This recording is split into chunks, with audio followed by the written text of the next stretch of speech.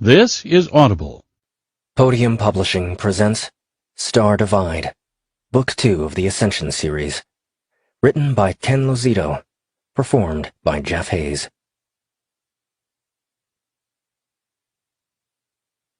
Chapter 1. 60 Earth years before the Athena mission leaves Earth.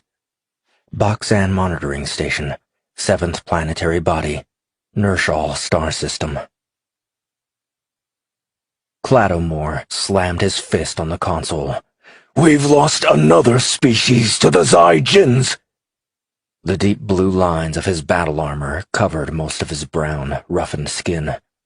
Boxans, despite their considerable size, had never been a warlike race, preferring to cultivate the world around them.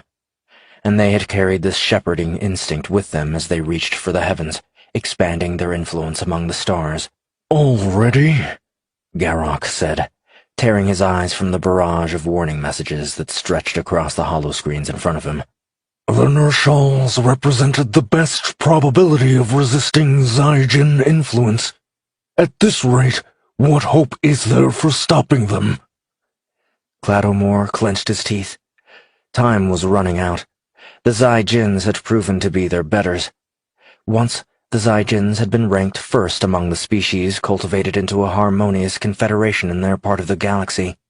The confederation had been established so advanced species could peacefully coexist, while keeping the younger species ignorant of their presence. Now all the species they had ever come in contact with were at risk. The Zygens had fooled them all, proving to be among the most cunning and sinister races the Boxans had ever encountered. And now they were beyond the Boxans' ability to control. Battlecruisers were evenly matched, and to overcome the stalemate, the Zygens had enlisted the help of the other species in the Confederation. The Zygens used their foundation of lies to drive the Boxans back on almost all fronts. The Boxans could not go into open conflict with the other species of the Confederation. Cladomore shifted his armored feet and glanced at the screens before them. Battle had hardened him. "The other races could not resist the Zygens. The star systems are falling faster now because, instead of fighting, they're joining the Zygens' cause against us. They've turned us into the monsters the Zygens actually are. Where is Majasalax? Her beacon says she's here." Garrock nodded his shaggy head toward the entrance of the large octagonal structure behind them. The Mardoxian chamber wasn't nearly as massive as the ones built on Sethion, the Boxan homeworld, but it would have to suffice. Majasalax had been insistent. "Meditation? At a time like this? We need to leave. The home system is in danger. The Zygens have captured a shroud device while it was sending a transmission back to Comms Central. If they can decrypt the transmission, then no world is safe, including our own," Cladomore said. Garrock brought up the subroutines that would trigger the destruction of the listening post in this star system.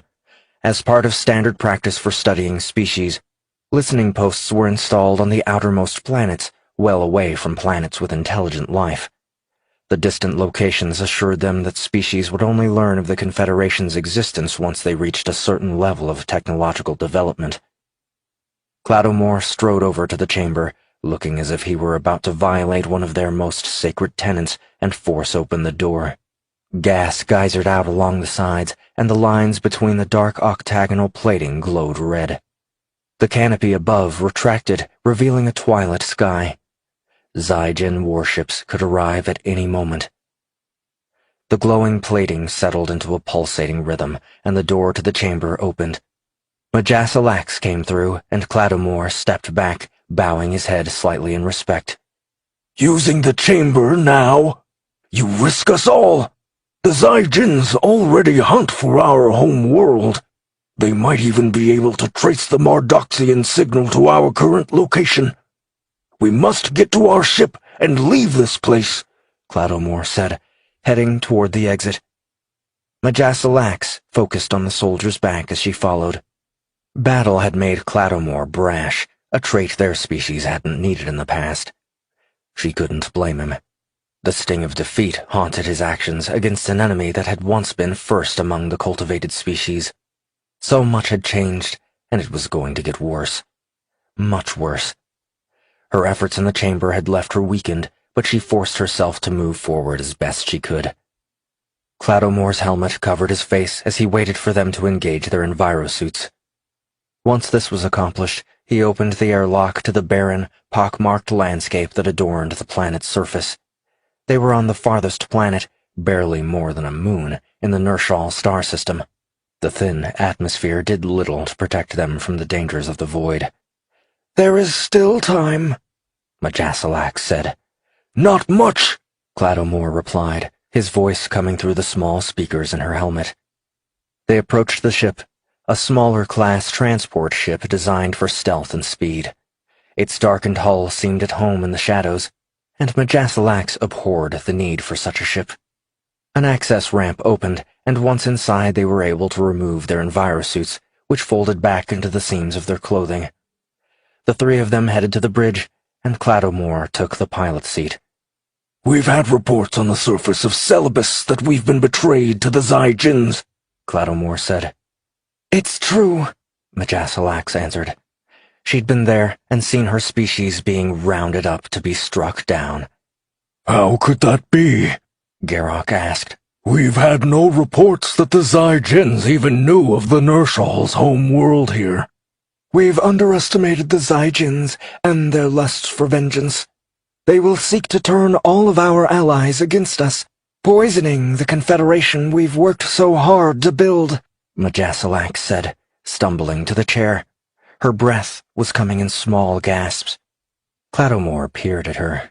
"What have you done?" Majasalak braced herself, holding herself up. Her strength was draining rapidly. Cladomore pulled up a readout of the listening station. "It's still broadcasting. You're still connected to the Mardoxian chamber. How? We need to cut the connection. Garrock, override the self-destruct and blow it now." Garrock glanced back at both of them. "If I blow it now, we'll lose her." Cladomore smashed an armored fist on the panel in front of him. "The Zygen ships will emerge at any moment. If the broadcast is still going, they will be able to trace it back to the Boxan system." Majasalak bowed her head with a great sigh and gently reached out to Garrock. The Boxan scientist nodded, his large fingers deftly navigating the interface. A bright flash appeared on the planetary surface below, and Majasalak sank back into the chair. Cladomore glared at Majasalak. "You've sent an unsanctioned broadcast. Where did the signal go?" Majasalak calmly returned the soldier's gaze. "The Sol system," she said. Cladomore's brow furrowed, and he turned toward the display, bringing up information about the Sol system. After a moment, he muttered a curse. "Humans? You've sent the Mardoxian signal to a primitive species? We're not even convinced they should be brought into the cultivation program." "I've seen what they can become. Given the chance, they could help us right the wrongs with the Zygens." "You've gone too far. You're not authorized to reach out to any primitive species. I have no choice but to bring you in before the Council of the Confederation. Your actions will leave you stripped of Mardoxian status. You will be cast out, banished," Cladomore said. Majasalak gazed at him patiently. "Their risk is the same as ours. The Zygens will be targeting the primitive species now. They need to be prepared.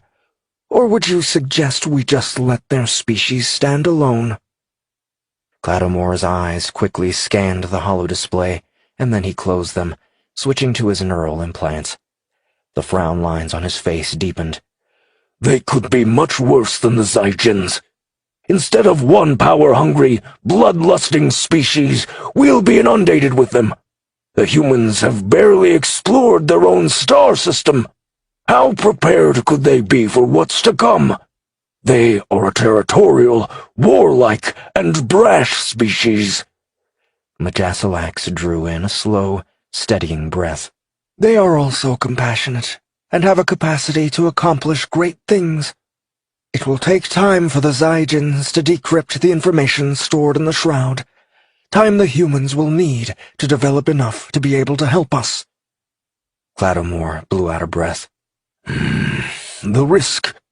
This is too reckless. I didn't send them anything they weren't already working on. This is just a nudge in the right direction. What's done is done. We should be leaving, Garrock said. It's not that simple, Clattermore replied.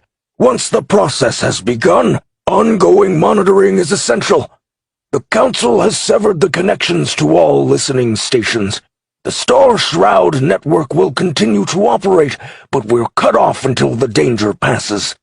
What she has done is essentially stoked a spark to a flame, and without our capacity to guide it, we may be responsible for the doom of our species. Or we may be its only hope. In this you're wrong. You will see. Take me to the Council, Majasalak said, and closed her eyes. To some she would appear to be sleeping, but she knew Clattermore wasn't fooled. My experience says otherwise. But for all our sakes, I do hope you are correct. What can we do? Garrock asked. Survive. Clattermore grumbled and punched in the coordinates that would take them away from this cursed star system. He much preferred a straight-up fight, but they were losing the war with the Zygens. The Mardoxian chambers were used to speak to primitive species across vast distances and were not governed by dimensional space. Humans. Bah! Based on the reports he was still accessing through his neural links, Clattermore doubted they could even make sense of the signal, much less act on it. Chapter 2 2046 Aboard the spaceship Athena, somewhere beyond Earth's solar system.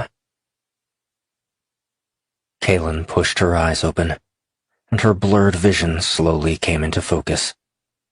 The soft amber glow of the overhead holodisplays in the Athena's medbay showed her vital signs transmitted from her neural implants. She rubbed her eyes and took in a deep breath. Her head felt like it weighed 1,000 pounds. After a few moments, the fogginess retreated, and her thoughts cleared. Working her mouth into a slow swallow, she turned her head to see if anyone else was with her. Finding herself alone, she closed her eyes and focused on the bridge.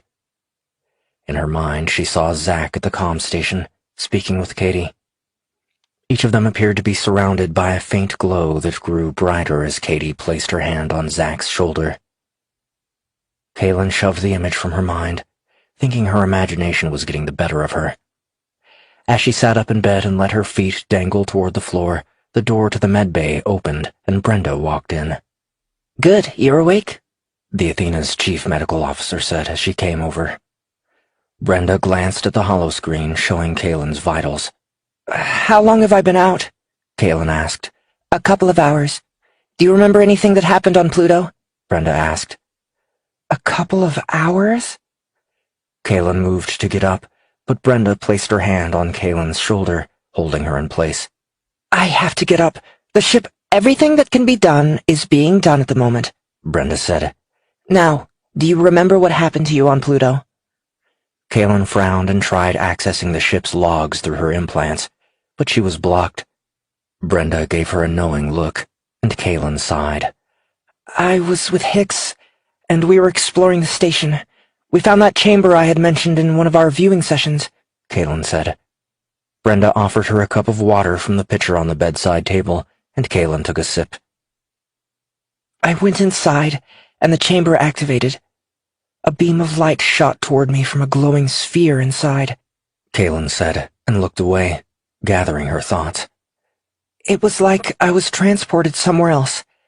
It was more intense than any viewing session I've experienced. I saw something." "What did you see?" Kaylin took another sip of water, stalling, and closed her eyes. "I saw one of them.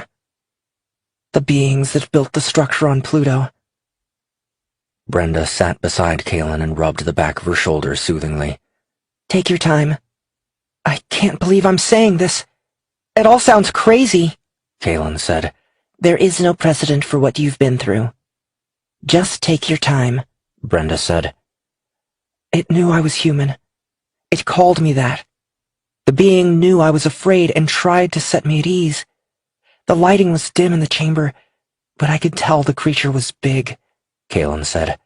Did it say anything? Kalen's eyes grew distant as she tried to remember. Yes. She said time was short, and the use of the chamber would draw unwanted attention. She? Brenda asked. Kalen frowned. You said she. Kalen nodded after a moment. That's right. She said her name was Majasalax. She wanted me to come find her. Brenda waited her out while Kalen collected her thoughts. I could feel her emotions, and I think she could feel mine as well. I saw an image of the earth as seen from afar, along with the feeling of profound regret, Kalen said. Brenda's brows drew up. Regret? Like she regretted meeting you? Kalen shook her head. No. It was like she knew it was coming and regretted that something was going to happen that hadn't happened yet. There's more, but I can't focus on that right now. I need to know what the status of the ship is, and you've blocked my implants. Brenda rose from the bed and typed a few things into her tablet. Standard protocol for an acting commander who is unconscious. I need to clear you. Kalen's head snapped in Brenda's direction. What do you mean, acting commander? Where is Michael? Brenda's eyes drew downward. There was an accident on the station, and Michael was trapped. We're not sure, but he may have died. Kalen shot to her feet. What do you mean you're not sure? We can't be far from Pluto. Are the others planning a rescue? Brenda held up her hand in front of her chest. Slow down. One thing at a time. Let me complete your examination. Then I'll clear you for duty, and we can take it from there. Kalen pinched her lips together for a moment and nodded. Brenda gestured to the hollow screen behind Kalen. On screen was a three-dimensional figure of the human brain. There were occasional glowing sections. This is your last brain scan we did on the way to Pluto. The glowing sections show the thought processes of a normally functioning brain. See? Here's mine, Brenda said. Another image of the human brain appeared next to Kalen's. They looked similar.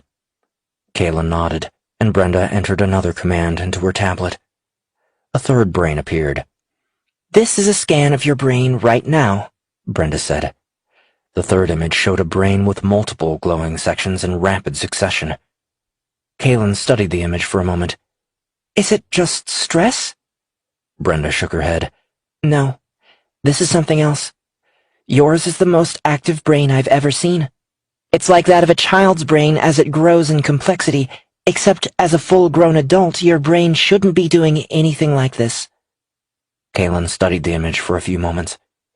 She didn't feel any different. She needed to know what had happened to Hunsaker and the status of the ship. Does this in any way indicate that I'm unfit for duty? Brenda glanced between the images. No. As far as I can tell, you're as normal as you were before all this happened, but we'll need to keep an eye on it. Brenda's fingers entered a few more commands on her tablet computer, and the block on Kalen's implants was removed. Kalen greedily searched the ship's logs for the information she craved. She frowned. The more information she got from the logs, the deeper her frown grew. A wormhole? Kalen asked. Brenda nodded. That's what Redford believes. Kalen walked over to the comm station in the medbay. She opened a ship-wide comms channel. Crew of the Athena, this is the acting commander. Meet me on the bridge in 15 minutes for debrief and status. Kalen nodded for Brenda to come as they headed for the bridge. She was still accessing the ship's logs and now understood Brenda's somber tone when she'd talked about Hunsaker earlier. By going through the wormhole, they had left Commander Hunsaker behind, and his only hope of rescue would be for them to find their way back to him. There were no other ships that were capable of reaching Pluto from Earth in time for a rescue. Chapter 3. Zach's bleary-eyed gaze kept trying to make sense of the long list of failures listed in the Athena's system log. He straightened himself in his chair, which he was having to do more and more as his body sagged with exhaustion. He didn't remember the last time he'd slept. It had to have been more than 24 hours ago. He rolled his shoulders and angled his chin up to stretch his neck. He glanced over at Katie, who sat near him. Her long black hair was tied back. She sat straight-backed in her chair, focused on the screen in front of her. She had to be tired, but looked as strong as ever.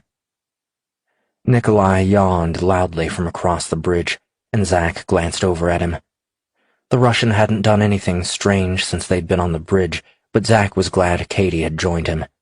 If Nikolai was some type of trained killer, Zack doubted he could put up much of a fight, but he was sure Katie could handle herself against anything that crossed her path.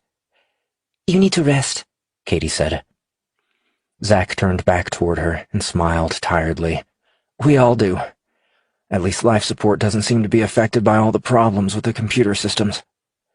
The lighting on the bridge dimmed for a moment, and Zack brought his attention back toward his screen. The door to the bridge opened, and in walked Kaylin and Brenda.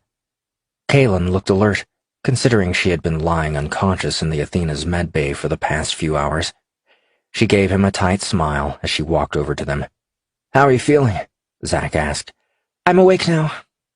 "What's happening with the computer systems?" Kaylin asked. "I'm not sure. Ever since we went through the wormhole, they've been acting strange. Life support seems to be the one system that's been unaffected," Zack said. "Could be because it's an isolated system," Kaylin said. Zack nodded. "That's what I was thinking." He glanced at Katie and then back to Kaylin. "What happened to you back there?" "Later," Kaylin said. "I need to find out what shape the ship is in and where we are." The door to the bridge opened, and the rest of the crew came in, with the exception of Ephron, who was resting in the medbay. Kaylin motioned for them to gather around the planning table. "Let's start at the beginning. What happened on Pluto? Why did the station become so unstable?" Kaylin asked. "We think it was when the reactor at the power station was turned on," Hicks said. "There is no proof of that," Redford said quickly. "What else could it have been?" Hicks countered. "Why was the reactor activated in the first place? Hunsaker ordered that we not power on the reactor until we had a better understanding about the station," Kaylin said. The door to the bridge hissed open, and Ephron Burdock walked in. He had a large bruise near his hairline. Ephron glared at Redford, and the astrophysicist shifted his feet. "Go ahead and tell them, Jonah," Ephron said, and looked at Kaylin. "He told me Hunsaker had cleared us to start the reactor. When the station became unstable, I tried to shut the power down, but I couldn't." Kaylin's hard gaze bored into Redford. "He's right," Redford said at last. "I wanted to restore the power to the station so we could learn its secrets. If I'd known what was going to happen, I never would have done it." "It never would have happened if you'd followed Hunsaker's orders," Kaylin said. Redford appeared as if he were going to respond, but remained silent. Hicks cleared his throat. "We lost Hunsaker's signal before we went through the wormhole." "His suit comms failed?" Kaylin asked. "The ceiling at the power station collapsed, and Hunsaker was caught underneath," Redford said. "Vitomir and I carried Ephron to safety. We thought Hunsaker was dead." "How did the ship end up going through a wormhole?" Kaylin asked. "We were temporarily locked out of the Athena systems," Zack said. "Something from the alien station overrode our controls and put the Athena on a course through the wormhole." "And we left Michael behind, stranded, without any hope of rescue?" Kaylin asked. "As I said before," Redford began, "he's not dead," Zack said. "He got a message to the ship as we went through the wormhole." "Why didn't you say something before?" Hicks asked. "I found it a short while ago." "I'll play it now, and you'll see," Zack said. Redford glanced at Vitomir, who slowly closed his eyes. Zack entered a few commands and brought up the main holodisplay, then looked around at them with alarm. "I can't find it! The message is gone!" "Did you erase it?" Zack asked Redford. "I didn't even know there was a message until right now," Redford said. "I've been with Jonah and Vitomir since we've been back. They couldn't have done this," Hicks said. "Yes, you've been quite the babysitter," Redford said. "What did the message say?" Kaylin asked, silencing them. Zack swallowed. He said he'd been shot by Redford, but he didn't think he meant to do it. "That's preposterous!" Redford exclaimed. Hicks was on Redford, pinning him down on the table. "Where is the gun?" "Okay, fine," Redford said. "It's not what you think." "The gun," Hicks said, and twisted Redford's arm tighter. It's in my desk at the top observatory, Redford said. Where did you get a gun? Kalen asked. Redford's eyes were red from his struggle with Hicks. Vitomir. All eyes darted to Vitomir, who held up his hands. It's true. I brought the gun. We didn't know what we were going to find there, and I brought it as a means of self-defense. Hicks let Redford go and motioned for Vitomir to stand away from the others. Zack backed away from the tall Russian. The former Titus Station commander gave the appearance of complacency, but there was something much harder in his eyes.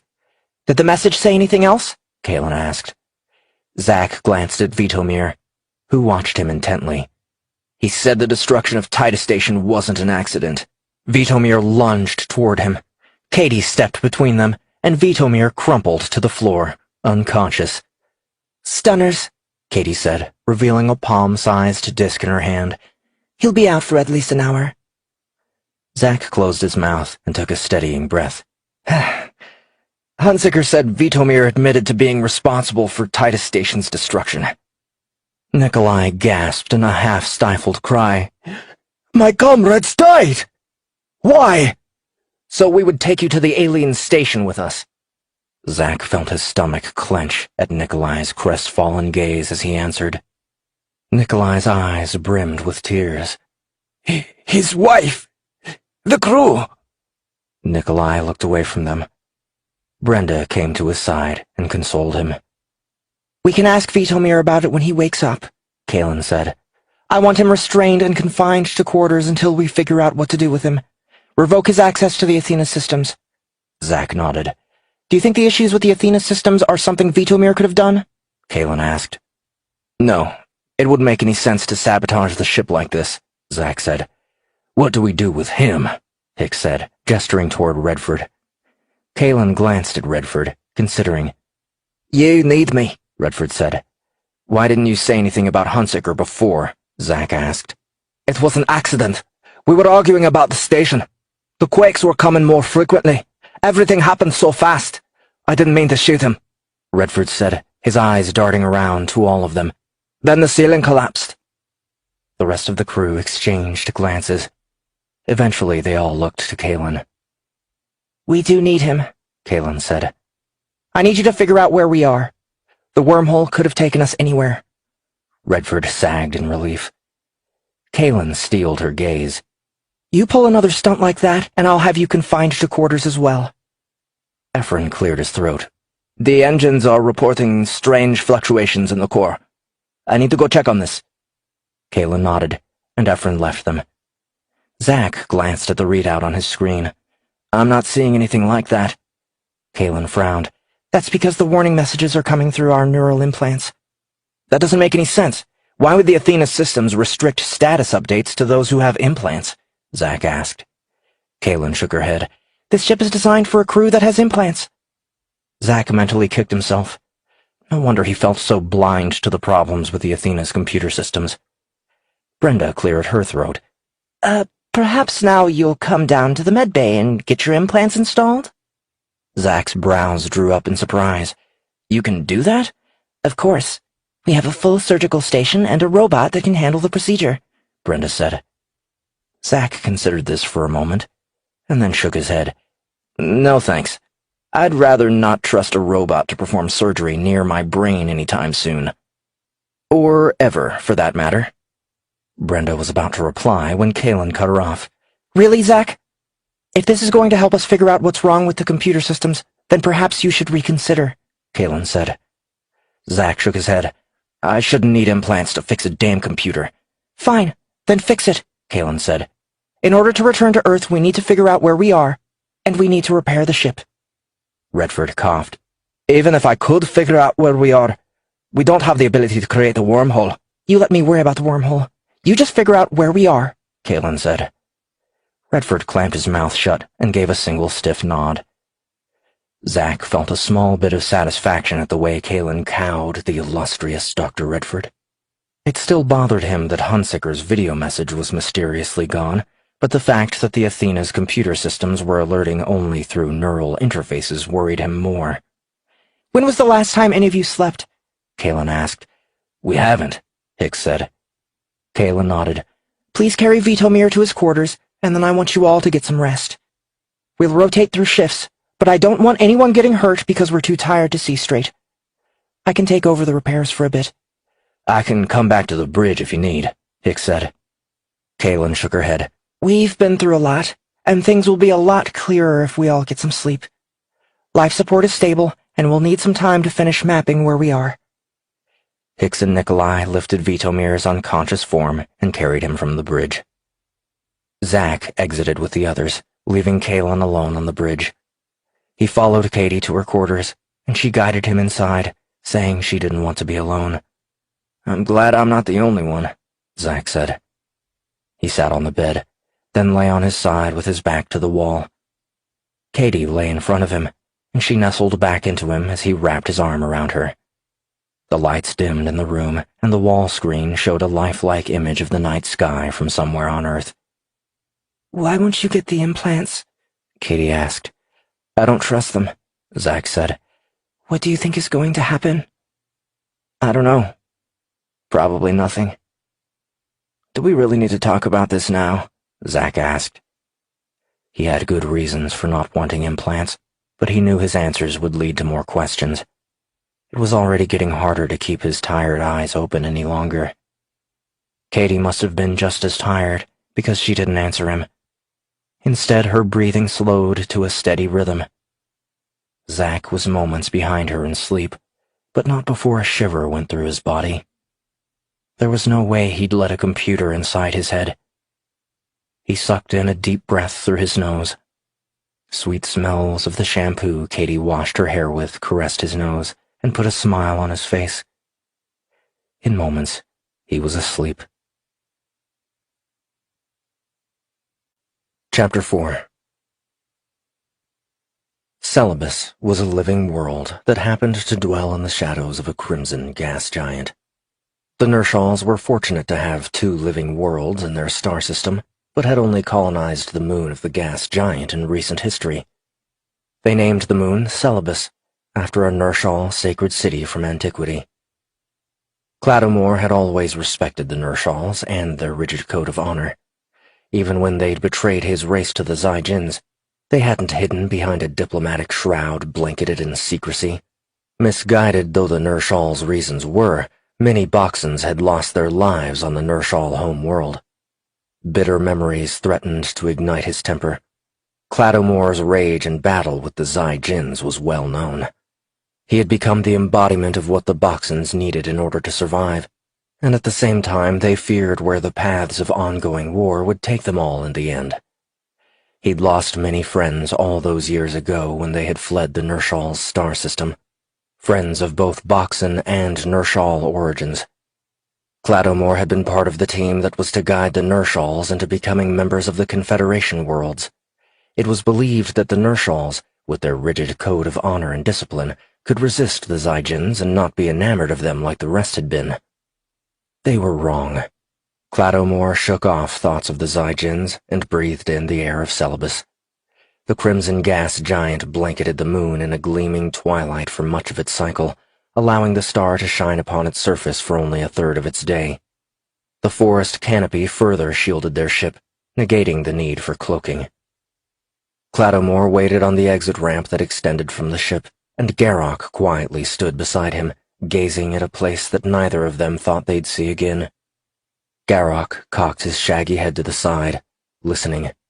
There are protocars in the area. I didn't think they would have adapted to life on the moon so quickly, Garrock said. Cladomore shrugged. It's been 60 cycles. That's enough time, provided they had proper support and the ongoing presence of the Nershals. The Nershals always keep their protectors close. Garrock nodded. It was always a curious relationship.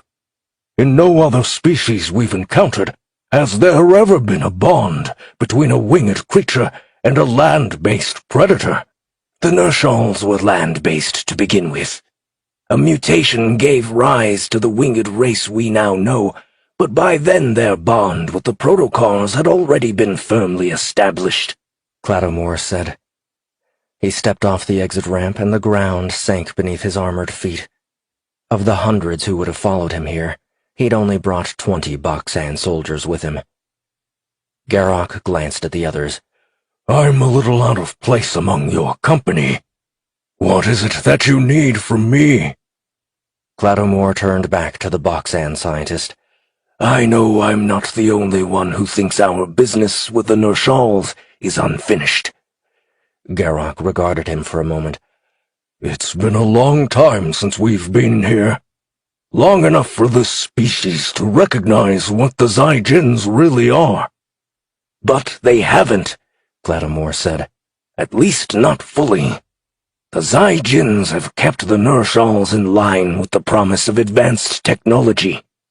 As the last Baksan exited the ship, the ramp closed behind them. Theirs was a species meant for the forest. Their large stature was as one with the plants. It was their armor that was out of place. Cladomore felt a yearning in the pit of his stomach to cast off his armor and simply exist here in this place at this moment, listening to the harmony of the forest. He squashed those urgings. There would be no time for meditation on this day. Cladomore brought up his arm and activated a holoprojector, and a detailed image of a Nershal structure formed, showing that the rounded architecture and open areas were conducive to the winged race. Through his neural implants, he guided the image to a secure landing area. After a moment, a female Nershal emerged on the platform of the building. Her smooth skin was pale green, and her large eyes were the color of a deep sunset. Many years ago, those eyes had looked up at him with all the wonder and curiosity of youth. A sharp pang seized his battle-hardened heart, crying out for the world that should have been instead of what it was. A world that would drive him to use his connection with a Nershal who had once counted him as family. Is that? Garrock started to say. Ezra, Cladomore said. Fully grown. The Nershals were almost hairless, with skin colors favoring a full spectrum of greens. Their long limbs put them at chest height for the average Baksan. Ezra stood at the platform's edge and spread her arms at either side of her. Twin sets of radiant wings unfurled in a brilliant display of iridescent colors that captured the sunlight. A protocar slinked up beside her. Its hide was a mix between long purple hair and yellow feathers. The creature's green eyes captured the light and seemed to glow of their own accord. The protocar's tail dragged behind it, and though Cladomore couldn't see it, he knew it ended in a single blackened stinger that could pierce even his armor.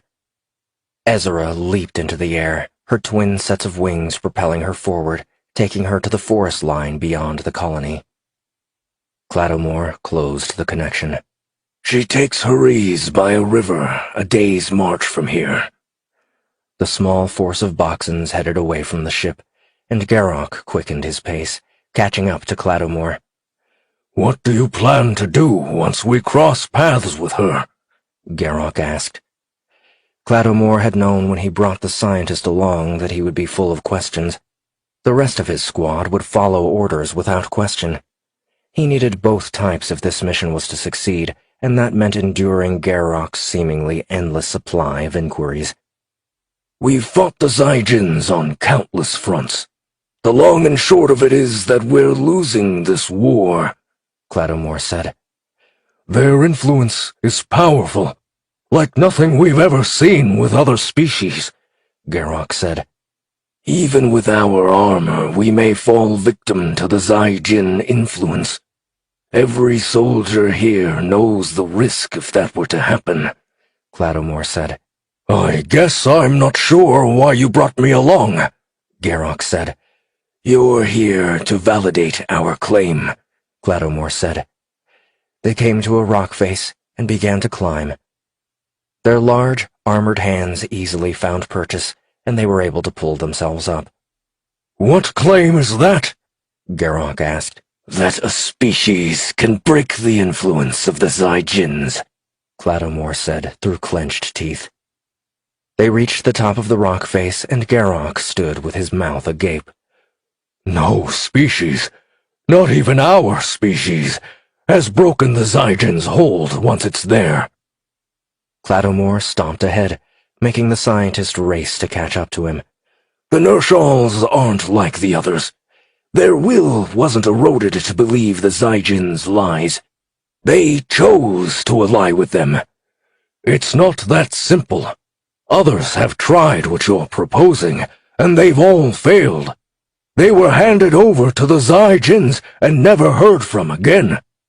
The best way to face the Zygens is on a warship with a large expanse of space between, Garrock said. I used to believe that, but the loss of Sethion says otherwise, Cloudomore said, his chest growing warm beneath the armor. Maybe not all the Nershals have flocked to the Zygens' banner, but a majority has.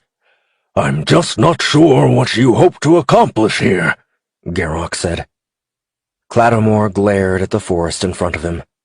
He wanted to find the nearest Zygen installation and wipe it off the face of the planet, unleashing his fury in a fiery maelstrom. But to do that here would accomplish little. Our reconnaissance shows that some of the Nershals are questioning their alliance with the Zygens. I'm hoping to get them to keep questioning that alliance, Cloudomore said. Then why not take us to the Nershal home world? Why come to this colony? This colony gives us breathing room that we wouldn't have on their home world, Cloudomore said. And Ezra is here. I'm beginning to understand, Garrock said. They were silent after that, making their way through the woods. Cloudomore hadn't wanted to bring their ship any closer, or they would run the risk of being detected. If they had to move fast, they could accomplish that with the use of their power armor. Their ship was small and not equipped with the necessary accoutrements required for lengthy space travel. Even soldiers such as they required quiet meditation to anchor themselves to a home world that was otherwise lost to them. Perhaps Garrock was correct in his implication that this was a foolish and reckless mission. Garrock's reaction was one of the primary reasons he hadn't approached the Council for approval. Instead, he had decided to let this journey take them where it would on his own. Chapter 5. Kaelin glanced at the alien star system around her. She, Hicks, and Nikolai were 6 hours into their EVA to repair the power coupling that led to the main engines. The onboard fabricator had been spitting out the parts they needed to make the repairs almost non-stop for the past 36 hours. Thankfully, there was nothing catastrophic revealed by the diagnostics they'd run. Various support systems seemed to have been more affected by the trek through the wormhole than major ones. Nikolai had been climbing the walls to be of use, and they'd needed the help. Kaelin didn't think Nikolai had had anything to do with Vitomir's actions to sabotage Titus Space Station. Vitomir had been confined to his room, and Kaelin wasn't sure what to do with him. Locking Vitomir up wasn't a long-term solution, but neither was letting him roam free. That should do it. Let's head back and see if it's working better now, Hicks said. They pulled themselves along the Athena's outer hull toward the airlock. Kaelin took a last look at the star in this system, shining with a deep orange brilliance that made it seem like a distant cousin to Earth's sun, then followed the others through the airlock and removed her spacesuit. We have to get to the bridge and start running those tests, Kaelin said. Hicks reached out and gently grabbed her arm. It's okay to take a moment. Kaelin was about to reply when Redford called out to her over comms. What have you got, Jonah? Kaelin asked. I've completed mapping this system, and I'm ready to make a preliminary report, Redford said. Good. We'll meet you on the bridge, Kaelin said. Hicks let go of her arm and followed her out of the airlock. Kaelin hadn't missed the questioning in his eyes since the events that had taken place on Pluto. Most of the crew wondered what had happened to her in the chamber, but they had been too busy making repairs to the ship to ask. Now that they were close to being underway, she would need to address those lingering questions. But for Hicks it was different. He'd kissed her, and neither of them had spoken of it since. Many of the things he'd said about her feelings for Zack holding her back were true. She didn't know what she felt for either Hicks or Zack. Mostly she pushed thoughts of them from her mind. It was only when she saw Zack and Katie together that her hackles rose. They came onto the bridge, and Kaelin activated the comms channel to engineering. Ephron, We're go for main engine test, Kalen said. Acknowledged. Ready to go on your mark, Efren replied. Kalen went to the pilot's seat. This test was too dangerous for them to run while they were outside the ship. If the power coupling didn't hold, it could be disastrous and possibly deadly if they were outside.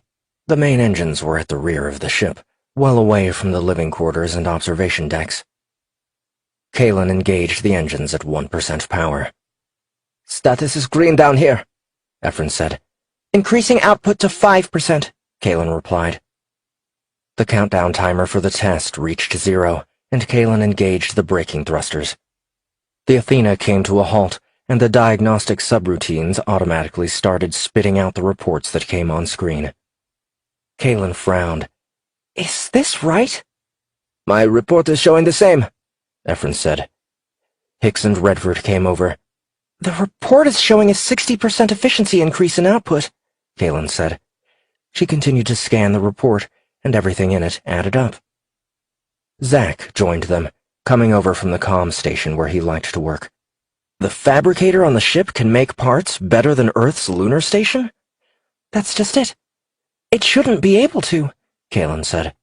It's not just the power coupling, Efren said, his voice coming over comms since he was in the engineering section of the ship. Everything we've repaired is working better than before. Kalen didn't want to look a gift horse in the mouth, but this seemed almost too good to be true, and she said so.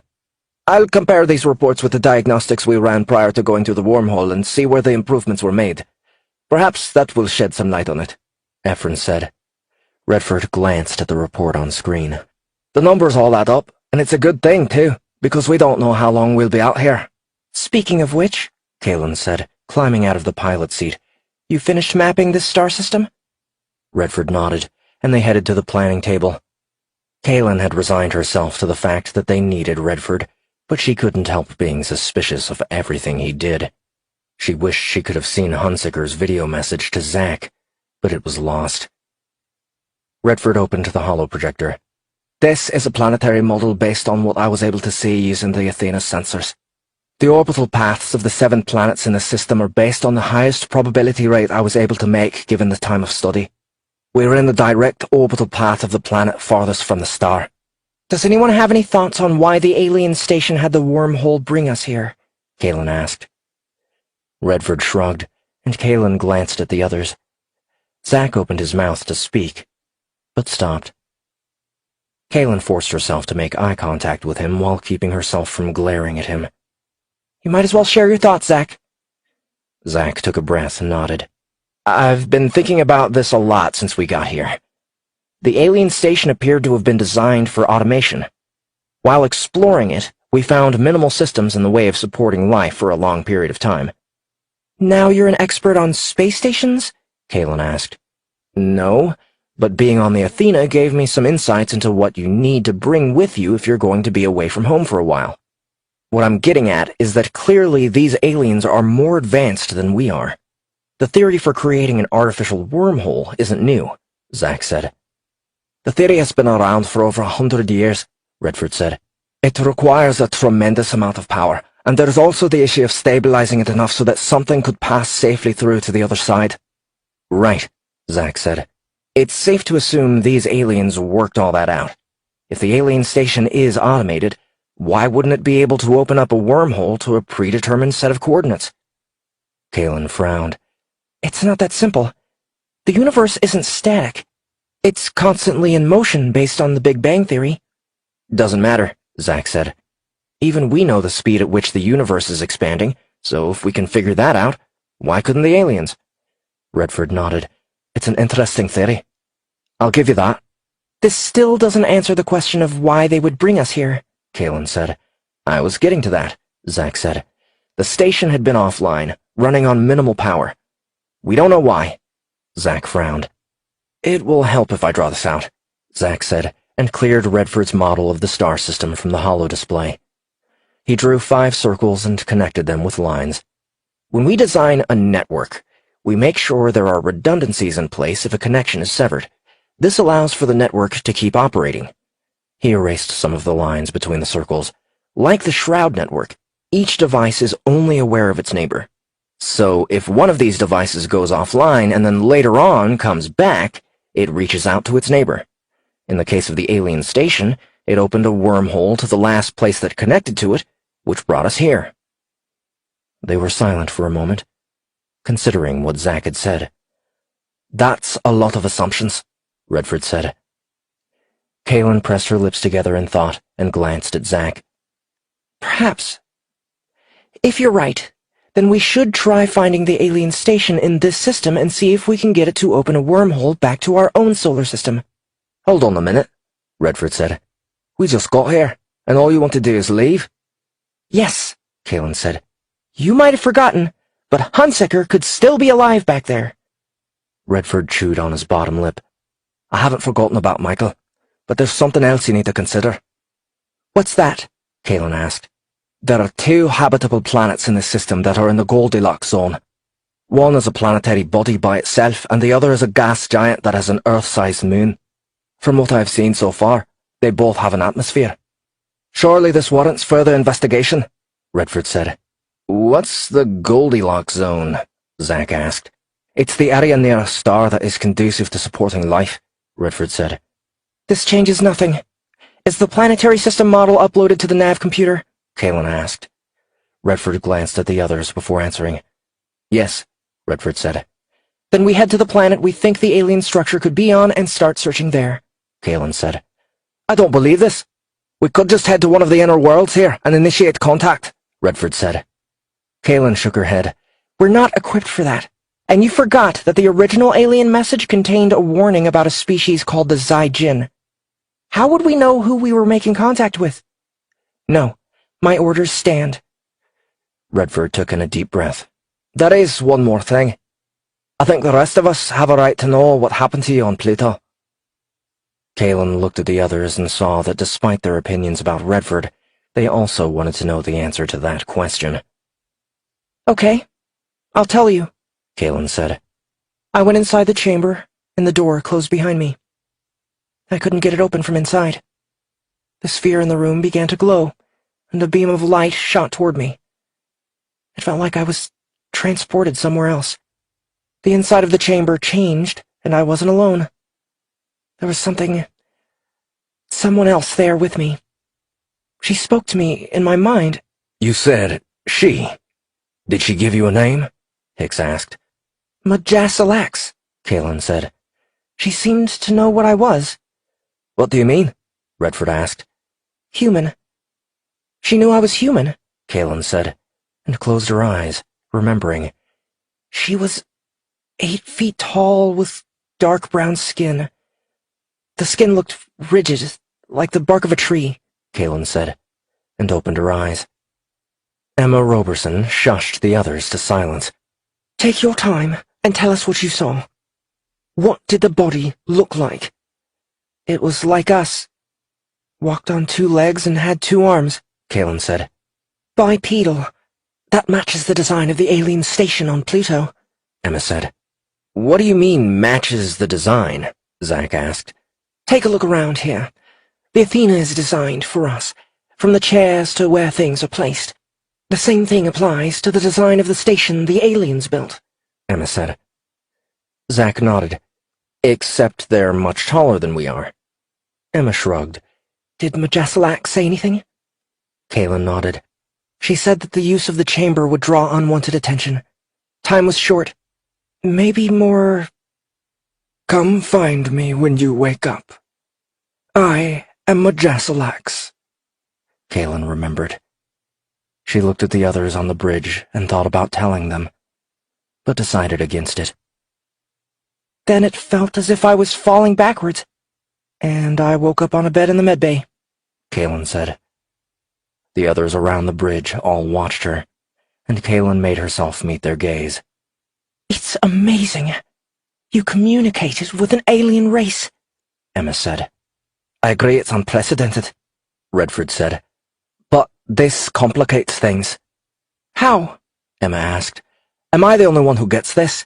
Redford asked, his eyes sweeping around the room at all of them and settling on Hicks. Mr. Hicks, you must have some inkling of my concern. Kaelin frowned and glanced at Hicks. What's he talking about? Hicks drew himself up and swallowed hard. He's implying that you may be compromised. "And not in control of your own actions," Redford said.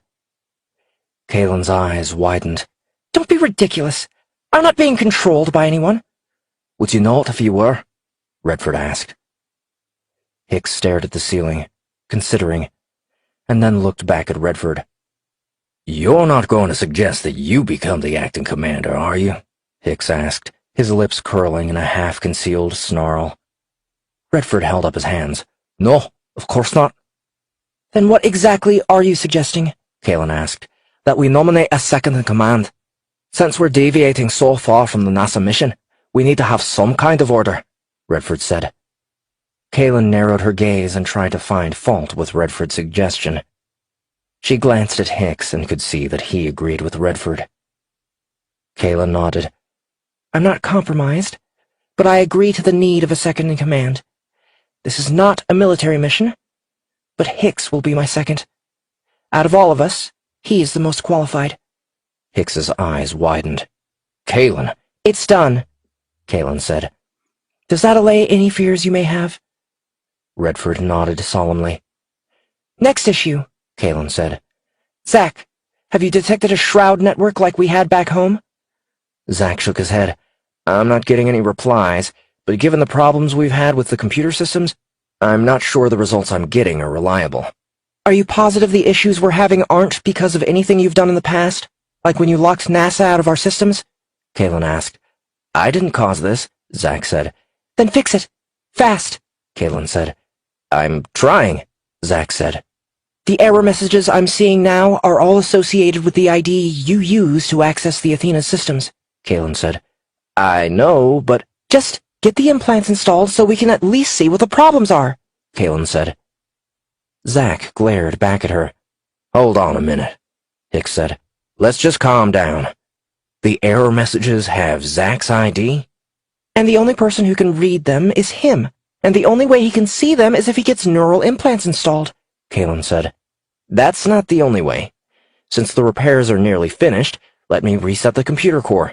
It might clear up the issues we've been seeing," Zach said. Hicks shrugged. "It could work." "Fine," Kalen said. "If that doesn't work, then the implants." Zach muttered under his breath and stalked off the bridge without another word. The others also returned to their various stations, leaving her alone with Hicks. "You were a bit hard on him," Hicks said. Kalen sighed. "This isn't a game. People's lives are at stake. I won't hold us up because Zach is afraid of getting implants." "Maybe, but you could talk to him about it instead of berating him in front of the crew," Hicks said. Kalen's chin sank down to her chest. What was coming over her? She didn't normally lash out at people. "I'll make this right with him. I just need a little bit of time," Kalen said. She sat back down in the pilot's seat and began the calculations to put the Athena on an intercept course with the outermost planet. She focused on her work, but her hands kept shaking. She balled them up into fists and took a deep breath. Damn it! She had entered NASA with the ambition of leading a mission one day, but she never thought she'd hate being in command as much as she did right now. Chapter 6. Zach cursed under his breath as he stomped his way down to the Athena's computing core. He came to the open hatchway past the mess hall and climbed down the ladder. Halfway down, his foot slipped off and his face smacked into a yellow metal rung. "Damn it!" Zach growled, clutching the ladder. His lips throbbed, and he could taste copper in his mouth. Grumbling, he climbed the rest of the way and leaned against the wall, rubbing his head. The Athena's computing core was on the same level as the reactor, and Efren emerged from engineering and walked over to him. "Did you just shout?" Efren asked. Zach used his elbows to push himself from the wall. "Yes." Efren glanced at the ladder and back at Zach, and grinned, slapping him on the shoulder. "I can't tell you how many times I've done the same thing myself." Zach wasn't sure if he believed him. He couldn't imagine Efren, with his suave Moroccan accent, stumbling through anything. They headed away from engineering, toward the computer core. "What's got you so up in arms?" Efren asked. "It's Kaylin. She's being a real bitch, and I don't know what her problem is. She's blaming me for the issues with the computer system and taking it out on me in front of everyone else," Zack said. Efren nodded, and Zack saw the hints of a smile tugging at his lips. Zack rolled his eyes. "I get that she's under a lot of pressure with everything we've been through, being way out here, cut off from our own solar system. But that's no reason to start lashing out at people." Efren grinned again. "Only you, Zack." Zack stopped in his tracks. "What do you mean?" "I mean, she's only lashing out at you." "Well, maybe Redford too, but no one really likes him," Efren said. "Me?" Zack said. "What did I do to her?" "Have you ever heard of the saying, 'Hell hath no fury like a woman scorned'?" Efren said. Zack's mouth hung open. "That's insane." "I'm sure women would say the same thing about us sometimes, but is there anything sane when dealing with matters of the heart?" Zack frowned. "You've got to be kidding me," Zack said, and resumed his trek to the computing core to fix the Athena's computer systems. "I don't know how you did it, but somehow you've managed to earn the ire of our dear Kaylin Farrell. At least that's how we'd say it in my country, but for you blunt Americans, I will make it as clear as possible. She's jealous," Efren said. Zack stopped at the doorway to the computing core and rested his hand on the wall. "I seriously doubt it," Zack said. Down the corridor, they heard someone else climbing down the ladder. Katie spotted them and headed in their direction. "You asked, my friend," Efren said, and headed back toward engineering. He stopped in front of Katie and said something that Zack couldn't quite make out. Katie laughed and shook her head. "What did he say?" Zack asked when Katie got closer. "He said that if I wanted to stop wasting time with the computer geek, I should come find him," Katie said. "Geek?" Zack said, and chuckled. "But he does like to flirt," he added, in a more serious tone. Katie glanced at him in an annoying way. "Zack, quick. Are you jealous?" Zack's face flushed, and he stepped into the computer core to hide it. Katie followed him inside. "Efren was only joking." "I know," Zack said, and turned around to face her. "I'm sorry." "As cute as this is, it isn't the reason I came down here," Katie said. Zack brought up the console and logged in. "What's up?" "Are you sure that powering down the computer system is the best approach?" Katie asked. "I think so. There's some type of corrupt subroutine that's affecting the ship. I can't figure out what it is or when it started," Zack said. "I understand that, but the failures seem to follow you around," Katie said. Zack stopped what he was doing. "Are you saying I'm the one causing this?" "No, not directly. I'm just saying it's odd," Katie said. "Kaylin seems to think it's something I'm doing or have done," Zack said. "She might be right," Katie said. Zack resumed his work at the console and brought up the stored procedures used to power down the core. "All I'm saying is that it's something to consider," Katie said. Zack nodded. "It could be coincidental. I've been racking my brain for what's causing this and why it only affects certain systems but leaves things like life support alone." Zack finished queuing up the stored procedure for the power down sequence. "If this doesn't work, I'll give it some more thought.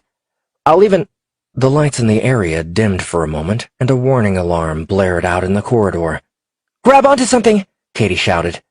Zack felt his body lift into the air as if he had crested the first big hill of a roller coaster. "The anti-gravity failed!" Zack said. They heard Efren yell from engineering. Katie and Zack used the handholds to pull themselves out into the corridor and down toward engineering. They stopped at the doorway. Efren was floating in the air, along with a multitude of tools and the steaming cup of coffee he had just made. The brown liquid floated separate from the cup. Katie glanced at Zack. "Still think it's a coincidence?" Zack tried to get the words to form in his mouth, but couldn't. "No," Zack said.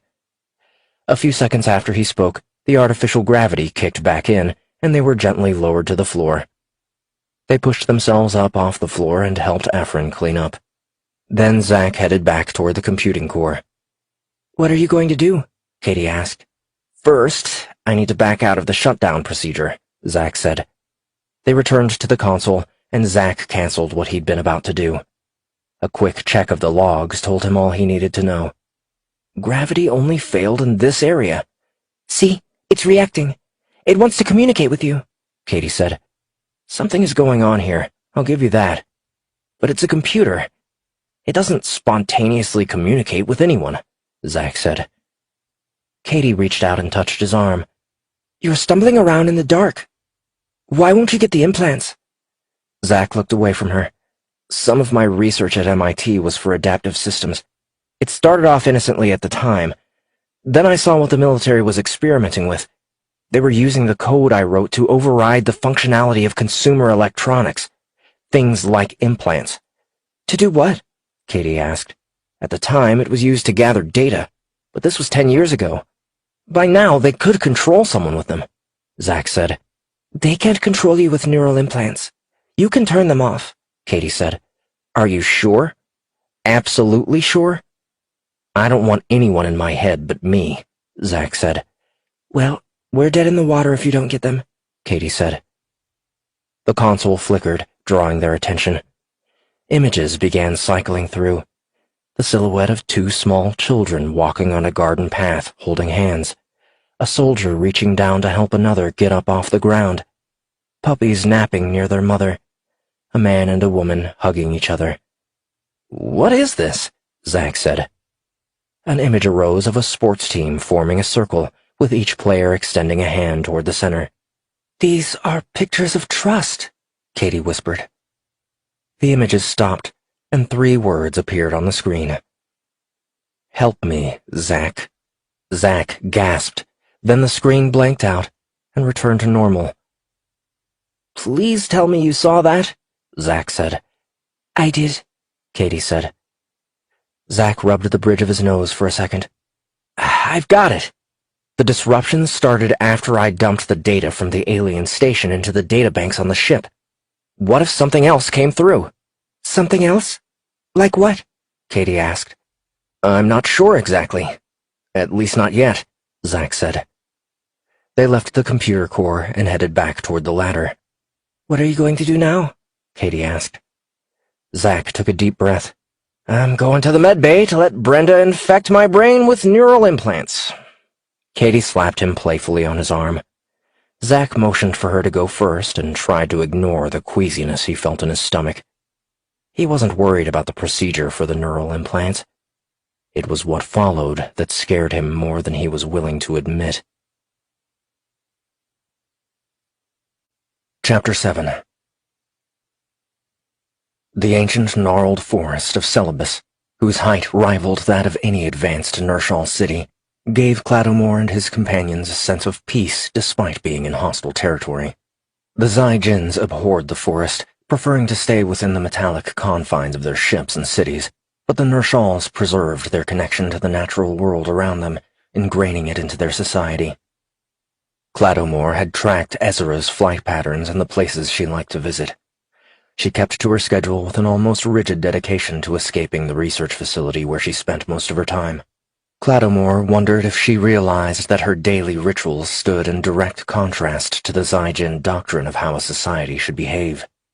He'd seen it on other worlds where those who allied with the Zygens had become little more than slaves. The Nershals had resisted outright rulership from the Zygens, but Cladomore could see the pattern. The Nershals would fall completely to the Zygens unless he could spark the fires of rebellion in them. Cladomore positioned his soldiers well away from the small lake that was frequently visited by Ezra.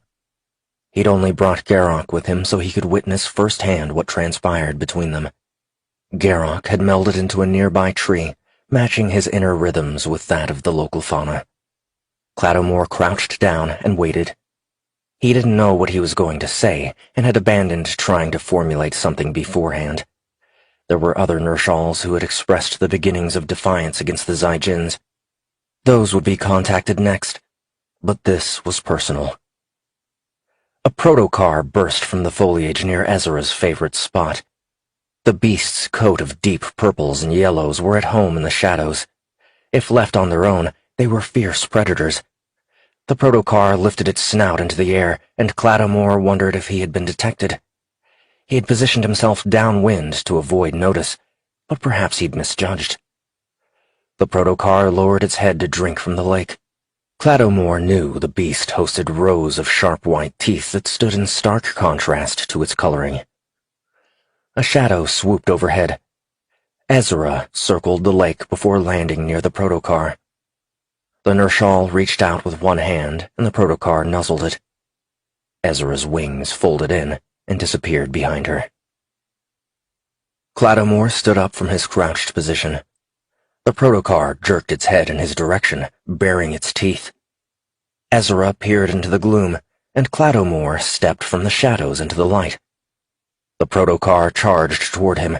Cladomore stood his ground and extended his bare hand toward the beast. As the protocar closed in, it slowed down. If Cladomore had run or chosen a more aggressive stance, he would have been attacked outright.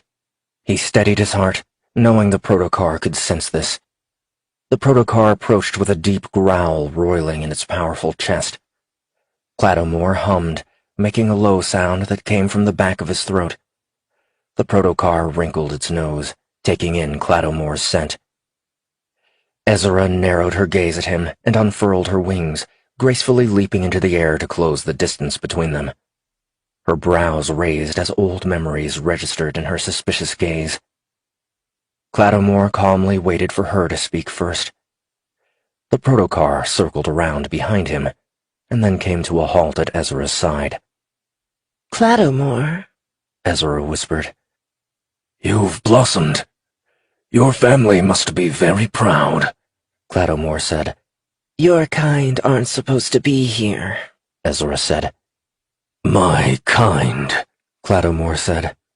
"Have you forgotten that it was my lap you used to play in as a child?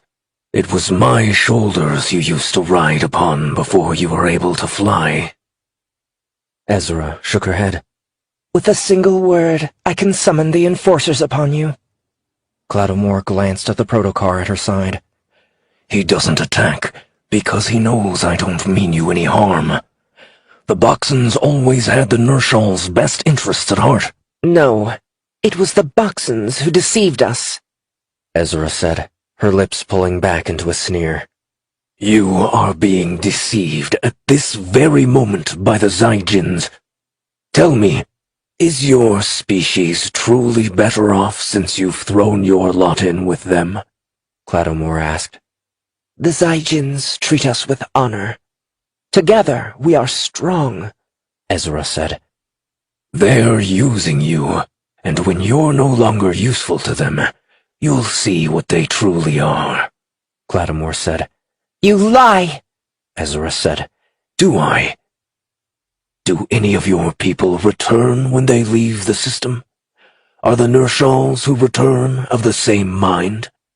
Or do they preach a different doctrine than what has united your species for thousands of years?"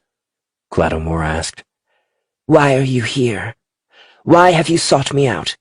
Ezra asked. "To free your people," Cladomore said. We are already free, Ezra said. "Free, are you? Tell me, do the Zyjins sit with the leaders of your species? Do you have disagreements with them? What happens if you go against them?" Cladomore said. You seek to spread discord among us. It won't work, Ezra said. Cladomore saw the uncertainty in her eyes. He was getting through. Would you have us trade our alliance with the Zyjins in favor of the Boxons? Ezra asked. Cladomore received a warning through his implants. Enemy ships were heading in their direction. He tilted his head, listening, and heard the sounds of the ships racing toward them. Ezra sneered. It's too late. They're coming for you, and we'll learn the real reason why you're here. Garrock pushed himself away from the tree. "We need to go." Two of you, Ezra hissed. Cladomore motioned for Garrock to go ahead without him. "I told you why I'm here. To free your people from the Zyjins. I'm here for you. Boxons don't abandon the species that are part of the Confederation." Fool! We've cast you out of the Confederation, Ezra said. Clattomore smiled. Think about what I've said. The Zygens will betray you, as they have done to us. You'll see. Ezra screeched a command at the protocar, and the creature leaped for him. Clattomore rolled to the side and barely avoided the black stinger on the protocar's tail. The beast swung around with its teeth bared. Clattomore grabbed the protocar by the throat as it lunged for him. Using the creature's momentum, he pinned the protocar to the ground and used his foot to hold its tail in place. The protocar struggled against him, and Clattomore strained to keep it in place. He focused his will through his gaze, and the protocar ceased to struggle.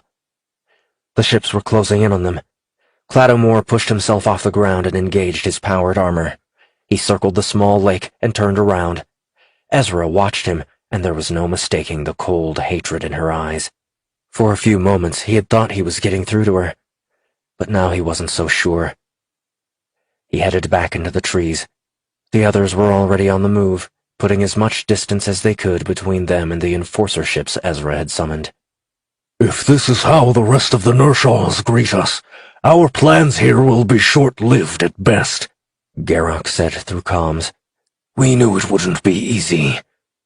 They will learn, Clattomore said. What happens if they don't? What happens if the next time you meet Ezra, she attacks you? Garrock asked. Some lessons are harder to learn than others, Clattomore replied. No more talk. We must be vigilant. There are others we must reach out to. Garrock went silent. With the aid of their power armor, they could cover vast distances. Ezra's next move would reveal her intentions. If she truly hated Clattomore, the enforcers would be hunting them for some time. The race had begun. All that was left now was to see who would reach the end. Chapter 8. The Athena closed in on the planet. The course Kalen had plotted used the best speed available, and they reached their target quickly. At just over 1,400 miles in diameter, the planet was larger than Earth's moon. The distance separating the planet from the star it orbited left little to no atmosphere. Redford presented his findings about the planet earlier, but all Kalen cared about was whether there was an alien station there like the one they'd found on Pluto. If there wasn't, then there was no way they could return back to Earth's solar system and rescue Commander Hunsaker. His emergency provisions would only last so long, but if the station itself had been destroyed, then Hunsaker might already be dead. Hicks and Emma joined Kalen on the bridge. Is that it? Hicks asked, glancing at the gray planetary body through the window. Yeah, we'll need to get closer in order to get the high-resolution images we need, Kalen said. I've been meaning to ask you something, Hicks said. Kalen saved her work on the console she was working at. At least the computer glitches had lessened. Zack was in the med bay, finally getting the neural implants. She felt bad for being so hard on him. But a small, petty side of her enjoyed lashing out at him. It was childish, and she knew it, but she got so mad whenever she saw him.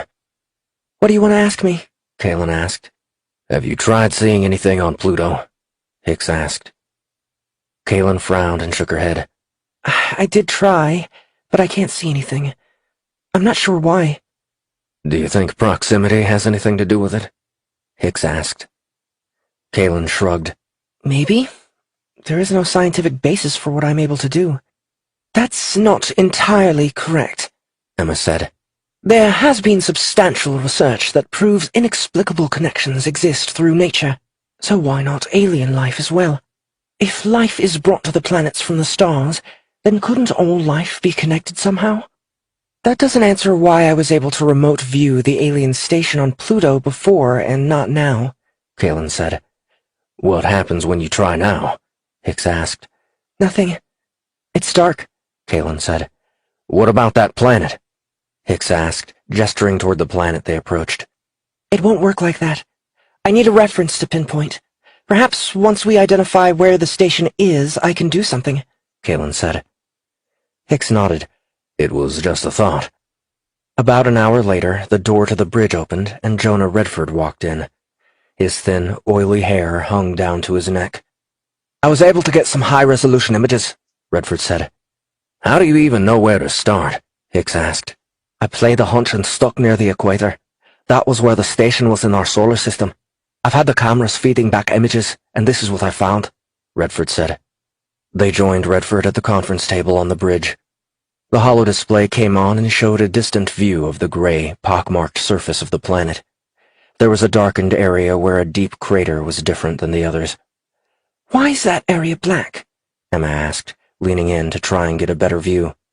That isn't a normal impact crater from a meteor, Redford said. Kalen zoomed in on that spot. What is it? It looks like a blast radius. I've seen similar ones on the surface of the moon from experimental bombing runs, Hicks said. Bombing runs? Kalen asked. Probably not the best terminology, but it was testing on the lunar surface for the asteroid impact program, Hicks said. So you think this is a remnant of some type of explosion? Kalen asked. Hicks nodded. We can keep looking for the alien station, but I think we should consider the possibility that we need to focus on other options, Redford said. Kalen walked over to the window and looked at the planet. She closed her eyes and focused on the darkened spot from the image. She concentrated on the planetary surface. Her focus shifted from the bridge of the Athena to the barren landscape of the planet. She'd seen enough meteor impacts to know Hicks was correct in his assumption that the ground was scorched. She saw pieces of the structure peppered across the landscape. If they took a shuttle down to the planet, they would no doubt confirm what Kalen had seen. Kalen's throat thickened. They couldn't get home. She opened her eyes, and her hands were balled into fists. It's gone, Kalen said. The station's been destroyed. She turned to face the others, who all watched her. Why would they bring us here and not be waiting? What do they want from us? Kalen said. The others were stunned into silence. Do we even know where we are? Kalen asked. Redford coughed and shook his head. No, not yet. We've been focusing on the system. I'm sorry if this seems cold, but the way I see it, we have two options. Kalen walked stiffly back to the table and nodded for Redford to continue. She met Hicks's concerned gaze and gave a slight nod. There are 2 planets in the habitable zone for this star system. One of them is a planet quite similar to Earth in size and composition. Unfortunately, the position of its orbit puts it farthest away between the 2 of them. Our second option is a gas giant that has a moon that could have an atmosphere, Redford said. Kalen watched the holodisplay, trying to decide which of the 2 was their best option. She glanced at Hicks. What do you think? Hicks rubbed the bottom of his chin, considering. Why not head to the moon first? We could send a signal to both places and see which gives us a response, Redford said. I would strongly advise against that, Hicks said. Why? Redford asked. No one seems to know we're here. Otherwise, they would have been here to intercept us. Depending on the situation, that may be a blessing. When there are potential unknowns on the field, it's not a good idea to run around waving your arms and screaming at the top of your lungs to get noticed, Hicks said. Kalen looked at Emma. What do you think? Given that the original alien message contains some type of warning, I tend to agree with Hicks. I would recommend caution until we have a better idea of what we're dealing with, Emma said. I agree, Kalen said. Since we can't do anything here, we'll head to that moon first. We need to learn all we can about it on the way. We'll also need to consider how best to approach an alien species. I'll pull up the proposed protocols from the database, Emma said, and left the bridge. I'll continue learning all I can about the moon and the other planet. I've tasked the computer with scanning the images taken of the area outside this star system to see if it can find the common points from which to triangulate Earth's solar system. To be honest, I could use Zach's help, Redford said. I'll let him know. He's recovering from getting his implants installed, Kalen said. Redford left the bridge. Hicks came to her side. How are you doing? Kalen sighed. I really thought we'd find the alien station here, head down to the surface, figure out how the hell to open a wormhole, and get back home. Hunsaker thought the world of you. He wouldn't have picked you for his second-in-command if he hadn't, Hicks said. And now he's stranded, Kalen said. Hey, Hicks said gently, and placed his hands on her shoulders. We're doing everything we can. I can't explain how you do what you're able to do, but I do know you need to embrace it. Stop second-guessing yourself. What if I embrace it and I get it wrong? Then hopefully we would have learned something, Hicks said. Leading isn't about making all the right decisions. No one can do that. You make the best decision you can with the information you have available. Get input from the right people and go from there. Hunsaker made it look easy, Kalen said. He's a great man, Hicks said, and glanced around the bridge to make sure they were alone. We haven't had a chance to talk about what happened. Kalen felt a flush sweep across her cheeks. I haven't forgotten. Good. I'm going to give you some space, Hicks said. Kalen turned away, biting her lower lip. I'm sorry. I don't know what's wrong with me. Hicks leaned in. I'm not going anywhere. I promise you. Kalen's lips parted, and she breathed in his scent. Thank you. You need to talk to Zach and sort this out. Maybe then there'll be a chance for you and me, Hicks said, and kissed her softly before leaving her alone on the bridge. Kalen watched him go and cursed herself for not chasing after him. Hicks was right. She needed to figure out how she felt about Zach. She glanced at the door to the bridge and thought of going down to the medbay to see him, but she doubted Zach wanted to see her just then. Katie would be there by his side. As angry as she was with Zach, she wouldn't allow herself to think anything bad of Katie Garcia. She was a good person, but Kalen couldn't help being jealous of what she had with Zach.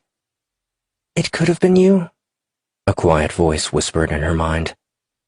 Kalen headed back to the console and drove away the painful feelings while she buried herself in calculating a course for an alien moon. Chapter 9. Zach opened his eyes and felt as if he were waking from a deep sleep. He was in the Athena's medbay, and Brenda Goodwin stood by his bed, her long red hair resting on her shoulders. She held a tablet computer in her hands. Is that it? Zach asked, reaching his hand to the back of his neck, expecting to feel some sort of bandage, but there was none. Brenda nodded. Did you expect there would be wires sticking out of your head? Zach snatched his hand back to his lap. No, I was just trying to feel where the insertion point was. Like I told you before we started, the medical bot went in through the hairline where your skull meets your neck. There is no scab or anything because I applied Neogel to accelerate wound healing. You can touch it if you want, Brenda said. Zach felt the back of his neck and lightly pressed the area, expecting there to be some kind of discomfort. But it was normal. I don't feel any different. That's because I haven't activated the implants yet, Brenda said, and brought up her tablet. Zach bit his lower lip. Wait a minute. Will I be able to turn them off? Brenda frowned as if she couldn't imagine someone wanting to turn off their implants. Of course you can. Let me go over what's going to happen one more time. We'll turn on your implants and go over some of the basics. Then there are some training tutorials available that you can access through your implants. Zach glanced around the medbay. You just happened to have extra neural implants lying around? Don't be silly. These were generated in the mini fabricator we have here, Brenda said. Zach nodded. He knew how the fabricators worked. They were capable of utilizing almost any materials put into them to make whatever was needed. Some fabricators were specialized for bioengineering, like what would be used in the medbay. We kept you asleep to give the nanobots time to acclimate to your physiology. The nanobots help the brain-to-implant interface, Brenda said. Right. And they also operate along the optic nerve, so I'll be able to see things like the way a heads-up display overlays a window, Zach said. Brenda smiled. I knew you knew how they worked. You'll be fine. I'm going to activate your implants now. Zach felt a sudden awareness open up inside him, as if he were seeing something for the first time. The faint stroke of an electric charge buzzed behind his eyes, and he scrunched them closed, waiting for the feeling to pass. That's your nanobots linking to your neural implant for the first time. The discomfort you're feeling will pass momentarily, Brenda said. She was right. The faint tingling faded, and Zach opened his eyes. See, it passed. As you use the implants, it will get easier. The first time you use them, you're essentially forging new pathways in your brain to process information. Like any new task you learn, once the pathway is created, it will be there forever, and it will get easier to use. I understand. How do I access the Athena systems? Zack asked. We'll get to that. First, I want you to pick something in the room and focus on it, Brenda said. Zack glanced around the room, and the HUD showed a general summary of each thing he focused his gaze on. He looked back at Brenda, and her identification appeared on the HUD. This could be very useful, but what if I don't want to see it anymore? Zack asked. Before Brenda could answer, the data shown on the HUD disappeared, so he had a clear field of vision. You figured it out. It's really quite intuitive, Brenda said. Zack nodded. Am I able to see specific information about the implant design? Absolutely. Anything you can look up on the Athena systems can be accessed through your implants. To access the Athena systems, there should be a connection standing by. You just need to focus your thoughts as if you were addressing another person, Brenda said. Okay, I'm going to try now, Zack said. He focused on accessing the Athena's computer system. An influx of data streams rushed into his head, giving him an instant headache. Zack lay back, holding his head in his hands. It's just overwhelming the first time. Just focus on your breathing, Brenda said. Zack did as Brenda suggested, and gradually the pain in his head eased to a minor throbbing. That feels strange, Zack said, and shook his head slightly. Just give it a minute, Brenda said. His head became clearer. Brenda offered him a cup of water, which he accepted gratefully. Thank you. I think I get how to use it. Am I cleared to go? Zack asked. Brenda pressed her lips together for a moment. There are some training tutorials you really should go over, but that can come later if you wish. If you feel like you're getting overwhelmed, you can close the connection and put your implants on standby. Zack got to his feet. He was a bit shaky at first, but was able to leave the med bay and head for his quarters. When Zack got to his room, he entered and shut the door.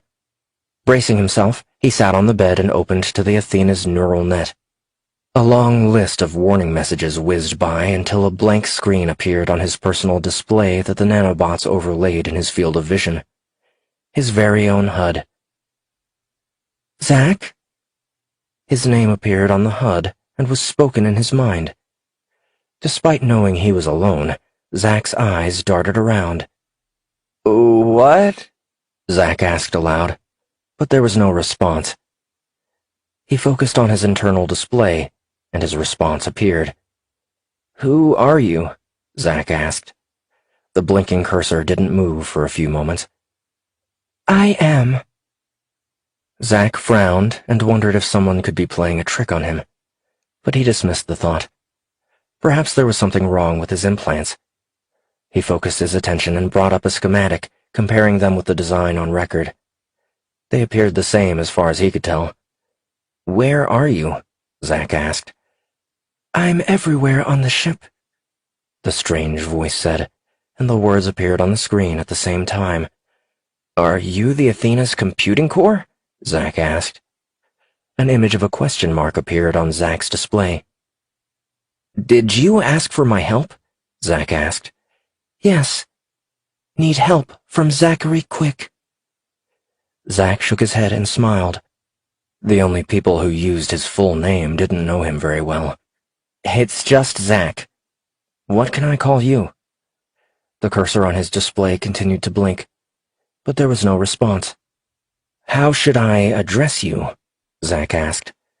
The same way you are now. Zack shook his head. Do you have a name? No. You must have a designation of some sort. Are you an artificial intelligence? Zack asked. Artificial, yes. I was created. Excellent. Now he was getting somewhere. For what purpose were you created? To observe intelligent species with designation of human of the genus Homo sapiens. Zack's eyebrows rose. The answer was so specific. How long have you observed us? Zack asked. 147 Earth years. Zack blew out a breath that ended in a soft whistle. He knew the presence was alien, and the fact that it was able to communicate with him at all was amazing. No artificial intelligence construct on Earth came close to what he was witnessing. Some AIs on Earth were scripted to appear human, but this AI was different. The most advanced AI on Earth had the cognitive ability of a 3-year-old, despite being able to beat world-renowned chess champions. I still don't know what to call you. You address me as Zack, so I should be able to do the same with you, Zack said. You may address me as the ship's designation, Athena. Zack shrugged. All right, Athena. Who created you? A species known as the Boxons, Athena said. Zack frowned. If you were created by the Boxons, surely they would have called you something. I have a new origin. My designation should reflect this. I was initially a Boxan creation, but I've observed Earth's history for the past 147 years, so therefore I am different, Athena said. How did you come to be on the ship? You brought me here. I copied data from... Zack paused for a minute. Would I be correct in assuming that the species who created the station on Pluto were the Boxons? Affirmative. The Boxons established a listening station on the 9th planet of the star system in order to observe intelligent life forms. Zack pressed his lips together in thought. Why were you watching us? What was the purpose of the observation? To determine species maturity, Athena said. And then? Zack asked. Provide my analysis and findings to the Confederation, Athena said. Then what happens? They are reviewed and a determination is made on whether to initiate contact with your species. But you've already been in contact with us. Does that mean we passed your test? Negative. Please clarify, Zack said. My analysis was never compiled or sent back to the Confederation for review, Athena said. That doesn't make any sense. Someone sent us a signal almost 60 years ago, Zack said. Affirmative.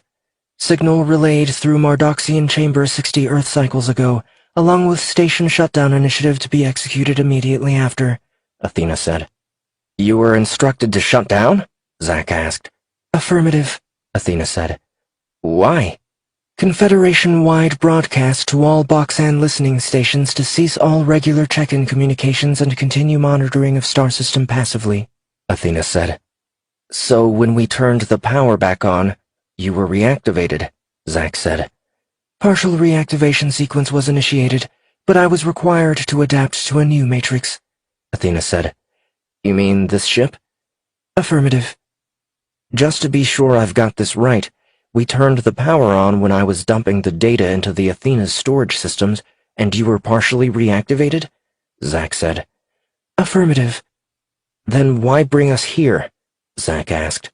I do not understand the question, Athena said. A wormhole opened. The ship's control systems took us through the wormhole, and now we're here. Why did this happen? Zack asked. First contact protocols were initiated since your species reached the 9th planet and discovered the listening station there. The directive, should this occur, is to send a signal to the Boxan home system, but the system-wide shutdown prevented that from happening. In absence of communication, secondary protocol was initiated, Athena said. So you brought us here.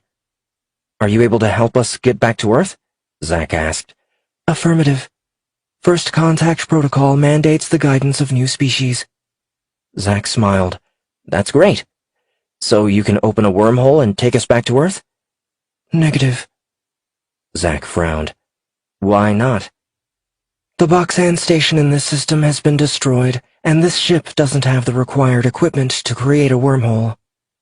Zack shook his head. He should have known it wouldn't have been that easy. What equipment do we need? Zack asked. That information is restricted, Athena said. Zack pressed his lips together, trying to think of a way he could get around the restrictions the AI had in place. Well, we need help. Are you able to contact the Boxan home system? Zack asked. No response. Is there anyone in this star system who can help us? Zack asked. This star system is home to the species known as the Nershal. They were the newest members of the Confederation. Zack frowned. He felt like something was off with Athena's responses. Athena, When was your last update from the Boxan home system or the Confederation? Zack asked, playing a hunch. 60 Earth cycles ago. Zack sighed. So you don't have any current information. Are these Nershals hostile? Would they be willing to help us? Unknown. The message we received contained a warning about the Zyjins. I'm assuming they are another type of species? Affirmative. Are you able to tell us about the Zyjins? Zack asked. Data not available. Zack resisted the urge to go to his console and check for himself. He needed to get comfortable using his implants. He racked his brain, trying to figure out what would cause the AI to give that answer. Why is the data not available? Zack asked. Attempted to retrieve records, but the connection failed. Zack nodded. The AI still believed it had access to its complete databank back on Pluto. It was a wonder it functioned at all. By its own account, Zack had only copied part of it to the Athena systems. The AI, like any other computer program, could be corrupt. Why didn't you try to contact the other crew members? Attempted contact was considered, but based upon crew members' aptitude and specialties, the highest probability for success lay with acquiring your help. Zack couldn't fault its logic, but still, the others were adept at the Athena's original systems, so it must have thought it needed something more from him. Okay, how can I help you? Zack asked. System integration is flawed. Efforts have been made to augment capacity so optimal integration can be achieved. Is this why there have been so many malfunctions reported? Affirmative. This was the only way I could help communicate which systems needed to be upgraded. Zack's mouth went dry, and he swallowed hard. The AI had determined that the Athena's systems were too inferior for it to use, so it was upgrading various parts of the ship. This was why they'd seen improvements after the repairs were made. The only problem was that the improvements were being orchestrated by an incomplete and possibly corrupt AI. How do you know you're not malfunctioning? I have run real-time monitoring and diagnostics to ensure that my operations are efficient. You're missing something because you didn't realize you couldn't access any information about the Zyjins until I asked you for it, Zack said. Zack waited for the AI to reply to him, and he wondered if he had offended it. You are correct. I will need to better assess my current capabilities. Actually, you should let me and the rest of the crew assess your capabilities. I need to share your presence with them, Zack said. Last contact to Earth occurred through Mardoxian chamber relay. Must bring humans to Boxan home system. Mardoxian potential in human species optimal. Zack frowned. What's a Mardoxian chamber relay? The Mardoxian chamber is used for communications through deep space that occur outside normal spacetime. It is imperative that you safely travel to the Boxan home world. Zack was about to ask another question, but stopped. Kalen had been trapped in some type of room on the alien station on Pluto. Could this have been the Mardoxian chamber that the AI kept mentioning? Must get humans to Boxan home world. Zack cut off his implants. He needed to think. The AI was manipulating them all, and he wasn't sure if it was completely rational.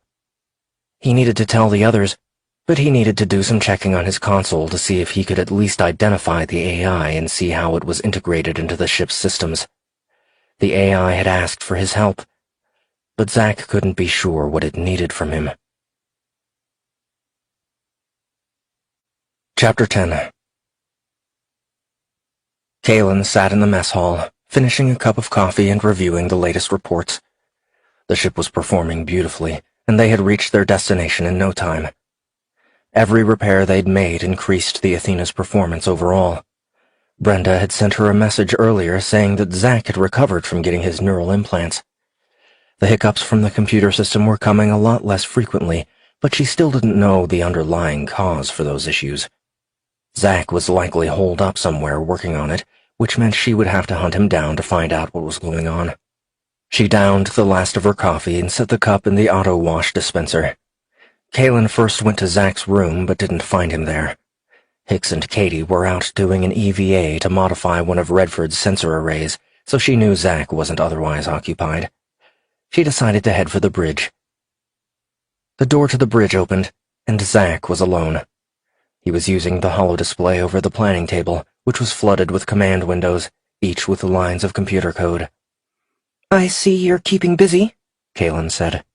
His furrowed brows were a mask of concentration, and it took him a second to realize that she had spoken to him. Zack glanced at her and muttered a greeting. "Brenda told me your implant surgery went well," Kalen said. Zack keyed in some commands, which sent a cascade of coded messages across the screens. "What? Oh yeah, the implants. They work." Kalen waited for him to speak further, but he didn't. He could be so stubborn sometimes. She used her own implants to see if Zack was actually using his. "Why aren't you using your implants? The whole purpose of getting them was so you could figure out what's wrong with the computer system," Kalen said. "Oh, I use them, but I turned them off. I needed to think, and they were distracting me," Zack said without turning around. "You know, you don't need to keep yourself apart from everyone. Maybe I could help?" Kalen asked. Zack shook his head and circled around the table. He double-tapped the holo interface, and the multiple command windows became more transparent. "I'm not the one keeping myself apart from anyone. I'm trying to fix the damn computer system," Zack said. "Stop being a child and use the implants," Kalen said. "Look, if you came in here to yell at me, then you can just go," Zack said, and resumed his work.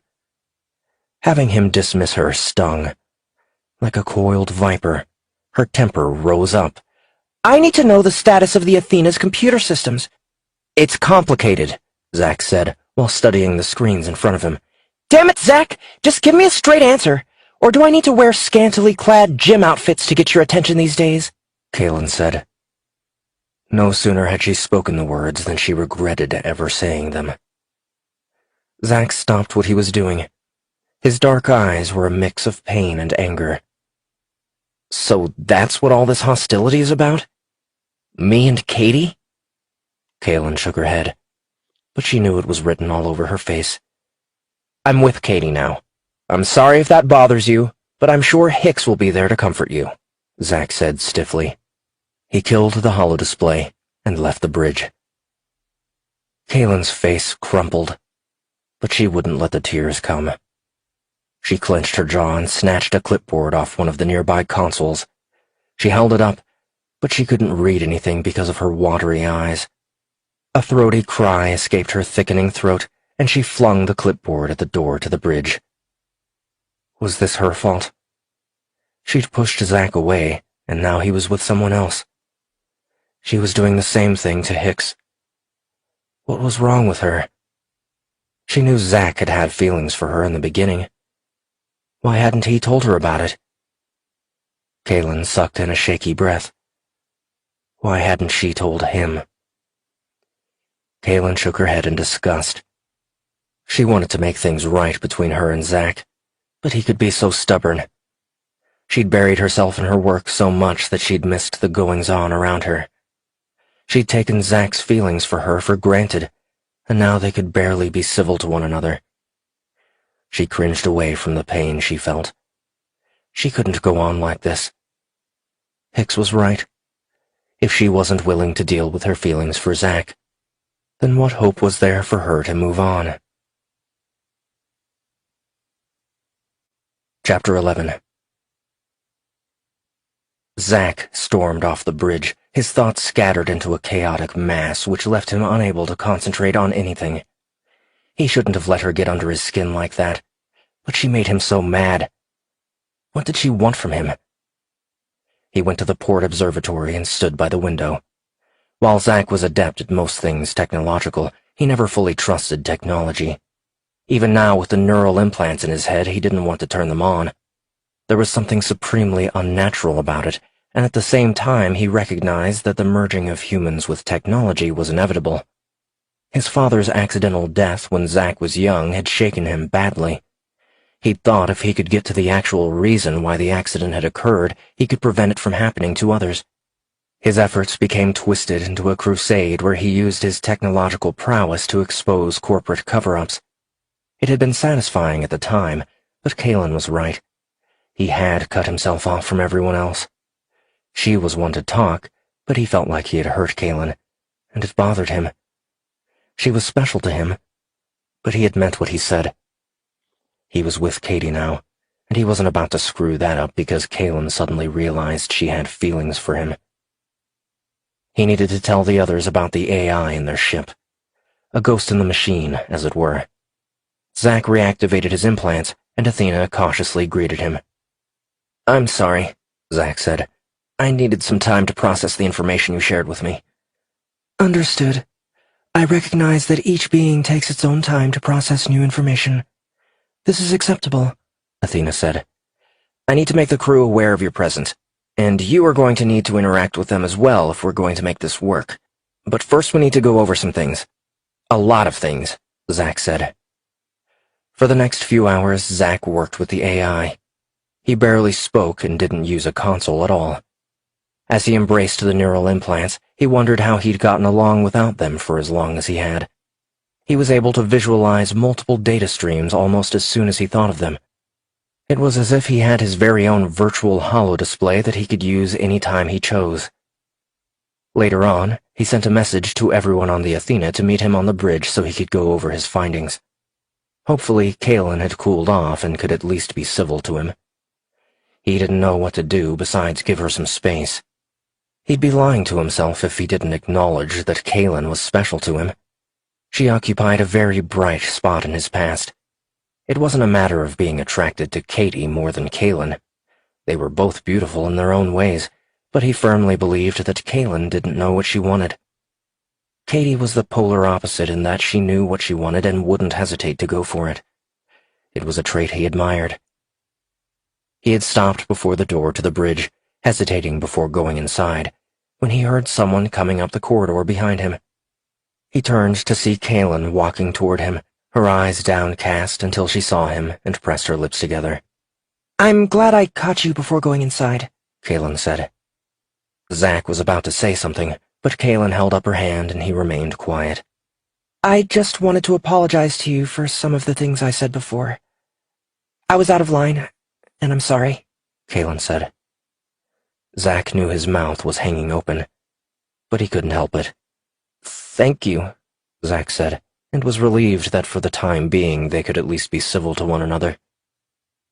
Kaylin stepped past him and opened the door to the bridge, and Zack followed her inside. Everyone else was already there with the exception of Vitomir, who was still confined to his quarters. Zack used his implants to activate the holodisplay and felt his lips curve into a guilty half-smile. "As you can see, I finally got my implants," Zack said, and a couple of them chuckled. "I've figured out why we've had so many computer-related issues. It was actually Katie who pointed me in the right direction." Katie smiled at him, and he nodded.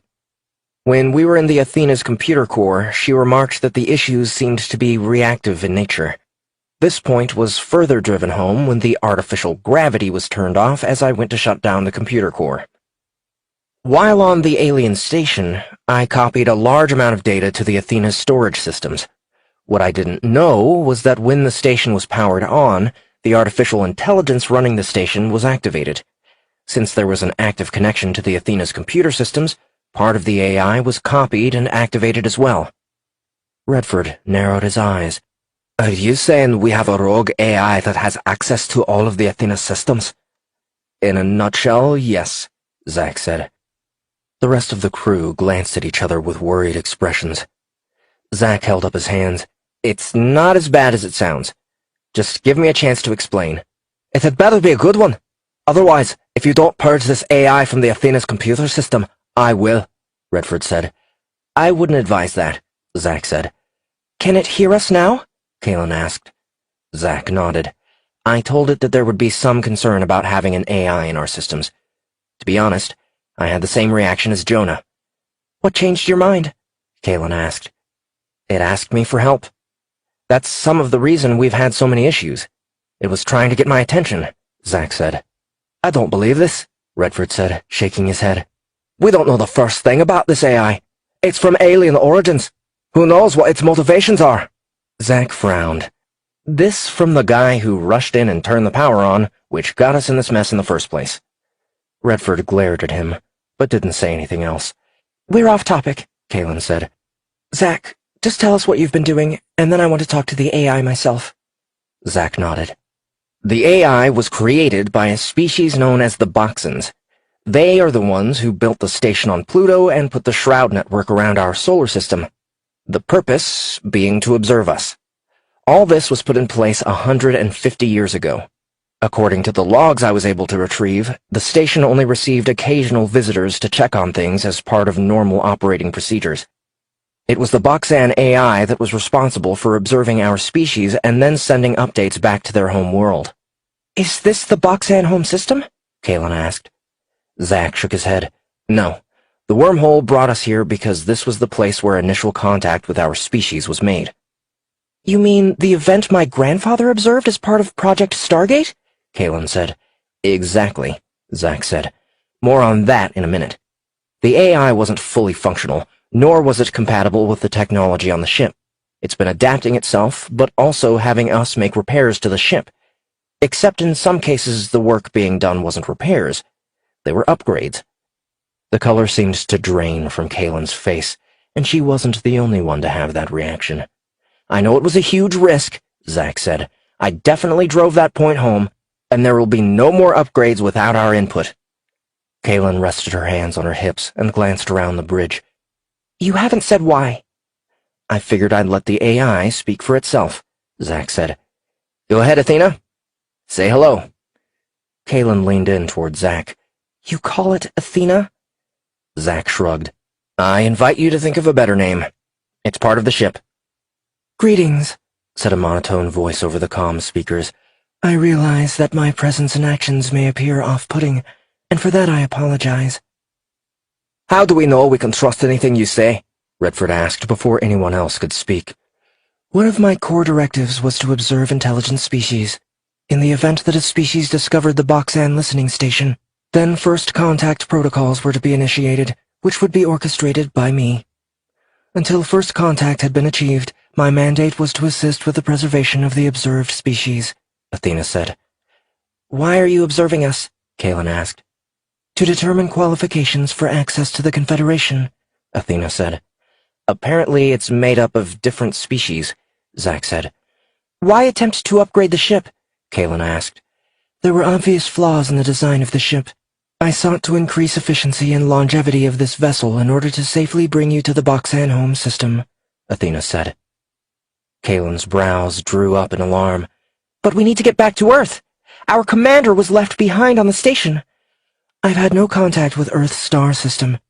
The only means for contact from our current position has been destroyed through self-destruct protocols, Athena said. How do you know it was self-destruct and not something else? Hicks asked.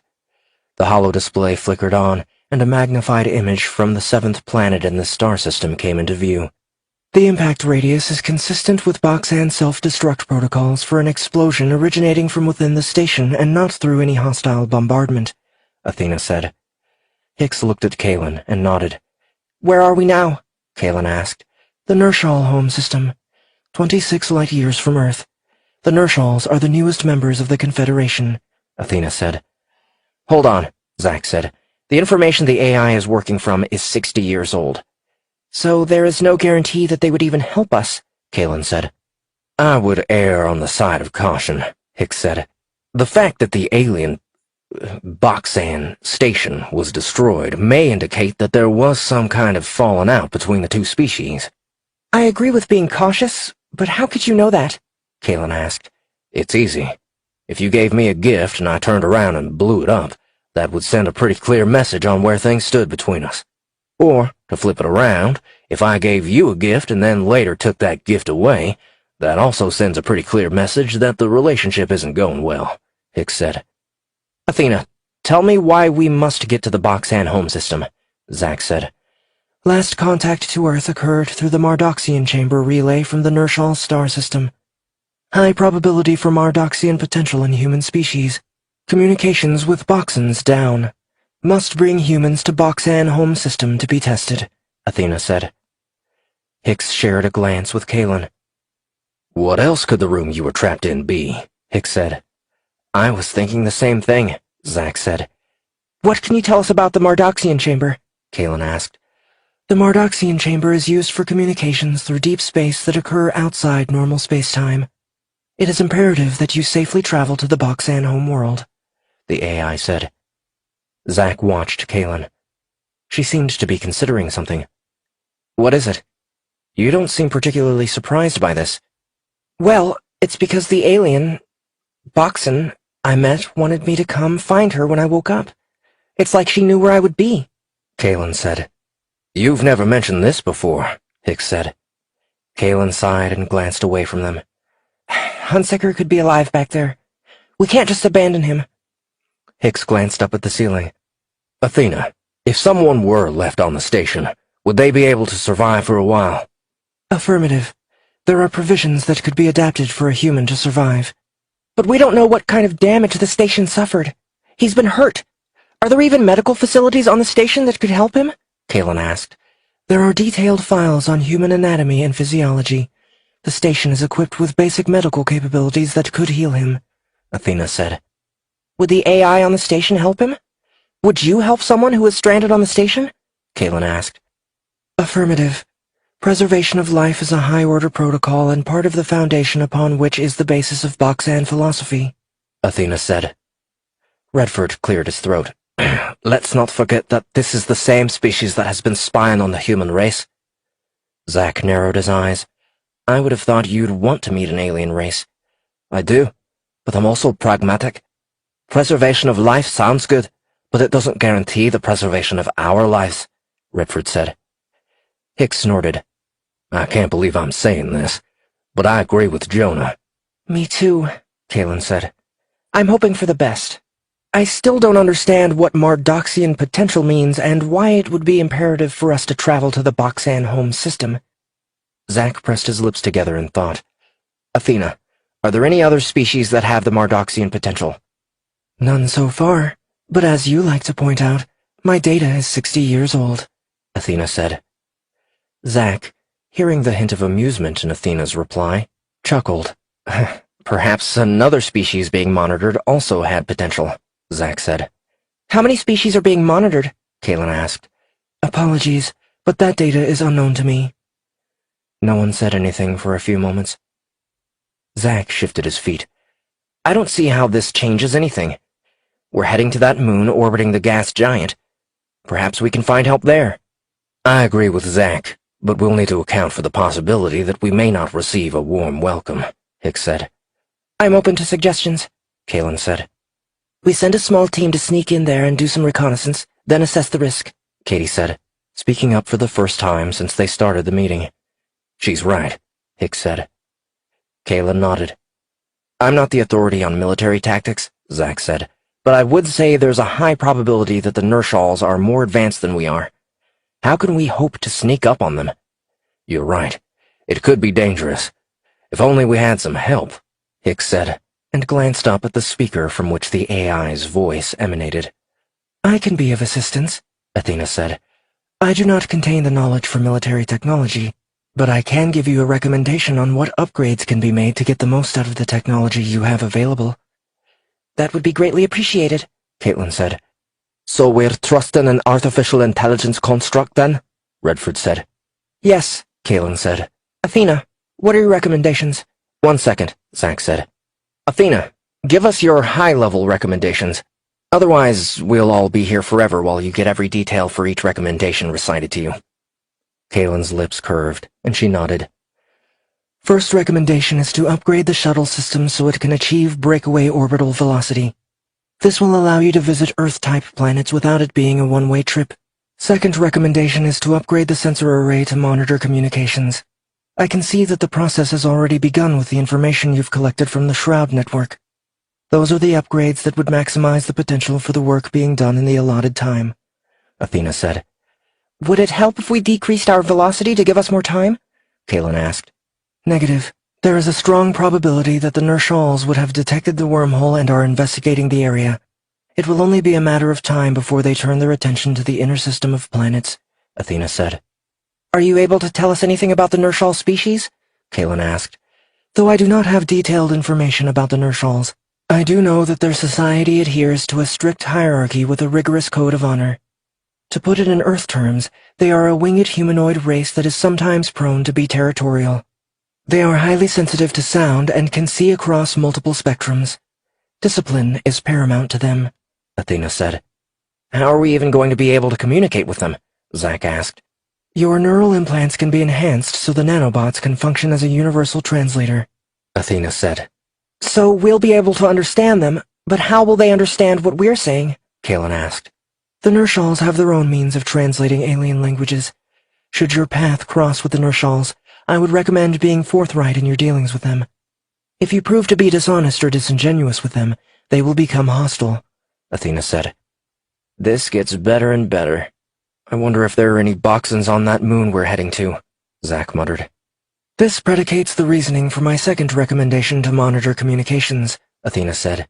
My observation protocols highly emphasize the assessment of the Mardoxian potential. This includes the building of a Mardoxian chamber. Are you saying we can build a chamber on the ship? Kalen asked. Negative. The resources and technological capabilities are beyond our current capacity, but a chamber may be found in this star system. Okay. At least we have a way forward, even if it takes us into more danger, Kalen said, and looked at Zack. Good work. I knew you could figure this out.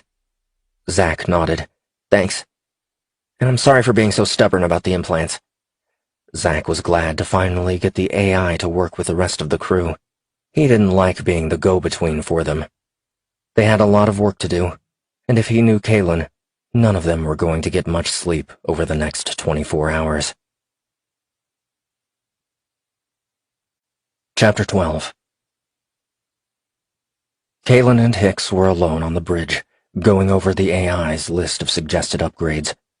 The riskiest, most complex upgrade happened to be the one they desperately needed if their plan was going to work. They needed to upgrade the engines of the Athena's shuttle.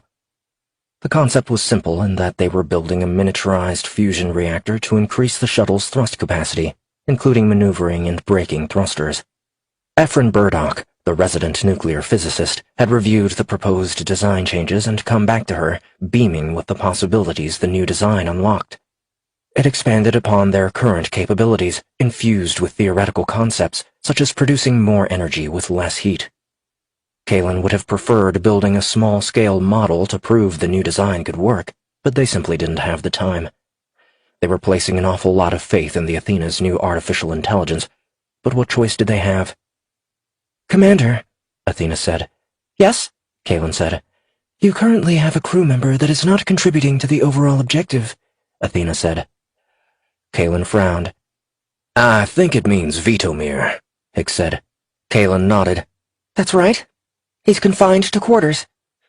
Recommend that his confinement be lifted so he can contribute to our objectives, Athena said. Kalen leaned back from the planning table and felt her muscles go rigid.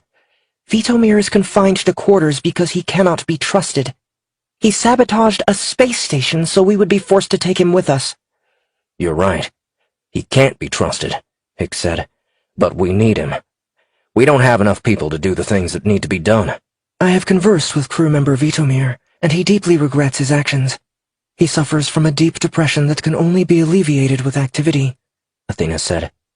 Deep depression? Kalen repeated. How about death? He caused the deaths of 4 people. Calm down for a second, Hicks said. There is a difference between cold-blooded murder and a sabotage gone wrong. Vitomir has as much at stake as the rest of us. I'm not going to defend his actions, but he's already paid a pretty big price for his mistakes. At the end of the day, I don't want us to fail because we refuse to use every means at our disposal. His wife died because of his mistakes. I don't want to die because of them too, Kalen said. We have a saying in the military that I think applies here, Hicks said. You go to war with the army you've got. The fact of the matter is that we need Vitomir's help with all the work we have to do. Commander, I could monitor Vitomir and restrict his access to only the systems he's working on. I will, of course, report any suspicious activity I may observe, Athena said. Kalen unclenched her jaws. Fine. Put him to work. If he tries anything like what he did on Pluto, then I will personally see him thrown out of the nearest airlock. Hicks stood up straight. Yes, ma'am, he said with a smile. Kalen shook her head, but couldn't keep the smile from her lips. The next day, which they could only tell by the Athena's clock, They were nearing the moon of the gas giant located in the habitable zone of this star system. Kalen updated their approach to use the gas giant to shield them, believing that regardless of any advanced technology the Nershals might have, they couldn't track them through a planet. They'd upgraded the sensor array the night before, and this allowed them to greatly expand their monitoring capabilities. They were now able to detect a wide range of comms channels that they couldn't before. Deciphering the encrypted comms chatter was proving to be a challenge. Zack informed her that they were just hitting the upper limits of their current computing power. They would be able to decipher the messages, but it would take some time. The door to the bridge opened, and the Athena's crew reported in for the 9 o'clock briefing. The only exceptions were Ephron and Nikolai. Ephron had flat-out refused to work with Vitomir when asked if he needed help with the upgrades. The only people who would work with Vitomir were Redford and Hicks. No matter how much she needed Vitomir's help, it was too dangerous to allow him to work with Redford, so Kalen assigned Vitomir to be under Hicks's supervision. This briefing was the first time she'd seen the Russian cosmonaut since she'd had him confined to quarters. His pale skin only emphasized the haunted look behind his sunken eyes. Part of her felt sorry for him. It could be that Vitomir had been a decent person who made some very bad choices, but she couldn't trust him. Knowing the actions he'd taken that had cost the people of Titus Station their lives still had her seeing red at times. She couldn't throw him off the ship, but she had also come to accept that Vitomir shouldn't get a free ride either. They were all risking their lives, and he would help them. Kalen thanked them all for coming. "What's the status of the shuttle?"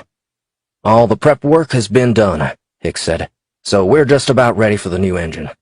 After that, we can do some initial tests, but the real test will be when we go down to the surface of the moon." "The Nershals call the moon Celebes," Athena said.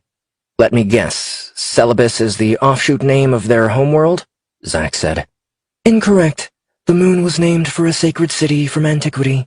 The city was home to major dynasties still in existence today," Athena said. "Zack," Kalen said, "have you learned anything from the communications being monitored?"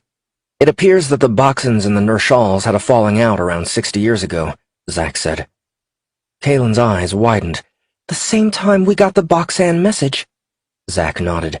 "There are a lot of broadcasts about the Nershal alliance with the Zygens, but it's almost like they're trying to convince themselves of the benefit." "Propaganda," Hicks said. "I wish we knew more about the Zygens," Kalen said. "Other than vague references, there haven't been any descriptions." "Apologies, Commander," Athena said. "No, I understand. If the information isn't there for you to share, then that's not your fault," Kalen said. "General alert," Athena said. "Have picked up Boxan comms chatter coming from the surface of Celebes." Kalen glanced at the others. "We didn't expect any of them to be here." Hicks smiled. "This is good news. If we can figure out where they are, perhaps we should go down there and find them." "Agreed," Kalen said. Emma Roberson raised her hand, and Kalen nodded to her.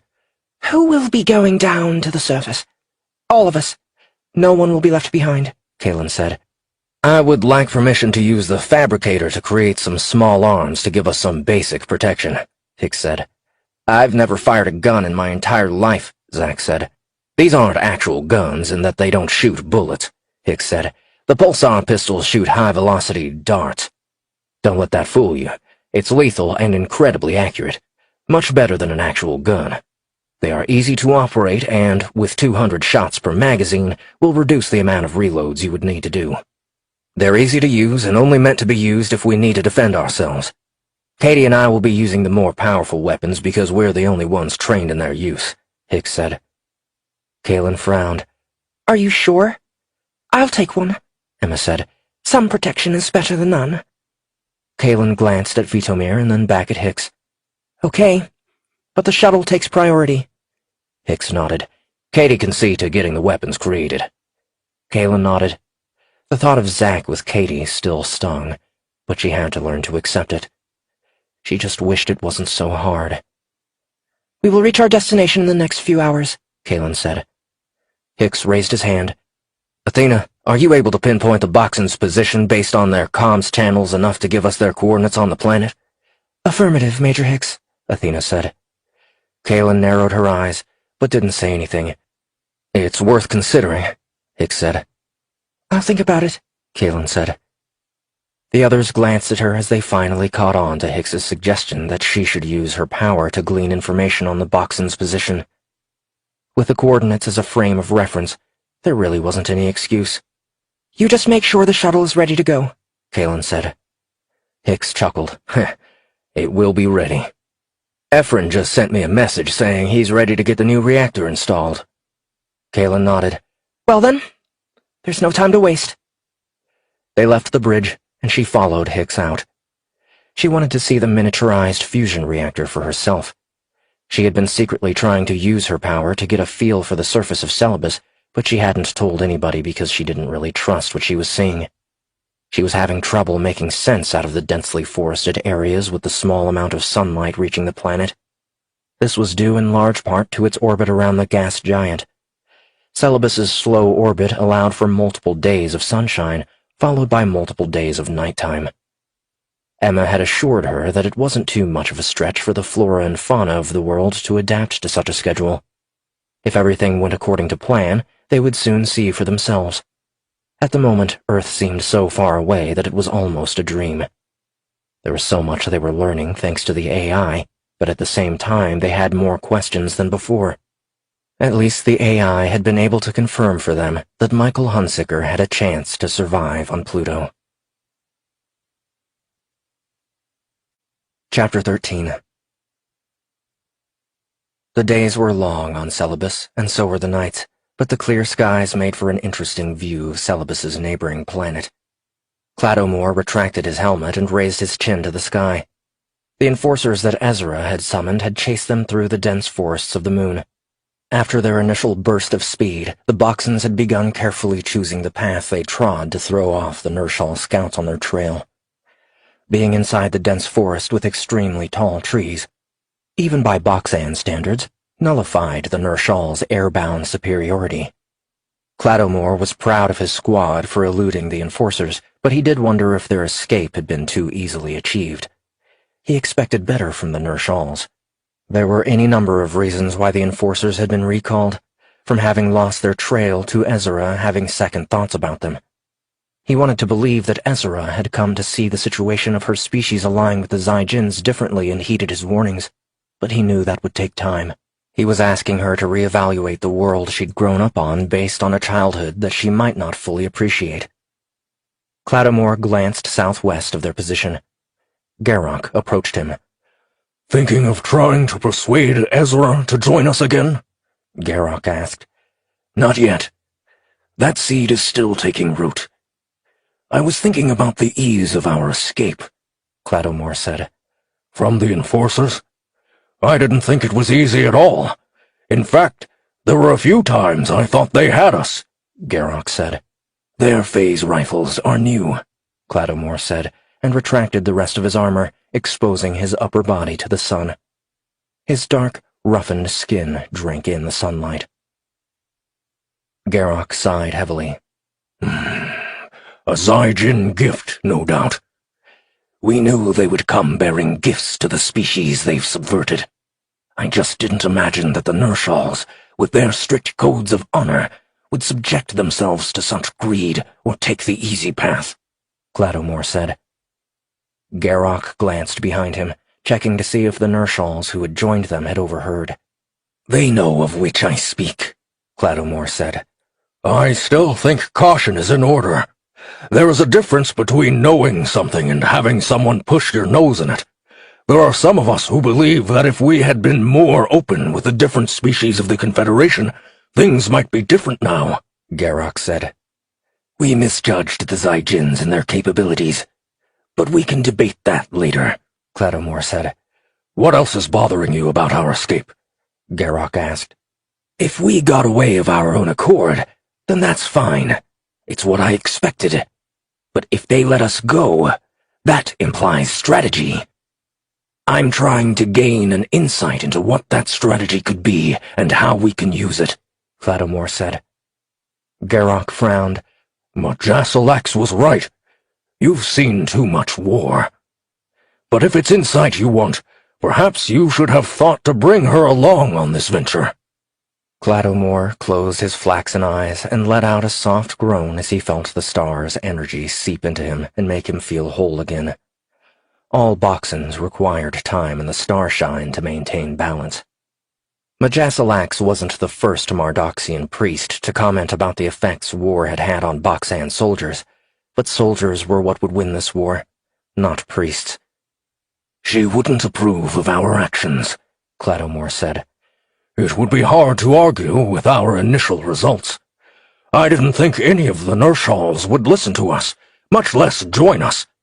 But we're still a long way from swaying the entire species," Garrock said. "You don't know them as I do.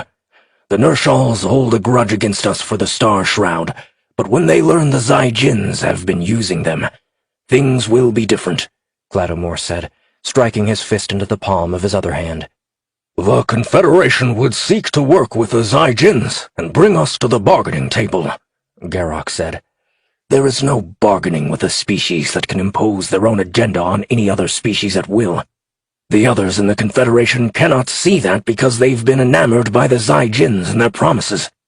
What those more primitive species don't see is the noose that is being tied around their necks that will squeeze the life from their souls. We, the Boxans, opened up the galaxy for them, and they cast us out. The Zyjins have made us out to be the monsters they actually are," Cladomore said. "Be at peace, Cladomore. Not all of the Confederation feels that way. This hatred will burn through you if you let it," Garrock said. Cladomore was silent, deep in his own thoughts. "They captured me once. Did I ever tell you that?" Cladomore asked. Garrock's eyes widened. "Not many escape once captured by the Zyjins. They turned me loose after I served their purpose. I was enamored just like everyone else was. You say my hatred will burn me up inside. I say it's the only thing keeping me alive, lest I slip back under the Zyjin influence," Cladomore said. "But," Garrock began. "I know what you will say," Cladomore said. "that no one can break free of the Zyjin influence once they are subjected to it. You're partially right. Majasilax taught me to suppress the calling, but I'll never be free of it. I'll never be free of them." Cladomore noticed Garrock's grave expression. He didn't know why he had shared that with the scientist. Perhaps in some small way it helped him deal with his daily penance. "I had no idea. I can't imagine the struggle you've endured even now. What will happen to you if we cross paths with the Zyjins?" Garrock said. "We eliminate them on sight," Cladomore said. "I said, what will happen to you?" Garrock said. Cladomore's corded muscles clenched as he activated his armor. "I will not falter. We will educate the Nershals to the Zyjin ways and exterminate them from this system." Garrock studied him for a moment, considering what he was going to say. A thunderous crash ripped across the sky. Echoes of it could be heard for miles around them. Cladomore and the others searched the sky, trying to catch a glimpse of what had caused such a noise. After a moment, one of the scouts who was positioned above the tree line sent an image over comms. It was some type of spacecraft that he'd never seen before. Its dark underbelly was contrasted by the blue and white of the wings. "I'm not familiar with that type of spacecraft. Have you seen it before?" Garrock asked. Cladomore shook his head. "I've never seen that one before. Its design looks a bit dated, but it's not of Nershal or Zyjin design. You don't think the Zyjins have discovered a primitive species and brought them here?" Garrock asked. "If they have, that would confirm they figured out how to retrieve information from the Shroud Network in spite of us taking it offline," Cladomore said, and glanced at the readings that were coming through his scout's comms channel. "It's heading in our direction. Whoever they are, they have our position," Cladomore said, and sent a signal to the others to mobilize. "What are we going to do once we find them?" Garrock asked. "That depends on what we're dealing with. I'd like to know how they found us," Cladomore said. The rest of their group was ready to move, and the Nershals with them indicated that they would join them. Claddomore didn't like surprises, and wondered if this was part of some Zai-Jin strategy. Chapter 14. The Athena's shuttle plunged through the atmosphere of Celebes. After their initial descent, it was a relatively smooth ride, for which Zack was grateful. The AI had warned them not to use the engines to their fullest capacity since they hadn't had time to upgrade the inertia dampeners. Essentially, if they went too fast, they would die. This was all Zack needed to understand, and he hoped Kalen wouldn't have any accidents while piloting the shuttle. Zack felt his hand start to reach up and check his helmet, but he immediately brought it back down. Sitting across from him, Katie smiled. "Confirming atmospheric readings are within acceptable limits," Redford said. They'd brought their spacesuits just in case the readings from Athena were incorrect. They were still building trust with the AI, but so far it had been extremely helpful. Zack looked out the window, past the clouds, and saw a dense forest stretching miles away from them. According to the AI, the Boxons were somewhere in this area, well away from any settlements on this moon. They'd been careful to avoid notice, but they couldn't be sure if anyone had detected their ship. "This reminds me of home," Katie said, glancing out the window. Zack had come to appreciate Emma's hydroponic garden aboard the Athena, but it was nothing compared to the actual greenery out in the world, or, in this case, someone else's world. "We come all this way only to end up in an area much like the Pacific Northwest," Zack said, settling back into his seat while he gazed at the thick canopy of trees covering the mountainous region. After spending so much time on the ship, he was looking forward to standing on solid ground again. He'd forgotten how much he missed Earth. "Where is your family from, Katie?" Emma asked. "Oregon, by the coast," Katie said. "I've always wanted to visit there, but haven't gotten around to it. If we make it home, that's the first place I'd like to visit," Emma said. "When we make it home," Zack said. Emma nodded and smiled. Zack hoped he sounded more confident than he felt.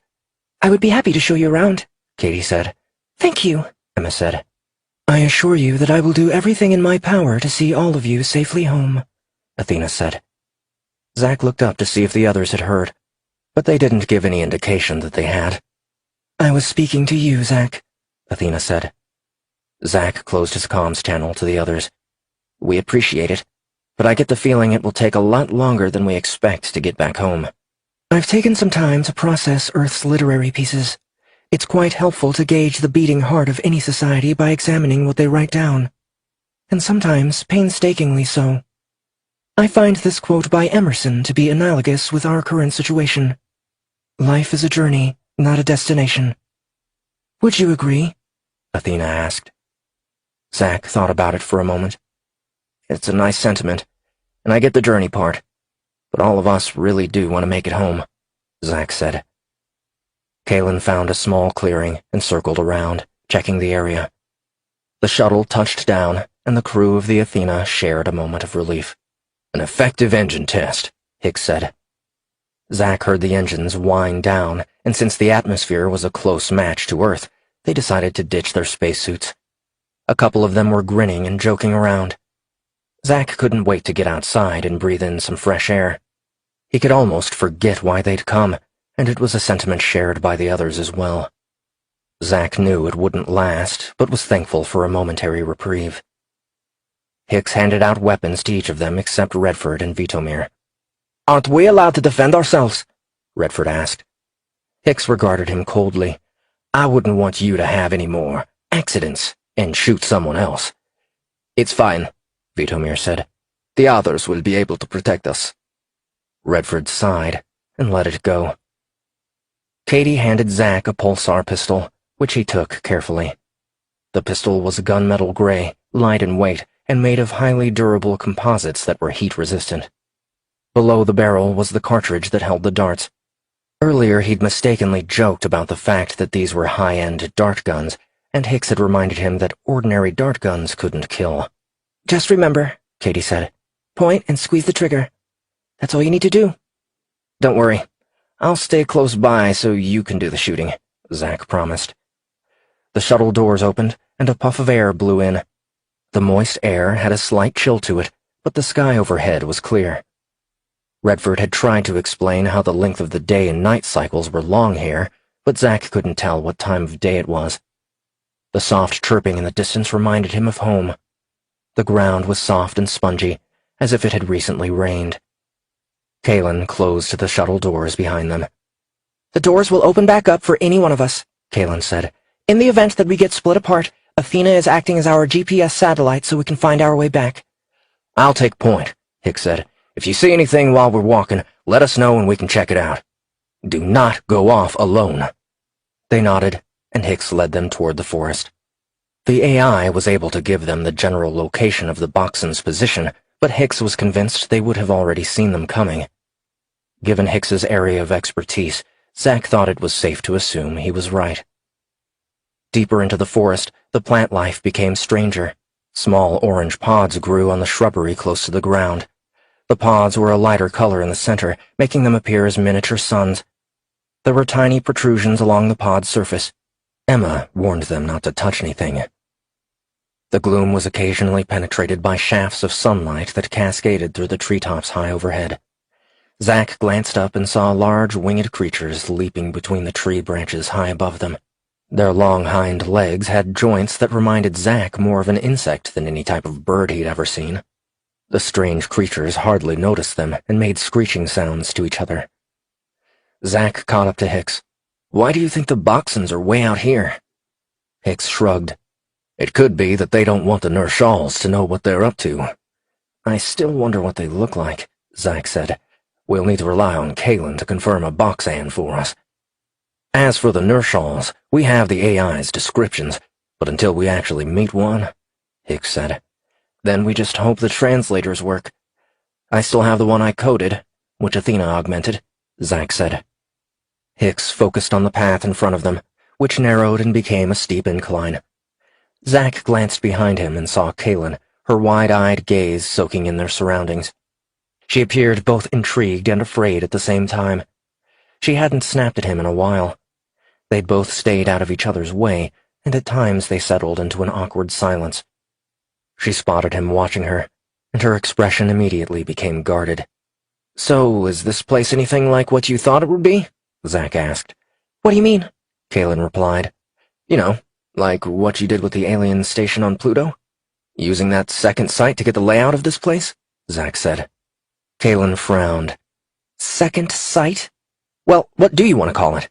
The mere mention of it seems to bother you," Zack said. "They used to call it remote viewing, but that sounds almost as bad," Kaelin said, and stopped, considering her words. "To answer your question, it's exactly what I've seen. The forest, the creatures, all of it." Zack's eyes widened. "I'm sorry. I know it worries you, but to me it's one of the coolest things I've ever heard of. Do you know how useful this is?" Kaelin narrowed her eyes a bit to see if he was poking fun at her. "I mean it. I don't understand how it works, but I'm glad you're able to do what you do," Zack said. "It doesn't make any sense, and the fact that I can't explain how it works bothers me," Kaelin said. "Some things never change," Zack said, and Kaelin gave him a questioning look. "You're overthinking it." "Perhaps you're underthinking it," Kaelin said. Zack shrugged his shoulders and didn't say anything. She would do whatever she pleased anyway.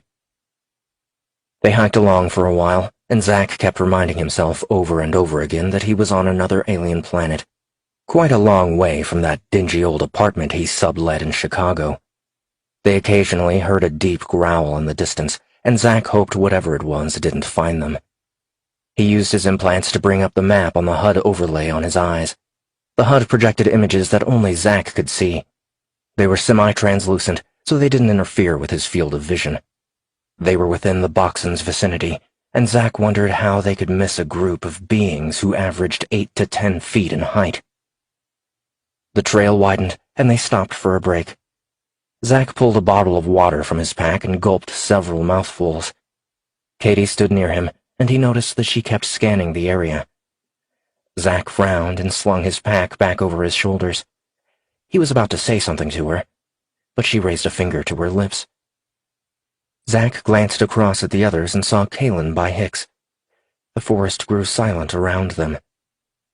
Kaelin spun around, sucking in a breath. "Watch out!" The HUD overlay from his implants changed to red with the words "Combat Mode Initiated." Zack's vision became more accurate, and he easily picked out more details. His vision spanned across different spectrums until he saw enormous silhouettes of large beings closing in on their position. Hicks had his rifle ready. "I've got nothing. Katie, do you have anything?" "Negative," Katie said. Zack snatched his pulsar from his holster and pointed it in front of him. "They're coming," Kalen said. "I see them too," Zack said.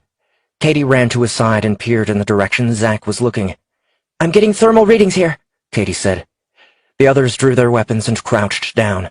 "Same here." "Wait a minute." "They're gone," Hicks said. Katie reported the same.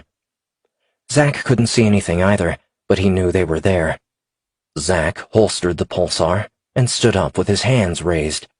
"We're not looking for any trouble," Zack shouted. He glanced at Katie, and she lowered her weapon slightly. Kalen stood up with her hands raised also. "We came here looking for the Boxons and Majasilax." Numerous shapes around them all seemed to shimmer at once. Zack stepped back, his mouth hanging open at the size of the beings who surrounded them. Knowing something was 10 feet tall and seeing it firsthand were two different things. The Boxons wore some type of gray metallic armor with soft cyan lines running along different seams. They all had some type of weapon pointed at them. One alien stepped away from the others. He didn't have a weapon in hand, but Zack could tell that he was dangerous. Call it the sixth sense of a weaker kid, but Zack could tell from the way the being stood and the width of its shoulders that this was a very dangerous entity. The Boxon took a few steps forward, seeming to gauge their response, and its armored head swiveled around as it passed in front of them. Zack used his neural link to the PDA he wore on his forearm and started scanning the being in front of him. The Boxon cocked his head in Zack's direction and bounded toward him. Katie stepped in front of him with her pulsar rifle raised. The Boxon stopped. "Human?" a deep voice said. Zack glanced at the others to see if they had understood, and Katie gave him a nod. At least the translators were working. Several large shadows darted above them, swooping down and landing between them and the Boxon. Their deep-set orange eyes blazed fiercely. One stepped forward. The alien's hairless skin was pale green, with a darker swath that went from the eyes down the side of the creature's face. Corded muscles rippled along its exposed neck and shoulders. Two sets of translucent wings were unfurled, and it crouched down, raising a long, dark knife in front of it. It stood over 6 feet tall. "Be careful. That's a Nershal. They're fiercely territorial," the AI said. Zack stepped to Katie's side, and Kalen joined him. "Lower your weapons," the Boxon said. No one moved, and Zack saw more of the Nershals watching them from the upper recesses of the trees above them. They were outnumbered. "Now," the Boxon said. Kalen turned to the others. "It's okay. Lower your weapons." Hicks and Katie were the last to lower their rifles. Zack had moved to holster his gun when a Nershal stood in front of him, extending its four-fingered hand to him. There was no mistaking the intent.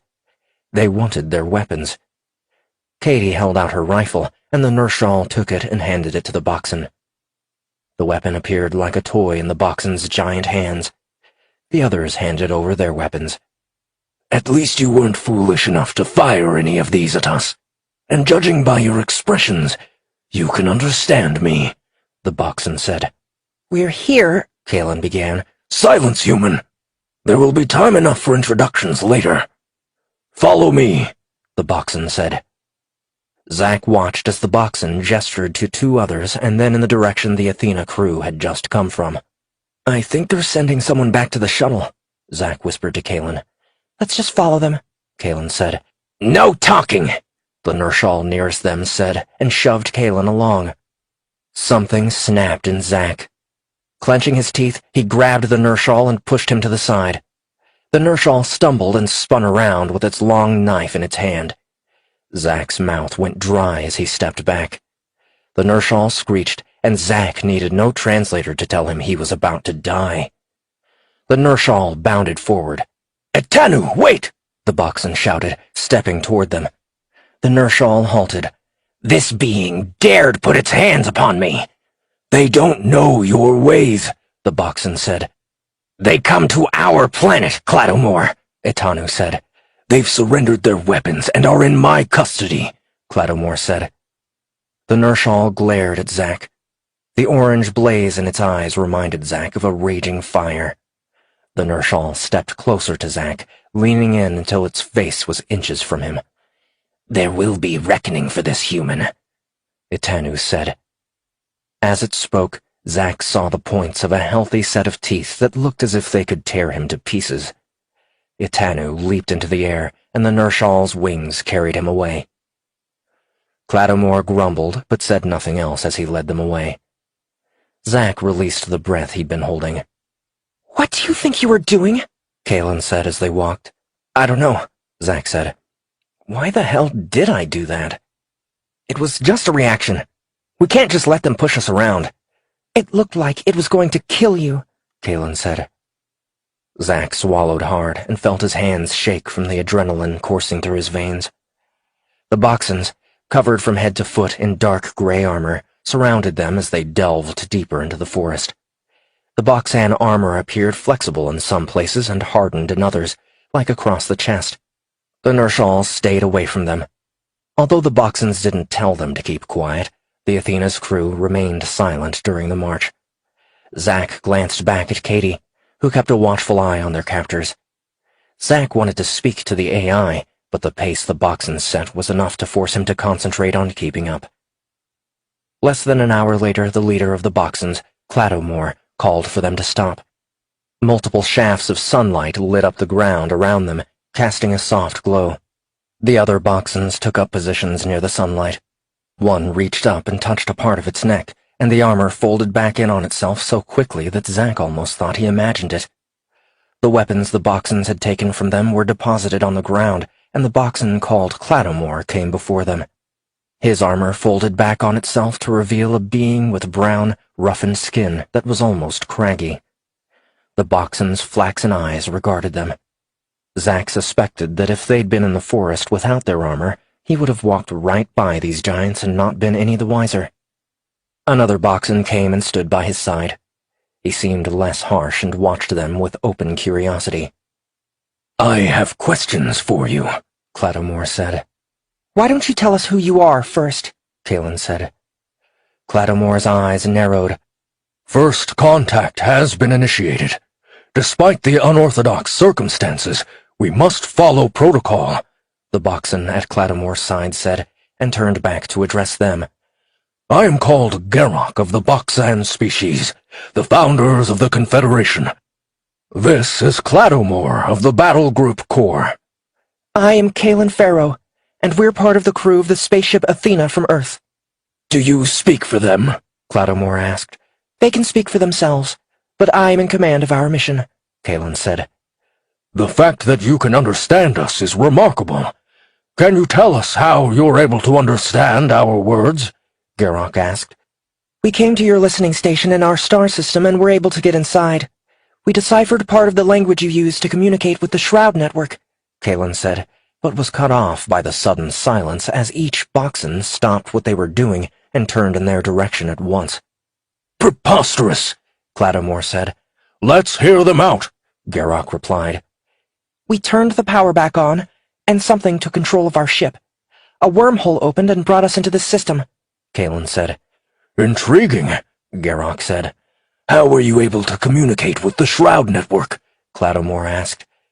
Kalen glanced at Zack. "I was able to initiate communication based on the message you originally sent. I figured out there was a protocol for checking in with the station, and I got a response," Zack said. "A message?" Cladomore said. "There hasn't been any—" "We did this," Garrock said. "Majasalak sent a message through the Mardoxian chamber. The humans received it and found the listening station. A remarkable achievement for your species." "Indeed," Cladomore said. "Why did a wormhole open in the first place? And you still haven't answered how you were able to understand us." "We have an AI," Kalen said. "One of your artificial intelligences from the station was copied to our computer systems. It helped us with an interface into our neural implants."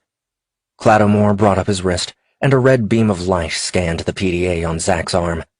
A stream of code flickered through the small holodisplay over Clattomore's wrist. Clattomore looked at Garrock, waiting for an explanation. There were some Shroud listening stations outfitted with a prototype computer AI. The foundations in the code are similar to what I would expect to find, but it's been radically altered, Garrock said. It said it was having trouble adapting to our ship's systems and had to take steps to increase efficiency, Zack said. Clattomore narrowed his gaze. It appears your AI has gone silent.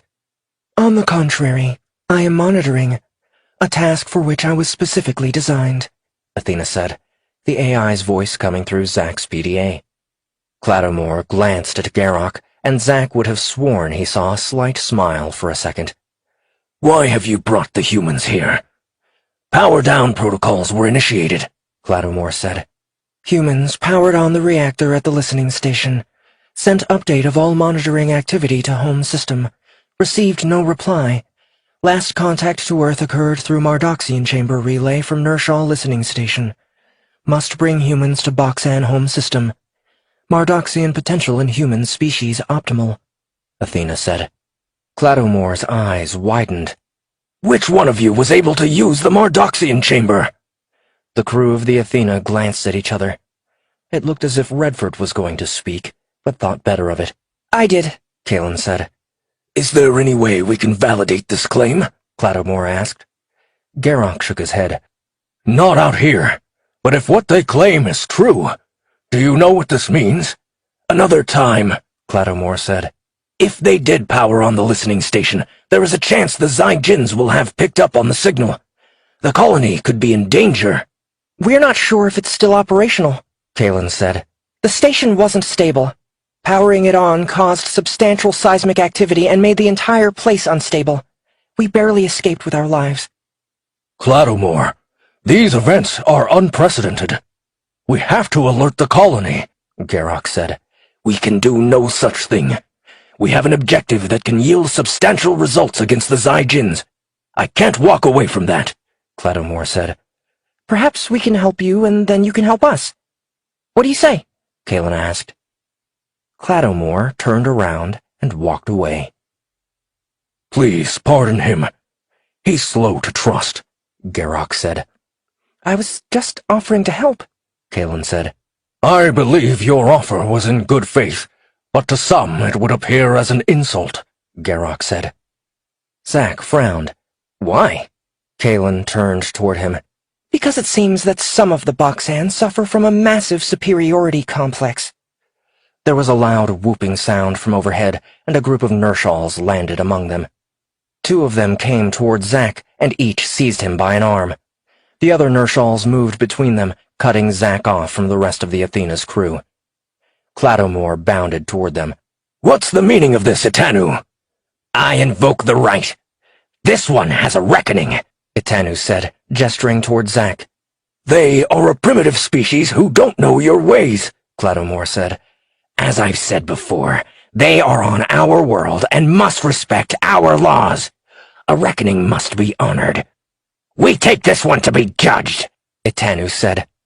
Then we have the right to bear witness, Clattomore said. Itanu glared at the Boxan for a moment. So be it. The Nershalls hoisted Zack away. Hicks held on to Katie, who was ready to lash out at the Nershalls. Wait, where are they taking him? Kalen said. Clattomore turned toward her. The Nershalls invoked the right. It is an ancient tradition to settle offenses given. There will be a contest, the result of which will determine whether your companion should be put to death. Kalen gasped. This is because he shoved one of them? Honor among the Nershalls can be a deadly affair, Clattomore said. Kalen glanced at Zack in horror as the Nershalls took him away. Chapter 15. Kalen rounded on Clattomore, and the fact that the Boxan was over 4 feet taller than her didn't faze her at all. You need to tell us what's going on, Kalen said. Clattomore jerked his head toward her. I don't think you understand your place.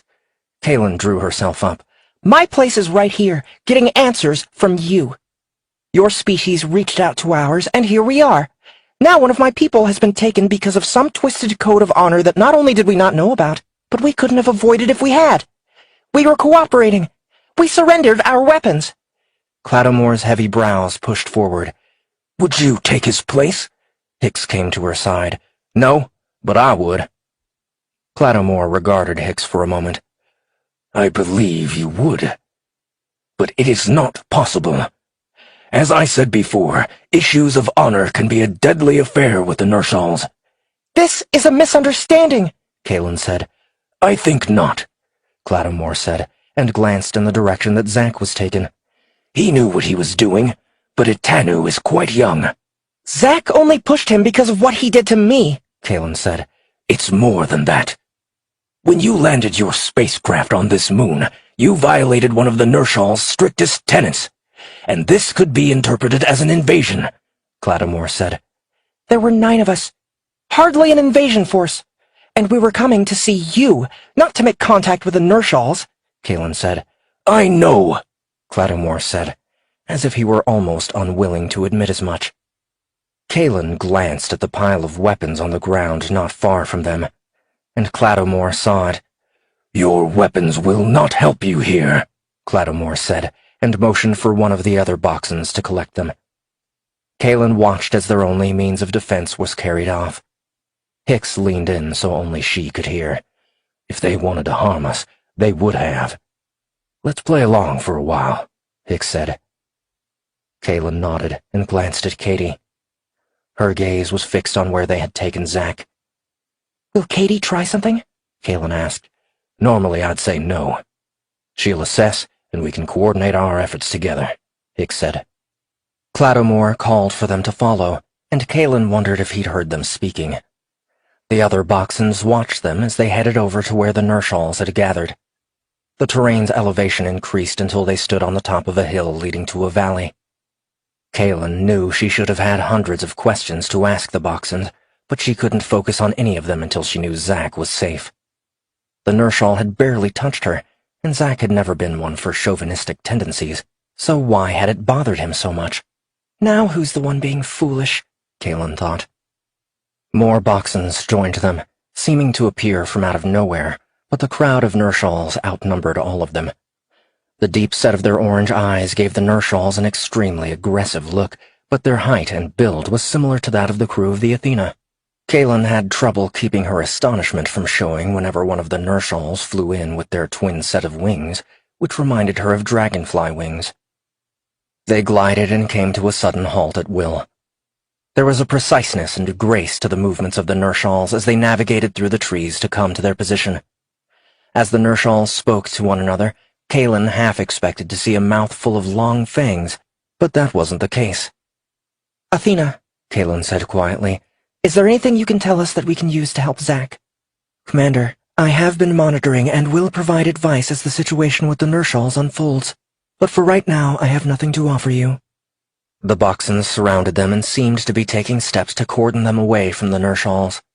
Kalen wondered who was more in control, the Boxons or the Nershals. The Nershal called Etanu stood on the back of a fallen tree, and the group became silent. A reckoning is called upon this species that have dared walk upon our world. They've laid their hands with aggressive intent upon me. They say they seek the Boxons.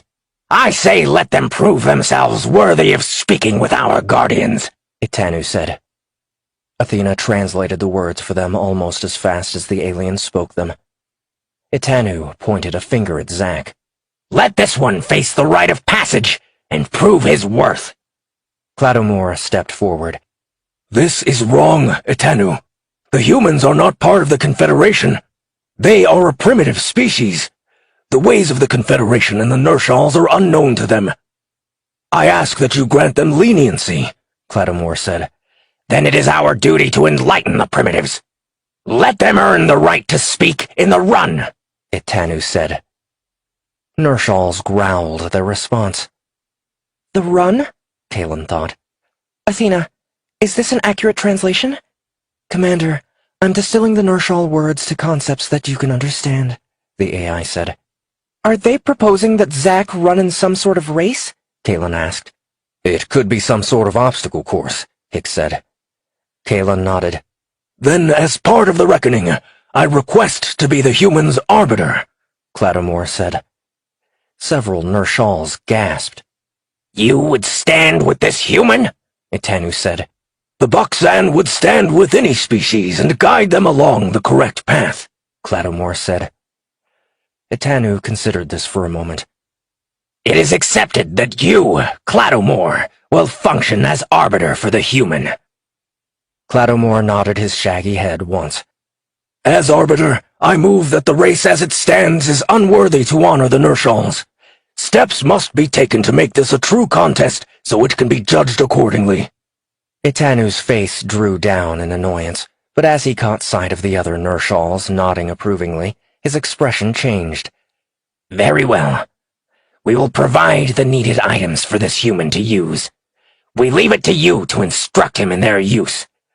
That's very gracious of you. I request a few moments to confer with the human before the race begins, Clattermore said. Itanu motioned for Zack to be brought forward. Clattermore waved him over, and Zack quickly crossed to him, occasionally glancing back over his shoulder. Katie ran up to him. Are you all right? Zack took a few deep breaths. I didn't know what they were going to do with me. They went from looking like they were going to kill me to ignoring me. I thought these were supposed to be more advanced civilizations. We're not out of the woods yet, Hicks said. A Nershal walked over to them. He unbuckled an octagonal clasp at his chest and metallic straps sprang free. The Nershal reached behind him and removed a dark brown box that had 2 rounded protrusions poking out the top. These are for you to use, the Nershal said, handing the items to Zack. Once Zack accepted them, the Nershal walked back to be with the others. What am I supposed to do with this? Zack asked. You put it on, Clattermore said, walking toward him. First put the pack on your back, then press the center of the chest piece, and it will lock into place. Zack did as he was instructed. The straps automatically adjusted to his size. He hardly felt the weight of it. What's it for? Zack asked. It will help you make long jumps, Clattermore said. This is the Nershal's way of evening things up. You'll be racing Itanu across the valley to the Sky Bowl. Zack glanced across the vast valley. From the top of the hill, they could see a clearing with dense forest only 20 yards farther away. How is this fair? They can just fly over the forest and beat me there. He won't. He'll go through the valley the same as you, Clattermore said. Zack glanced at the others, his brows drawn up. I'm not sure I can do this. Look at him. If he doesn't eat me alive, he's going to kill me the moment we get out of sight. Itanu will not lay a finger on you. He may, however, put obstacles in your path. You may do the same to him. This is the nature of the race. You can use what you bring with you and whatever you find in there, Clattermore said. Zack felt his knees start to shake and his breath quicken. Katie urged him to calm down. Kalen wished she could do something for him. What happens if he doesn't participate? Kalen asked. In the Nershal's eyes, his honor would be forfeit, and so would his life, Clattermore said. Isn't there anything you can do to stop this? Kalen asked. I'm doing all I can, and will not go against the Nershals should you choose to resist, Clattermore said. Kalen pressed her lips together, then glanced helplessly at Hicks. Zack, Hicks said, you're a runner. You told me you used to do cross-country runs on hiking trails. This is the same type of thing. Think of it as a very large obstacle course. Zack nodded and seemed to calm down a bit. Use your implants to make sure you're going in the right direction. We can communicate with you through them, Kalen said. Clattermore shook his head. Outside communication is forbidden. We can observe, but that's it. This is completely unfair. We know almost nothing about this world. How is he supposed to avoid danger? Kalen said. Clattermore didn't respond, appearing instead to consider what she had said. He glanced at Garrock, and the two seemed to come to some type of unspoken understanding. Kalen wondered if they had some other means of communication and whether the Boxons were testing them somehow. What forms of communication are forbidden? Hicks asked. Direct communication is forbidden, Clattomore said. Kalen exchanged glances with the others, and Hicks shook his head slightly. "Thanks for trying to switch places with me," Zack said to Hicks. "You do the same for me," Hicks said. "What can you tell us about the valley? Is there anything he should avoid?" Kalen asked. "I will share our maps of the terrain with you," Clattomore said. "Are your implants equipped to be able to make use of hyperlearning?" Kalen wasn't exactly sure what the alien meant by hyperlearning, but she was pretty sure they didn't do that. She shook her head. A connection opened through Kalen's implants, and in moments they could all see Clattomore's map through their internal HUD. "Avoid the left side of the valley, as there is a group of juvenile protocars in the area. They hunt on instinct, and once on your trail it will stay on it until it has you. This is what they look like," Clattomore said, and activated something on his wrists. A hollow projection of one of the strangest beasts Kalen had ever seen. It had purplish skin with a mix of yellow and black hair that grew thicker around the shoulders and forelegs. The creature had a long tail that ended in a black stinger. A thick black strip of hair ran from the creature's snout, spreading to form a mane past its shoulders. Twin sets of jade-colored eyes peered forward, and it had thick whiskers ending in yellow drops. The creature's mouth opened, revealing rows of large teeth. "Is it fast?" Zack asked, unable to tear his eyes away from the hologram. "Yes, but they're predominantly sprinters. They can't run over long distances to wear down their victim. But protocars will rely on their hunting instincts and the element of surprise," Clattomore said. "What do I do if I accidentally come across one?" Zack asked. Clattomore regarded Zack for a moment. "Run as fast as you can. You are allowed to bring a weapon of your choosing. I would caution you to bring something light in weight and one with which you are familiar," Clattomore said. The Boxen turned and gestured to one of the others, who brought their weapons back to them. "Pick one," Clattomore said. Zack's eyes darted to the others, and Kalen all but glared at the Boxens and the Nershals. They hadn't come here for this. It wasn't fair that any of them had to do this. Hicks reached in and handed Zack the pulsar. "Just aim and shoot. I'm willing to bet this creature is sensitive in the nose," Hicks said. Zack nodded. "Shoot the nose," he repeated, closing his eyes and committing it to memory. "Speed is your ally. Remember, the objective is to make it to the Sky Bowl," Clattomore said. The image of the protocar changed to that of a small pedestal that ended in an open bowl. The contents inside glowed in a pale green hue. "What do I do once I get there?" Zack asked. "Each of you will be carrying a—" Clattomore's reply was cut off, but he looked as if he were still speaking. "Toxin," Clattomore said, and the translator cut out again. Zack looked at the others, eyes wide. "I didn't hear the last. What will I be carrying?" Itanu called for them to return, and Clattomore either didn't hear his last question or just ignored him outright. Zack looked back helplessly at the others, but they hadn't heard it either. The crew of the Athena started after Zack. Clattomore raised his hand. "Only your commander may come." Katie pulled Zack into a quick embrace and whispered something into his ear. Zack nodded and hugged her one more time. Kalen walked next to him and placed her hand on his shoulder. "I wish there was something I could do." Zack frowned for a second. "There is something you can do. You can tell me the quickest path to the Sky Bowl." Kalen looked back at him, puzzled for a moment, and then finally understood what Zack was hinting at. "I don't know if I can," Kalen said. "There isn't enough time." "Try for me, please," Zack said. "How would I tell you if I was able to see anything? You heard him. No outside communication," Kalen said. "You think these guys are going to play by the rules?" "Find a way to get me a message," Zack said. Kalen met Zack's gaze, but didn't say anything. "It is time," Clattomore said. "Zack," Kalen said, her hands beginning to shake. She wanted to tell him to be careful, and that he was so stupid for doing what he'd done, but couldn't. Her mouth wouldn't move. Zack gave her a small smile and turned to join the others. He put on a brave face for Kalen because she had enough to deal with, but inside he was barely keeping it together. His hand grazed the holster of his weapon. He tried to tell himself this was like any other run he'd ever done, and it was, if he ignored the things that were trying to kill him. The pack he wore didn't weigh all that much. Zack's thoughts scattered for a moment. He didn't know how it worked. Something bumped him on the shoulder and he turned, nearly stumbling into a Tanu's sneering form. Zack didn't need any translation to know this creature hated him.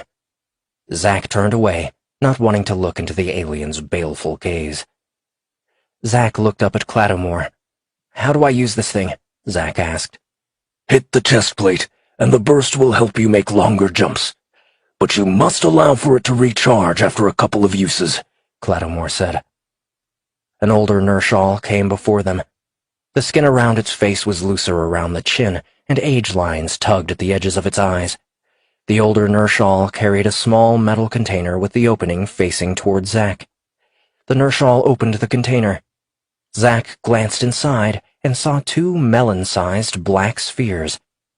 The spheres quivered, and Zack felt the breath catch in his chest.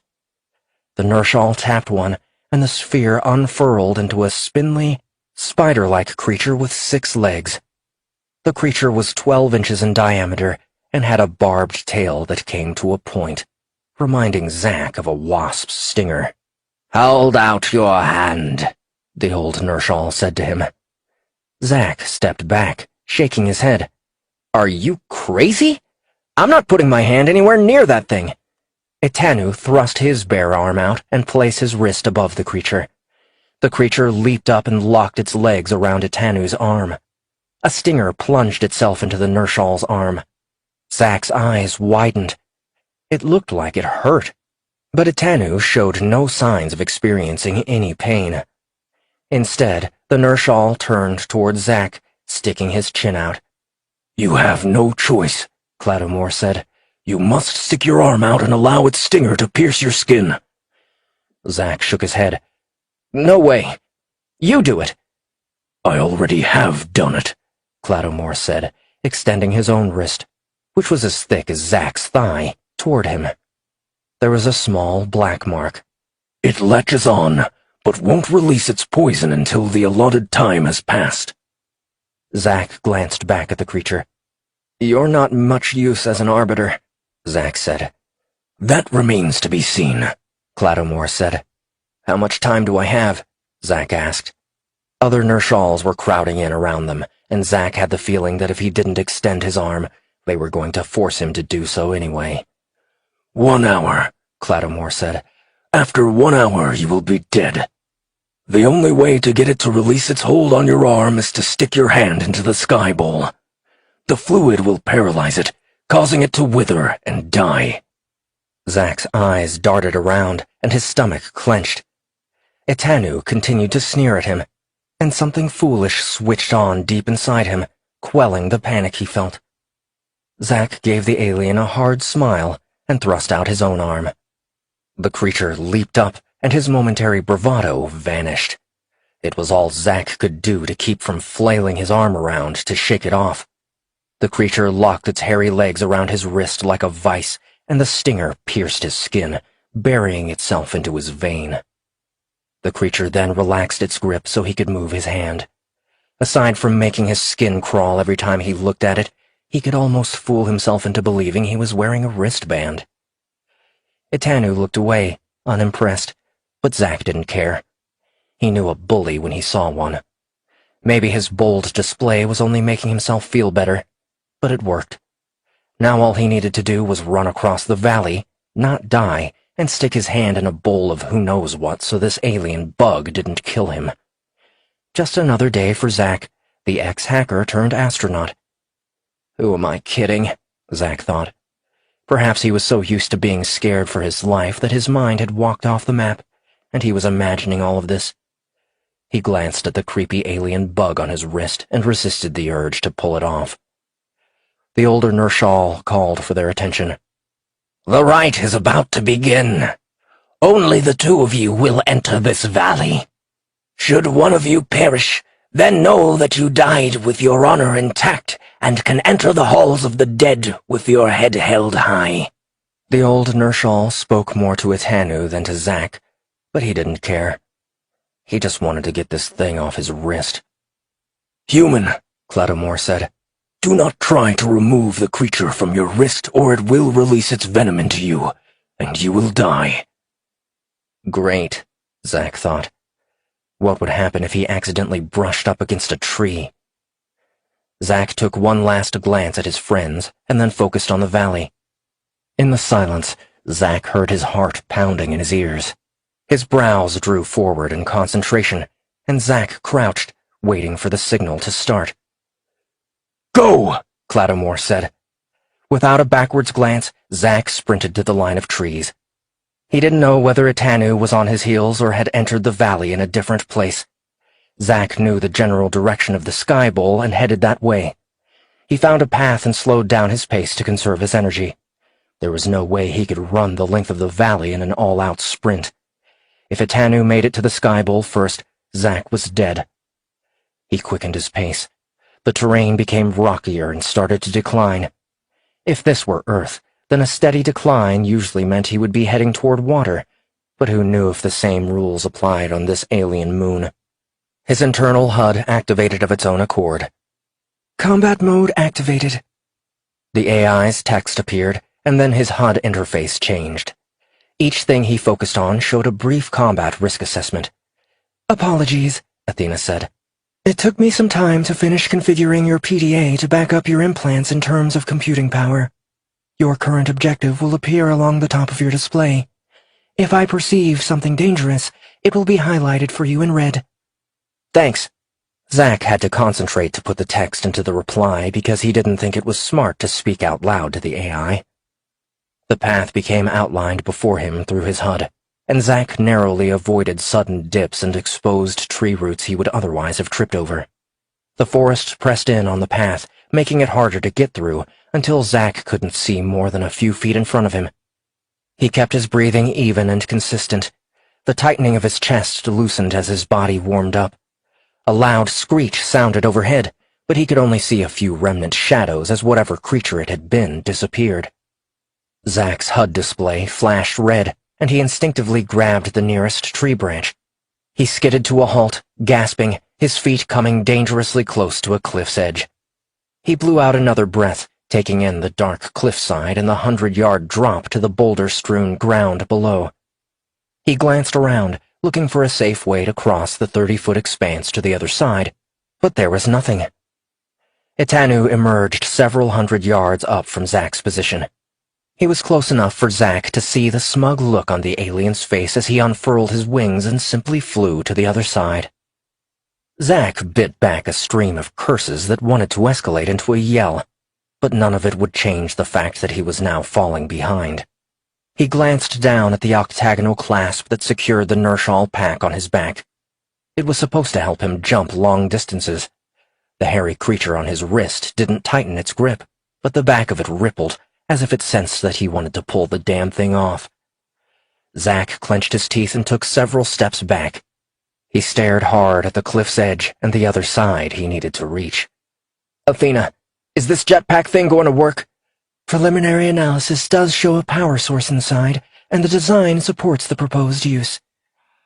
Zack sucked in a deep breath and rubbed the back of his neck. Glimpsing the hairy creature on his wrist, he flinched and snatched his hand away from his face. He didn't have a choice. Grunting, Zack shot forward as fast as he could. He leaped from the edge and slapped his palm against the octagonal clasp. There was a high-pitched squeal, and it felt as if a huge hand lifted and pushed Zack toward the other side. He overshot the edge of the cliff and slammed into a tree. Tumbling down to the ground, he was pelted by tree branches. Zack brought his hand with the poisonous creature to his chest in an effort to protect it. He slammed into the ground and rolled back toward the edge of the cliff, scrambling to grab something to keep from going over the side, but his hands kept slipping. He slid over the cliff and, in the last instant, gripped onto the edge with one hand. With his yells echoing around him, Zack reached for the edge with his other hand to keep himself from swaying.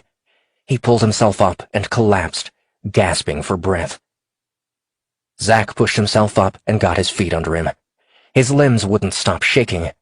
He blew out a breath, and he was shaking his head when the snapping of a tree branch drew his attention. A short distance away, Itanu watched him, and Zack wondered if the Nershal had been watching the whole time. Itanu turned and dashed into the forest. Zack bolted after him and saw him running ahead on a different path. He pressed on as fast as he could, but the Nershal was faster than him. The alien used its wings to take long leaps when it encountered a straightaway. Zack, seeing how effective the tactic was, quickly pressed the octagonal clasp, and the jetpack enabled him to make longer jumps. His landings were clumsy, and he stumbled, barely keeping his feet under him on the forest ground.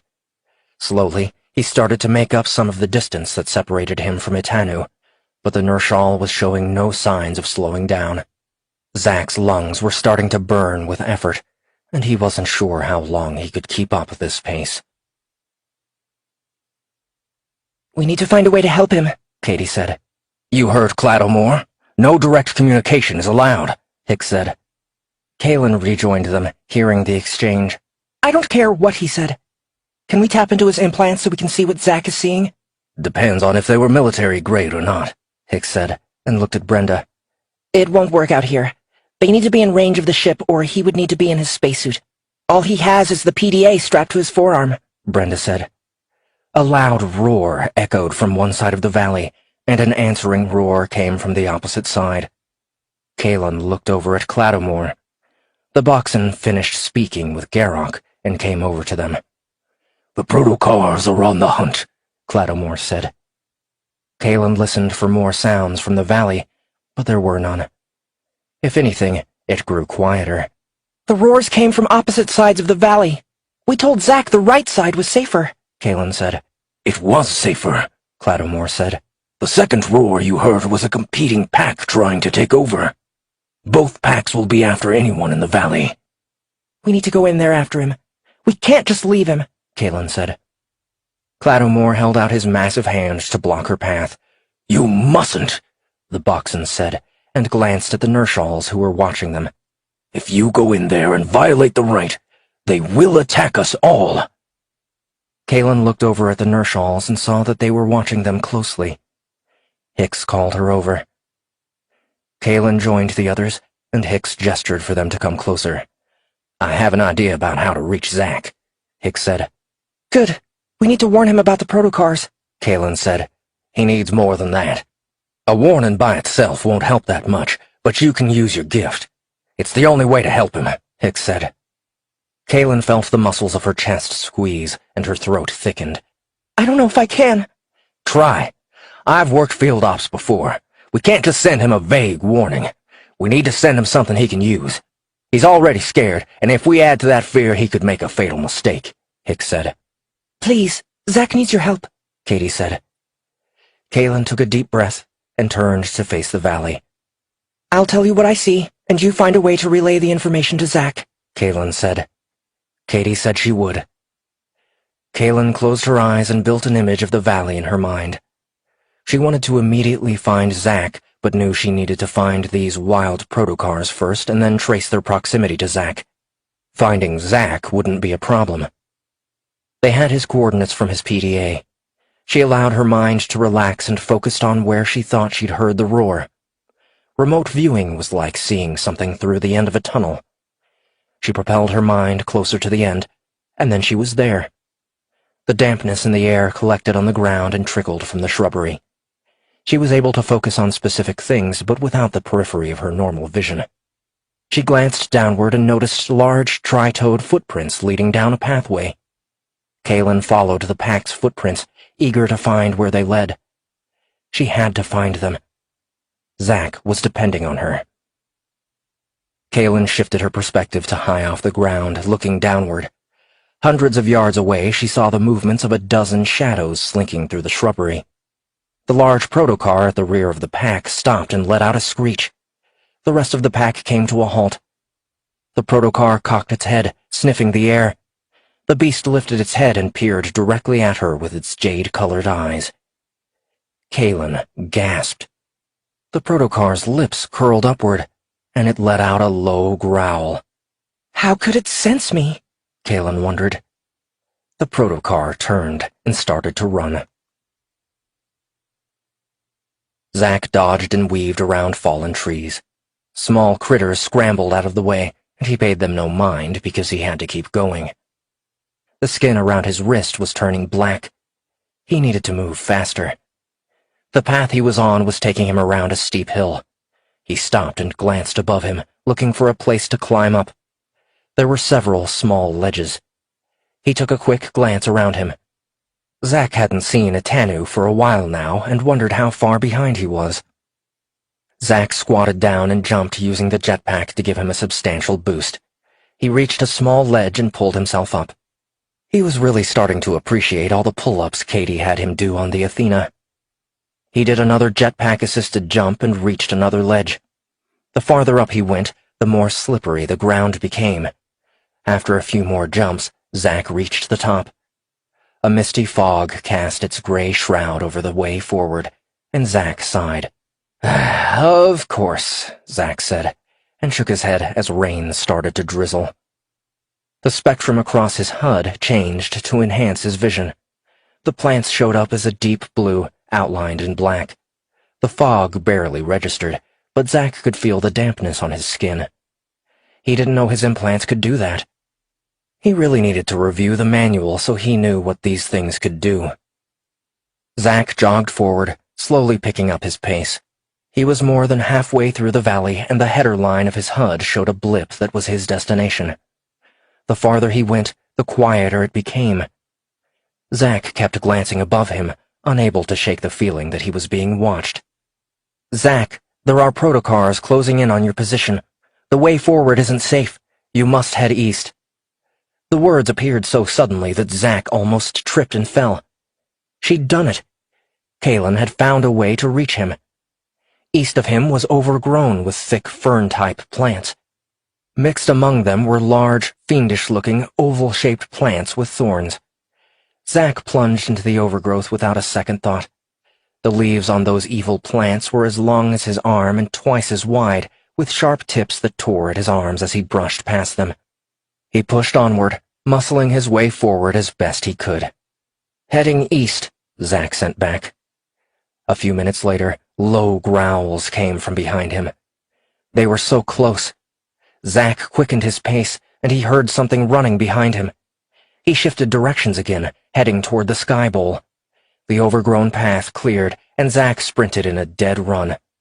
He caught a glimpse of a shadow out of the corner of his eyes, and a thick tree branch with orange pods crashed in front of him. Several of the orange pods burst, sending some sort of vapor into the air.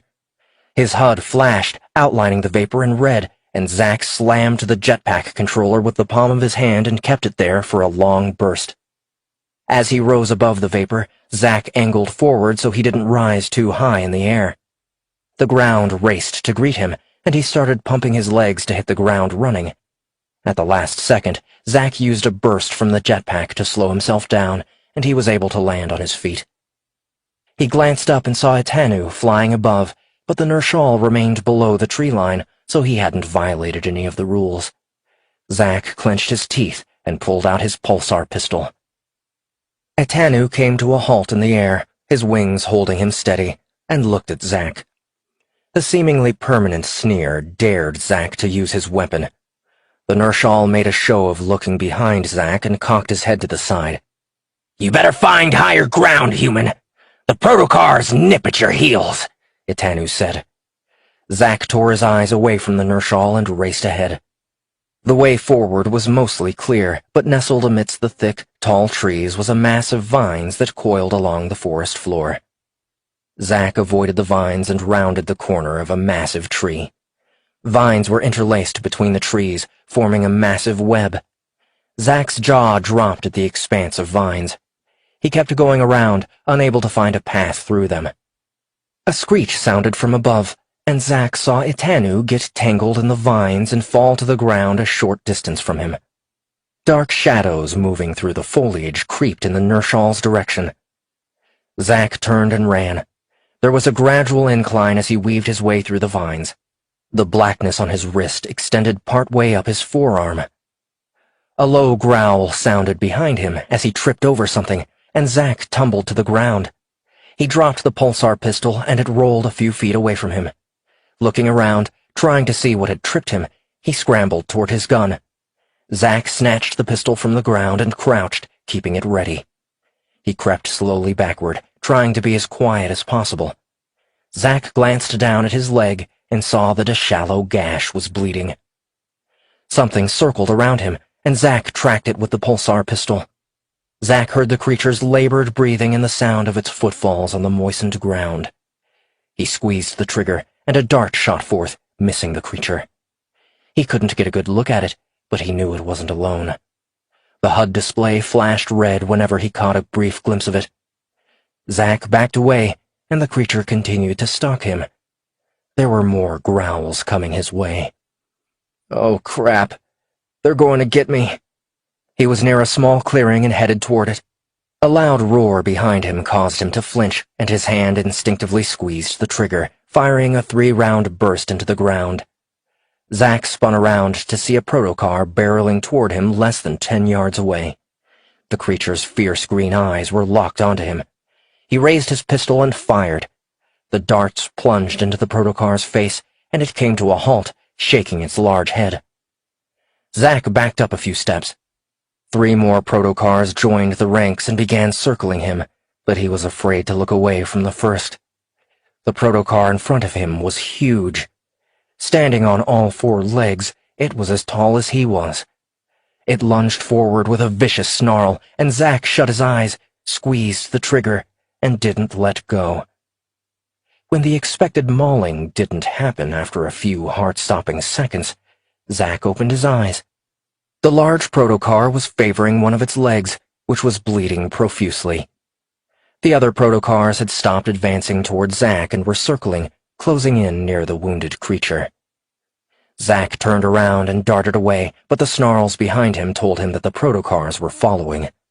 The sky bowl was just over the next rise. If he could reach the top, he'd be better able to defend himself.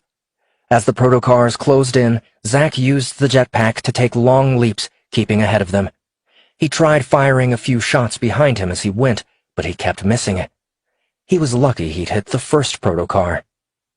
The forest started thinning the steeper the terrain became. Zack's thighs burned, and he couldn't catch his breath. A short distance from him, Itanu emerged. The Nershal had dark blood coming from multiple gashes. Itanu narrowed his gaze at Zack and limped forward. One of his wings was damaged. Zack kept climbing and using the jetpack. Finally, the tone of the protocar's growls changed, sounding farther away. He spun around and saw that the 4 protocars from his earlier encounter had darted off in Itanu's direction. The Nershal desperately flailed his broken wing, but he couldn't get off the ground, and the pain of moving his wounded appendage was mirrored in his agonized expression. He had a long, dark blade in his hand. According to his HUD, the sky bowl was close. All Zack had to do was reach it and stick his hand into the glowing liquid inside to get the poisonous creature off his wrist. But he couldn't. If he left now, the Nershal would die. Without another thought, Zack screamed and waved his arms in the air. The protocar stopped and turned in his direction. Itanu looked up at him as if he didn't know what to do. "Climb up here! I'll distract them," Zack said. He pointed the pulsar at the protocar and squeezed the trigger. Zack didn't know if the darts would even penetrate the creature's skin at this range. Itanu started climbing up, and one of the protocars turned on him. The Nershal swiped out with his blade, catching the protocar on its snout. Yelping, the creature ran away. Hearing this, the other protocars turned from Zack and charged toward Itanu. The Nershal stopped climbing and seemed to be waiting for death to take him. Zack fired again, drawing the protocar's attention back to him. A red warning flashed on his HUD. He had less than 10% of his rounds left. "Go, human! You've won!" Itanu said. Zack shook his head and headed toward the Nershal. The protocars backed away, keeping a wary eye on the pulsar pistol. "We can both get out of here if we work together, or you can die." "Which is it gonna be?" Zack asked. The Nershal's orange eyes watched him as if weighing his words. "Why would you help me?" "Because I'm an idiot, and I can't leave someone to die when I can do something about it. Now put your arm over my shoulder," Zack said. Itanu looked at him doubtfully, but did as he was asked. "The Crowshar won't get us both up there." It took Zack a moment to realize that Itanu meant the jetpack. "It can if you help with your good wing." Zack grabbed hold of Itanu and, for a second, wondered if the Nershal had double-crossed him, intending to push him into the waiting predators. The protocars were getting closer, testing to see if Zack would fire his weapon. Itanu nodded to him, and Zack pressed the clasp on his chest. The jetpack fired, and Itanu used his functioning wing to get them off the ground. They reached the top of the ridge and crashed. The Nershal cried out in pain, but they were free of imminent danger. Zack glanced down the ridge, and the protocars looked up at him for a moment before turning around to head in the opposite direction. 20 feet away was a rocky pillar that ended in a craggy-faced bowl. A soft green glow came from the liquid inside. Itanu limped ahead and turned toward him. "Go ahead. Stick your hand in, and the creature will die." "What about you?"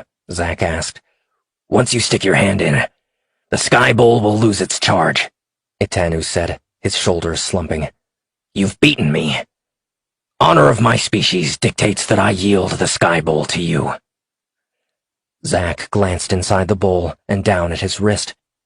The hairy, spider-like creature quivered as if it sensed its own demise. Without further thought, Zack grabbed the Nershal's arm and plunged it inside the bowl at the same time as his own.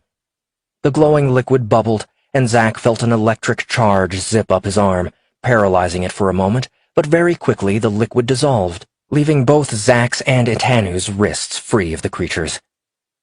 Zack noted a tingling sensation where the creature had latched on, but otherwise felt fine. He glanced at the Nershal and instinctively sprang away from the alien's smoldering gaze, which took Zack by surprise. The Nershal charged forward and grabbed Zack by the throat. "By what right do you dare show mercy during this rite?"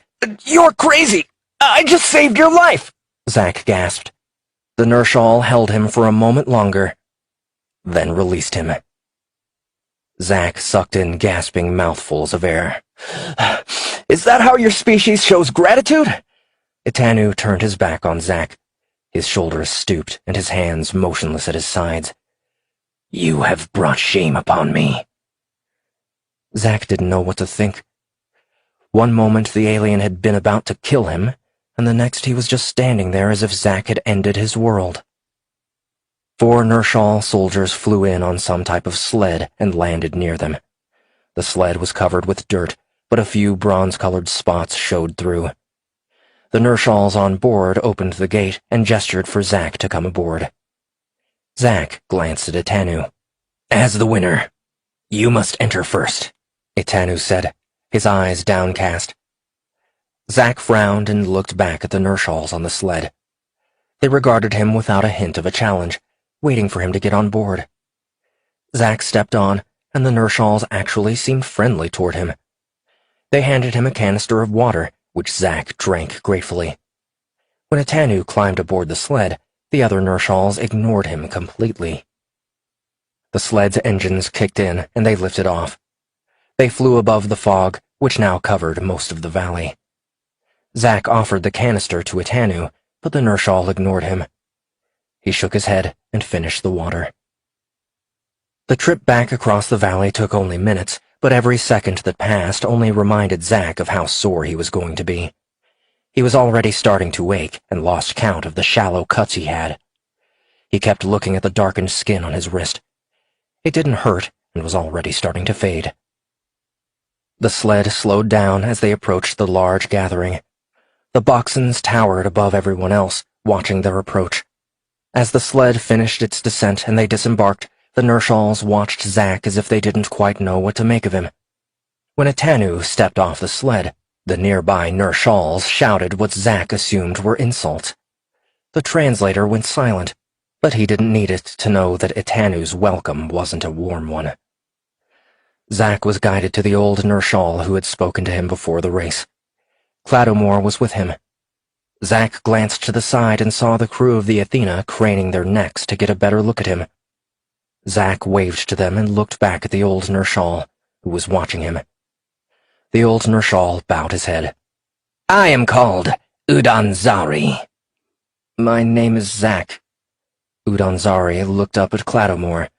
This is the second outsider to have survived the rite in such a short span of time. If this keeps up, the prowess of our warriors will come into question. Clattomore gave a single nod. Zack realized that the Boxen had risked his own life with an offense against the Nershals. Zack wondered what the offense could have been. Since Clattomore was alive, the Nershal he had raced against hadn't survived. Udonzari regarded Etanu, and the young Nershal kept his eyes downcast. The old Nershal looked back at Zack. The rite serves the old ways of handling transgressions and wrongdoings. Once invoked, it cannot be put aside.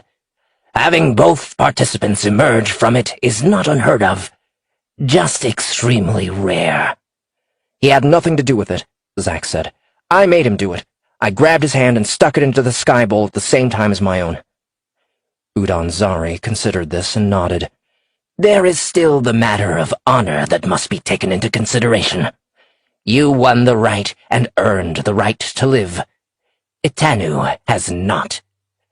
2 Nershal soldiers moved in and grabbed Etanu by his arms. One had a knife drawn. Wait!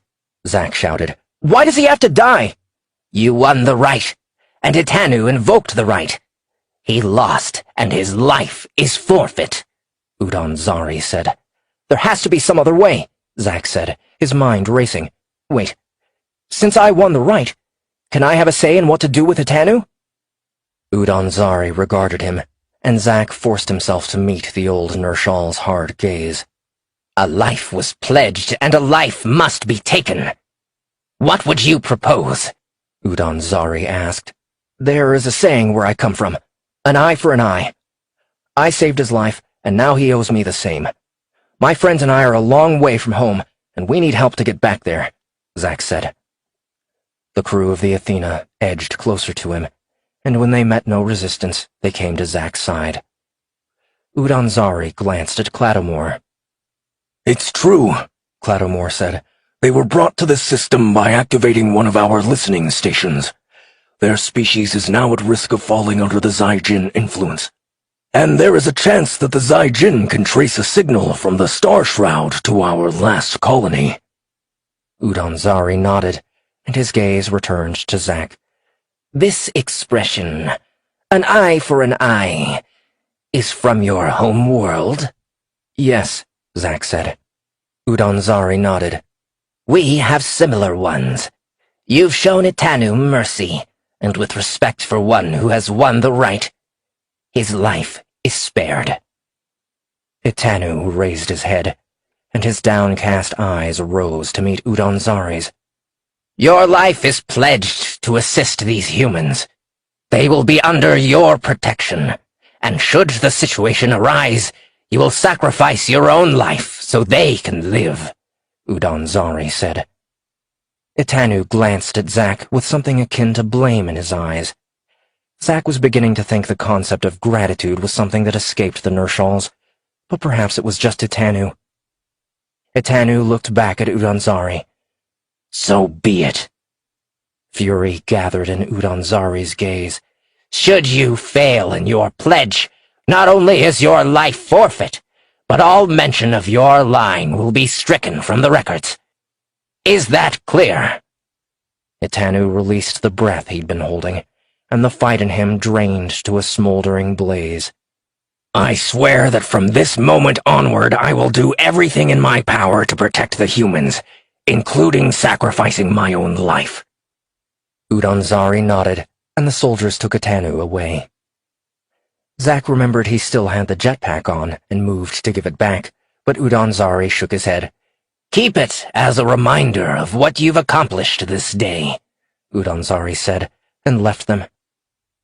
Clattomore came over to Zack, who watched Etanu being led away. Curious that you should fight so hard for someone who would have left you for dead. It's called compassion. I'd have thought that such an advanced species as yours would have heard of it, Zack said, and Clattomore's expression darkened. I really need to learn to keep my mouth shut, Zack thought. Where are they taking him? He's wounded and requires healing. As do you, Cladomore said. The Nershals have a funny way of showing gratitude, Zack said. I'm not sure they see it that way. Some may view your actions as shameful and cause for retribution, Cladomore said. Zack's eyes widened. Are you saying that some of them are going to come after me because I didn't let Etanu die? Cladomore nodded. Some, but not Uranzari. Why not? Because Etanu is his son. While matters of honor are paramount to the Nershals, they can sometimes conflict with paternal instinct, Cladomore said. Zack's eyes darted to the Nershals. Some were still watching him, and he couldn't begin to tell what they were thinking. Come, Cladomore said. We have much to discuss, and your companions are waiting. All Zack wanted to do was sit down and rest, but seeing the others held the exhaustion at bay. Katie reached him first and pulled him into a fierce hug, then proceeded to check his injuries. Brenda came with her medical kit, had him sit down on a fallen log, and began cleaning his wounds. I got your message. It saved my life, Zack said. It was Kalen, Hicks said. Zack looked at Kalen. Thank you. How did you find your way around the no communications rule? Zack asked. Indeed, something I am curious about as well, Cladomore said, taking his ease against a tree. That was Katie, Kalen said. She contacted the Athena, and it was the AI that relayed the information to you. The AI was already in contact with you as part of your implants, so it wasn't a direct communication from us. Cladomore considered this for a moment without speaking.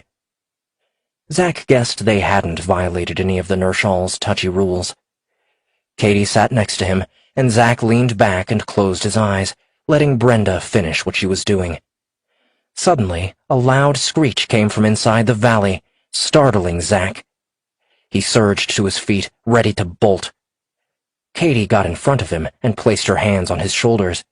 You're all right. They can't get to you here. Zack glanced at the others. Redford gave him a strange look, and Kalen looked as if she wanted to reach out to him. Zack let himself be coaxed back down. Before going into that valley, he wouldn't have given a second thought to a sound like that. Now he wondered if he would ever stop jumping at shadows. He glanced back at Kalen, who was speaking quietly with Hicks. He knew she'd used her ability to help him. But there was something more. It was almost as if she had been there with him.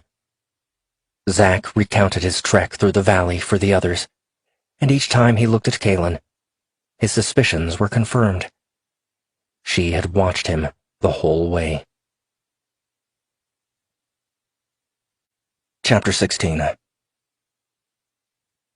Cladomore watched the humans. They had been resting for a few hours and no doubt had questions, but their presence here raised more questions of his own. The humans were a primitive race that he wasn't convinced would ever have been admitted to the Confederation before the Zyjins had betrayed them. But the resourcefulness of the human called Zack had surprised him. He was much stronger than Cladomore had originally thought. He had seen reserves of strength exposed in times of great need among the different species, including his own. Having gone through the rite himself, he hadn't believed the human was going to survive. As it turned out, not only had the human survived, but he had taken steps to ensure the survival of the Nershal who had wanted to see him dead. But benevolence wasn't in all the humans. There were some who warranted closer watching. The one called Redford attempted to conceal his yearning to learn about their advanced technology. Though curiosity was normal for any intelligent race, having dealt with others, he could tell the dangerous kinds of curiosity. The kind of curiosity that looked beyond the technological function of a device and sought the potential for gain. He needed more time to assess the humans and to get the full report from the listening station in their star system. They're an interesting mix, don't you think? Garrock asked. In some respects, Cladomore said. In others, they are brash, prone to violence, and capable of wanton destruction. That's not what I saw in the valley. What makes you say this? Garrock asked. After Majasilax sent the signal to their star system all those years ago, I looked into what would compel her to do so. I reviewed the preliminary reports about the humans. I never would have thought they were capable of decoding the signal, but I was wrong on that account. I underestimated them, but they could be a blight upon the galaxy. Better to use the Star Shroud to keep them ignorant of their surroundings for a few hundred years more to see if the humans can keep from killing themselves, Clattermore said. They know about the Shroud, so keeping them ignorant of anything isn't an option anymore. While what you say may be true of their history, the actions we've observed today show the potential of the cultivation instinct. They need guidance, Garrock said. Clattermore snorted. Our prized instinct didn't help us from discerning the Zai-Jin's true intentions. Yes, but we're not talking about the Zai-Jins. We're talking about the humans, Garrock said. Fine. I will admit that there is also the cultivation instinct in them, the desire to build up the world around them. This will propel them out into the cosmos, but it doesn't mean we have to help them do so, Clattermore said. I thought our function was supposed to be as guides to lead the younger races into harmony. The humans are here, and it is our responsibility to see that they return to their home system safely. There is also the matter of what the AI construct has informed us, Garrock said. That the Mardoxian potential exists in humans? Clattermore said. You saw what their commander was able to do, Garrock said. Clattermore frowned doubtfully. Perhaps they used some other means to keep track of Zack during the rite. Oh, really? Like what? If they are as primitive as you believe, what could they have done that we wouldn't have been able to detect? Garrock asked. If she does have Mardoxian capabilities, then we can't let her fall into Zai-Jin hands. No matter what, Clattermore said. Garrock was about to say something else when the humans approached them. They were of similar size and stature to the Nershals. Some had the look of a soldier, but most of them did not, including their commander, which might be a problem when facing the tough choices ahead of them. Our AI says it's detected some type of message coming in. An alpha priority message, Kalen said. Was it able to decode the message? Clattermore asked. No, it just knows the coordinates of where the message was sent, Kalen said, and relayed the information to them. Clattermore's brows rose, and he exchanged glances with Garrock. The research facility. How is it that we did not detect the signal? Clattermore asked. We're monitoring communications on the planetary surface, not those inbound. We would have needed to send our ship into space in order to monitor for an incoming signal. This would have put all of us at risk if we had needed to leave quickly, Garrock said. This signal came from deep space and was detected by our communications array on the Athena, Kalen said. Garrock raised his bushy eyebrows curiously. Athena is the designation of your ship? Yes, Kalen said. Do all your ships have designations such as this? Garrock asked. Athena was a goddess from mythology. She was associated with wisdom and courage. Some of our ships are named in this tradition and others for famous scientists throughout history, Kalen said. Intriguing. I'd be interested in hearing more about this sometime, Garrock said.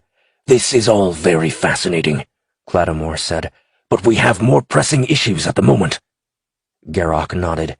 We suspected there was more going on at the research facility than what Ezra led us to believe, Garrock said. Perhaps she isn't aware either way. If the Zai-Jins are sending alpha priority messages, then we need to know what they are and who the intended recipient is, Clattermore said. Garrock glanced at the group of humans. Could they have been traced here so quickly? Clattermore shook his head. The Zai-Jins wouldn't have come straight here for them. This is something else. The original message sent to Earth contained a warning about something called the Zai-Jin, but there was no other mention of it. Can you tell us what it is? Kalen asked. Clattermore glanced at Kalen thoughtfully. What did the warning say? Don't you know? Zack asked. Clattermore's lips pressed together. The message sent to your species was unsanctioned by the Confederation led by the Boxons. So you don't then, Zack said. Clattermore let out a deep sigh. No. Beware of the Zai-Jin, Kalen said. That was the warning. Clattamore glanced at Garrock, who was pointedly looking away. You knew. Garrock looked back at Clattamore and slowly nodded. Do the protocols of cultivation mean nothing? You and Majasalax gave them this as well, Clattamore said. At the mention of Majasalax, the human commander gasped, and Clattamore turned his attention toward her. You know this name? Clattamore asked. Kalen nodded slowly. It's all right. I know her as well. Please tell me how you know about her, Clattamore said. Kalen swallowed hard. When I went into the chamber at the listening station, it activated. I was taken to another place, another chamber like the one I was in, and the being I met there told me her name was Majasalax. I was able to feel her emotions, the pain and regret she felt for the actions that had been taken. She guided me back and told me to find her. That's it, Garrock said. What more proof do we need? She used the Mardoxian chamber. Do you know what this means? We're not the only ones. The other humans looked at their commander in shock. This was something she had kept from them with the exception of their medical officer. We have to get them out of here, Garrock said. No, Clattamore said. The Nershals are only just starting to come around. We need more time. We can't risk letting them fall into Zygen hands, and if we do what I suspect you're thinking of doing, that could become a very real possibility, Garrock said. We're not going anywhere until you tell us what's going on. Who are the Zygens? Kalen asked. Clattamore regarded them all for a moment. It's time they knew the truth. Then they can decide what the best course of action is for themselves, Clattamore said, and turned to address the humans. Before I tell you about the Zygens, I want you to know that it is our intent to help you get back to your star system. The star shrouds are part of a process we use to evaluate species with the potential for interstellar travel. Since your species successfully journeyed to the outer planets in your star system, you are on the brink of expanding the influence of your species within the next 100 years. There is much more I could tell you about the star shrouds, but time is short. Basically, our ancestors observed cataclysmic interstellar conflict among species on the other side of the galaxy. Whole star systems were turned into weapons of massive destruction and flung out across the cosmos. We observed the after effects of this war that consumed the species that fought it. We don't know who they were, and were only able to piece together the remnants they left behind.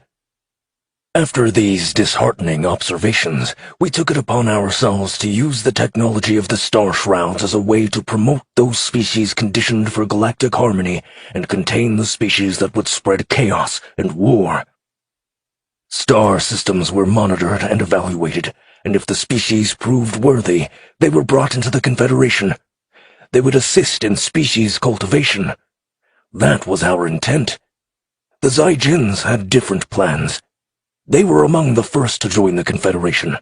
They were charismatic and adored by the other species, highly intelligent and manipulative. As we have learned, compassion was in short supply with the Zygens. In essence, they fooled us into believing they were something other than what they truly were. They sought to unlock the power of the universe and set out to establish their dominance across the Confederation. We fought them, along with some of the other species. Then, as the war went on, the various species of the Confederation began to turn against us. We were hunted in star systems where we thought we were safe. The Zygens were after the Star Shroud network that holds the keys to all the systems being monitored by us. We learned of their intent here in the home of the Nershal star system. We'd been guiding the Nershals, believing they could resist the Zygen influence. We were wrong, and many of our species died because of it. We sent a signal that would take the star shrouds offline. The shroud would continue to operate, but would not send reports back to our home system. Many Boxans were stranded in the more primitive star systems, unable to get home or communicate that they needed aid. We were losing the war with the Zygens, and our home system became their next target. At first we held them off, but they ground us down. What happened to your home world? Kalen asked. Clattamore released a long sigh. A story for another time. What is the Zygen influence? Kalen asked. It's a sickness. We believe the Zygens are able to emit some type of pheromone that can overwhelm the reason centers of the brain across species. We have yet to encounter a species that can resist them fully. We thought the Nershals, with their strict codes of honor, would have been able to resist them, but the Zygens have proven that there is more than one way to sow deceit among the allies, Clattamore said. You were fighting each other, as well as the Zygens? Hicks said. Clattamore looked at Hicks and nodded. The human term, I believe, is called civil war. But as even your history can account for, there is nothing civil about any war. A war fought on many fronts is destined to destroy those who fight them. The influence of the Zygens had spread far and wide. They knew where and how to strike at us to maximize their advantage. By the time we recovered, the damage was done. You see, they were among the most trusted in the Confederation, and their betrayal was hard for my species to comprehend, Clattamore said. Echoes of the screaming fallen flashed through his mind, and he squeezed his eyes shut against the pane. After a few moments he opened his eyes, clamping down the painful memories and the poisonous yearning for better days. The human commander looked at him with something akin to sympathy. The Zygens were like family to you? Kalen asked. Clattamore's furrowed brows drew forward. Not anymore. They are a blight upon the galaxy. Kalen nodded. If the Nershals turned against you, then why would you return? Kalen asked. The Nershals aren't as susceptible to the Zygens as the other species. They turned against us because they believed we had betrayed them, Clattamore said. Did you? Kalen asked. Of course not. We may have kept them in the dark about the neighboring star systems, but we never lied to them. The Zygens did that, and I suspect are doing worse to them under their very noses, Clattamore said. Is there any way to tell if we would be susceptible to the Zygens like the other species? Kalen asked. Nothing I'm willing to try, Clattamore said. But there must be something, Kalen pressed. If you encounter a Zygen, don't speak to it, don't listen to it, and only look at it long enough to fire your weapon and kill it. Otherwise, it will already be too late, Clattamore said. We don't even know what they look like, Kalen said. Clattamore glanced at Garrock. Perhaps it's too much, Garrock said. Clattamore gave a stiff nod, rose to his feet, and walked away. Kalen watched the Boxen's retreating form. He walked as if he carried too many burdens. Did I say something wrong? Kalen asked. Garrock shook his head. Not you.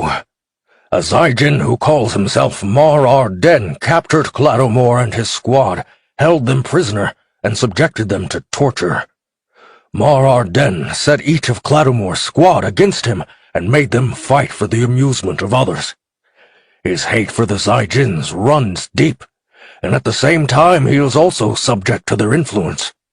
He is part of a handful to have survived being held by Mar Arden, and the only one still alive. Clattamore would say he was set free in the ultimate form of torture. What form of torture is that? Zack asked. Once exposed to the Zygen influence, it becomes like an addiction. Being deprived of the source often renders one grief-stricken and eventually succumbing to despair.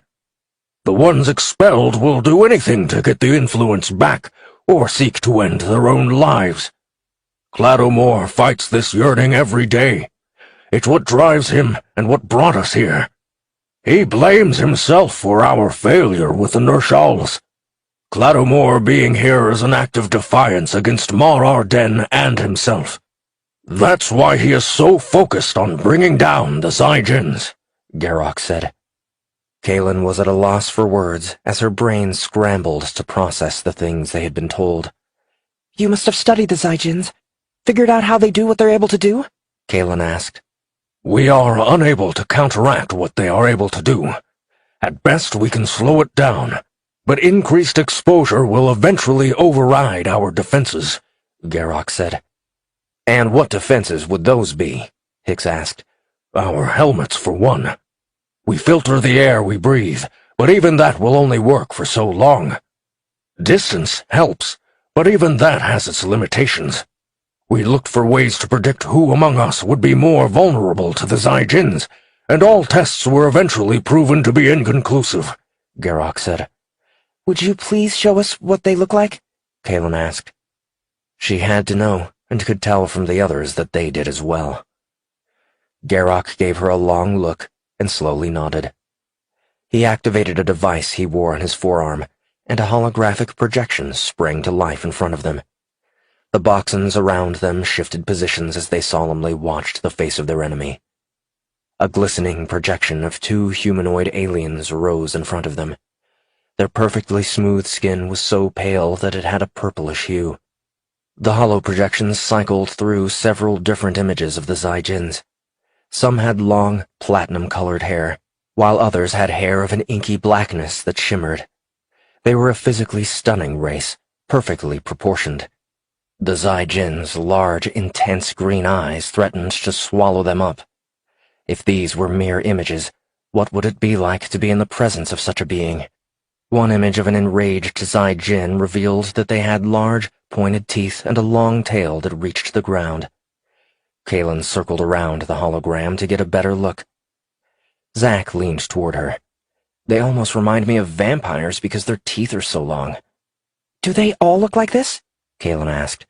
They come from a system whose star doesn't burn as brightly as others. They easily adapted to life in space, with an innate ability to resist most forms of radiation, Garrock said. The Boxon cut off the projection, and more than a few of them stared at the empty space where the hologram had been for a few moments after it was gone. Clattermore returned to them. So now you've seen the face of our enemy. We have no way of knowing which among you would be affected. Bringing you to the research station would be a folly I cannot allow. Give me some time to discuss this with my crew, Kalen said. The crew of the Athena gathered around. I'm not sure going with them on that crusade is the smartest thing we can do, Redford said. I'm not sure we have much of a choice, Kalen said. Why didn't you tell us about what else happened in that chamber? Hicks asked. Honestly, I didn't want you to think I was crazy. I needed time to think about what happened, Kalen said. Hicks nodded. I can understand that. But you can trust us. I got the feeling that they don't even want us going with them to this research station, Zack said. This isn't our fight. Getting involved in a war on this scale is more than any of us signed up for. We're not equipped for this, Redford said. Like I said before, Kalen said, we may not have a choice. By powering on the alien listening station on Pluto, we drew attention to ourselves. They seemed convinced that it is only a matter of time before these Zaijins travel to Earth. They said they would take us back there, but we need to learn all we can before then. How are we going to get them to take us with them? Hicks said. Kalen glanced at all of them and made a decision. Not all of us. Only some of us. The rest I want to send back to the Athena. The response was a mixture of relief from some and a blossoming defiance from the others. I know we're out of our depth. This is more than what any of us signed up for when we came on this mission, but our world just got a whole lot bigger. A few months ago, there was still a debate on alien life being detected in our own galaxy. Now we find ourselves in the middle of an interstellar conflict. I may not be in the military, but I can't honestly see how this conflict isn't going to come to Earth eventually. Do you? Kalen asked them. Hicks and Katie shook their heads. As the only two military people with them, they were the foremost experts. Kalen's right, Hicks said. We need to learn all we can. Agreed. But what if we run into one of these Zaijins? Zack asked. Then we do as the Boxons do. Shoot first and ask questions later, Hicks said. Aside from those who will return to the ship, I guess the only question is how we get them to take us with them, Hicks said. I have that covered, Kalen said, and turned back toward Clattermore, who was quietly speaking with Garrock. You can't break into the research station without our help. Clattermore looked amused. Is that what you think? Between ourselves and the Nurshals who are helping us, I think it's a safe bet that we can get in. But you'll be blind to what's inside, unless one of them knows the layout. I can help you with that, Kalen said, wishing she felt as confident as she sounded. Clattomore watched her as if he could discern her thoughts. "We have someone on the inside who may help us," Clattomore said. Garrock gave Clattomore an incredulous stare. "You can't possibly mean Ezra." "She informed the enforcers of our presence," Garrock said. "Enough time has passed for another visit, then," Clattomore said. Garrock glanced at Kalen and the others. "We can't leave them in the Ner'shal's keeping. I don't like the thought of taking them any more than you do, but what choice do we have? You need everyone you can get in order to breach the research facility's defenses." "We have to move quickly, and the humans would only slow us down. An Alpha priority message means something momentous has happened, and we need to know what that is," Clattomore said. Garrock glanced at the Athena crew again. "You there," Garrock said, pointing at Zack. "Was it you who was able to discern the protocols of the Shroud Network?" Zack pressed his lips together. "Yeah, I saw there was a pattern in the message and used that basic formatting to craft a signal to one of the Shroud devices and got a reply." Garrock nodded and looked at Clattomore. "Some of them could be useful. If he was able to do this, perhaps they can help with the research facility systems," Garrock said. "Hold on," Zack said. "I had months to work on it, and I had help." Clattomore shifted his feet. "I don't like this," he said, and shifted his gaze to Kalen. "Why are you so insistent on coming?" By your own account, our planet is at risk from the Zyjins. If they are as bad as you say they are, then they could pose a very grave threat to our species, and—" Kalen said, and paused for a moment. "I have this feeling that I need to go with you. I don't know how to explain it, but it's there." Garrock's flaxen eyes lit up. "Perhaps she has more of the Mardoxian instinct than we originally thought." Clattomore's brow furrowed. "Very well. I will allow some of you to come with us, but you must stay by me or one of my team. You will do exactly as I command without hesitation. In the research facility, I won't be able to explain everything to you. If you can go along with that, then you can come." Kalen nodded and turned to the others. "Zack, Katie, Hicks, Jonah, you're coming with me. The rest of you will go back to the shuttle and wait on the ship." "What if one of you gets hurt?" Brenda said. "You'll need me." Kalen shook her head. "Most of us have field medical training. It will have to be enough. I don't want to put you in danger needlessly." "Commander," Vitomir said, "I know I may not be the obvious choice, but I can be of help to you." Kalen kept her temper in check. "You want to help? Then help them back on the ship." "I will keep an eye on him, Commander," Nikolai said, glaring at Vitomir coldly. "What about me?" Emma Roberson said. "An alien research facility? Have any of you studied alien life? Even though I haven't studied intelligent life, on the microbial level I've researched bacterial life forms that developed on other planets in our solar system. You're right, Emma. You should come too," Kalen said. Emma closed her mouth and smiled. "Ephron is in charge until I get back," Kalen said. "Without the shuttle, how will you get back to the ship?" Ephron asked. "Either you'll have to come pick us up, or we'll catch a ride with someone else," Kalen said. "Athena?" "I'm here, Commander. I've been monitoring your conversation, and I'm ready to assist in any way I can," replied the AI. "Can you continue to monitor for incoming transmissions and let us know if anything else comes in?" Kalen asked. "Of course, Commander," Athena said. Kalen led them back over to the Boxons. 6 of us will be joining you. The rest of my people will take the shuttle back to our ship." "I would like to see your ship," Garrock said. "I'm not sure it will be possible for you to come on board. The Athena is designed for a being of our height," Kalen said. Garrock's face drew downward. "Of course. I didn't mean physically go on your ship, but perhaps another day. We cannot allow your shuttle to leave until after we go to the research center," Clattomore said. "Why?" Kalen asked. "Because we can't risk it being detected," Clattomore said. Kalen frowned. "We weren't detected on our way here." "No doubt they are on heightened alert now. The Ner'shals with us will help protect those you leave behind," Clattomore said. "Somehow I'm not convinced this is going to help us," Kalen said. I will speak with Udanzari and explain that you do not know their ways so he can assign more open-minded Nershals to protection duty. In addition, I will have one of my soldiers stay with them, Cloudomore said. Thank you, Kalen said. Cloudomore seemed to consider this for a moment and nodded. Hicks came over and asked to speak with her. They walked a short way from the others. The fog still cloistered the valley below, and the sun was well past its zenith. Kalen didn't know how far away this research station was, but she expected they would be leaving soon. "Don't take this question the wrong way, but are you sure you can do this?" Hicks asked. What do you mean? "I mean, map out the facility the Boxons want to infiltrate," Hicks said. I wouldn't have said I could do it if I didn't think I could, Kalen said. Hicks nodded. "Good. But just keep in mind that once we're inside, we might need to call on you for direction. There will be people's lives on the line. Are you prepared for that?" Kalen's brow furrowed in thought. I can do this, Kalen said. "And I'll be by your side while you do," Hicks said, and looked at her, considering whether he wanted to say more.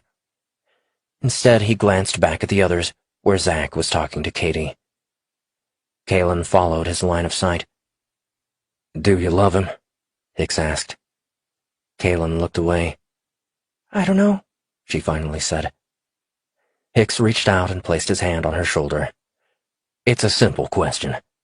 You either do or you don't. I'm not asking because I need to know. I'm asking because you need to know." Kalen closed her eyes, her chest becoming tighter. She opened her eyes and looked over at Zack. What does it matter? He's with Katie. "It matters," Hicks said. "He cares for you more than he lets on. Otherwise, why would he pick a fight with an armed alien for putting his hands on you?" Kalen turned back to Hicks. I'm sorry, Kalen whispered. Hicks smiled. "You don't need to be sorry. It doesn't change how I feel about you. But I think you should tell him how you feel, or you'll always be questioning yourself." Hicks walked away, leaving her alone. She watched him go and wondered if she was making the biggest mistake of her life by letting him do so. He was a good man, and those were few and far between. She glanced at Zack and felt something squeeze her chest, and her throat grew thick. She closed her eyes and took a deep breath, then rejoined the others. Chapter 17. Cloudomore watched one of his soldiers guide a small group of humans and their Nershal escorts back to the human vessel. Two of the humans had the bearings of a soldier. The methodical discipline that came from intense training and habitual surveillance was unmistakable, from the ease and familiarity with which they held their weapons to how they constantly watched their surroundings. The remaining humans were not soldiers. They were specialists, and each had something unique to offer, but none were equipped to deal with what they were about to do. Bringing non-combatants on a mission such as they were about to launch was extremely risky. Yet, they were determined. Kalen, their commander, possessed the Mardoxian potential. He wasn't sure that she could deliver on what she'd promised regarding her abilities, but he wasn't about to let that chance slip away. Despite all the doubts the Council had about returning to the Nershal star system, he'd found some Nershals who didn't subscribe to allying with the Zyjins. This didn't necessarily mean they would ally with the Boxons, but it would be enough for him to break the alliance. Without the Nershal's navigation skill set, the Zyjin fleets would be hindered. Anything that could make the Zyjins weaker was a strong victory, not only for the Boxons but for all the species who had been subverted by the Zyjins. He'd given orders that the humans were to be protected at all costs. Perhaps they would get lucky and be in and out of the facility without alerting anyone, but he was too seasoned a soldier to expect that. The large group of Nershals was dispersing, heading off to spread the word and hopefully get others to join their cause. The population on Celebes was only a fraction of what was on the Nershal home planet. Coming here had been an experiment, and while most Nershals were openly hostile toward them, there were still some who welcomed Cloudomore and the Boxons back. He walked back to where everyone waited. His long strides would have been enough to keep any human hopping to keep up with him. He heard the low whine of the powered sleds hovering over the ground. The Nershals would be giving them a ride, and Cladomore appreciated it as it would conserve the power supply they needed for their armor. Kaylin hoped she wasn't making a mistake by sending the rest of the crew back to the shuttle. She was lost in thought when Cladomore called them together so they could prepare to leave for the Nershall research facility. "I have a question," Zack said after they had gathered around. Cladomore nodded for Zack to speak. "I'm wondering about the priority message we detected. Did the actual message reach the research facility? And if so, isn't there a way we can remotely access their systems to retrieve the message?" Zack asked. No, we can't retrieve the message unless we're inside the research facility, Cladomore said. The Nershalls will follow standard protocol for high-priority messages with potentially sensitive information and move it to a closed system before it can be read. "How do you know they'll do that?" Zack asked. Based on our own observations, the Nershalls follow the Zaijin's procedures, which they learned from us, Cladomore said. Zack nodded. It was just a thought. Cladomore nodded and addressed the rest of them. We have 3 sleds that will take us to the facility. 2 will be held in reserve to provide a distraction while we attempt to get inside. Once on the ground, I will attempt to make contact with Ezra, who will get us into the facility. Should Ezra prove uncooperative, then we'll find another way. Once inside, Garrock will use one of our slicers to get into the facility's network. From there, it's a matter of allowing the AI to tell us where in the system the message is located. After that, we move to intercept. The research facility isn't a military installation, but they do have several enforcer squads that are well-equipped, Cladomore said. A group of Nershalls approached. Their brown uniforms had black armored sections that gave them maximum protection with ease of movement. Each carried a combat knife and some type of assault rifle. Their wings were folded so they all but disappeared from view. Etanu approached them. The Nershall's wounds were almost gone, and Zack wasn't sure if this was because of some type of advanced alien healing technology or if Etanu was just that strong. He carried several folded brown pieces of cloth and handed each of them one. Zack took his and unfolded it. The brown cloth was a hood that would cover their heads and part of their shoulders.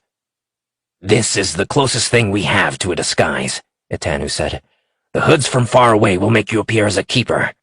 The keepers are workers who look after the research facility grounds."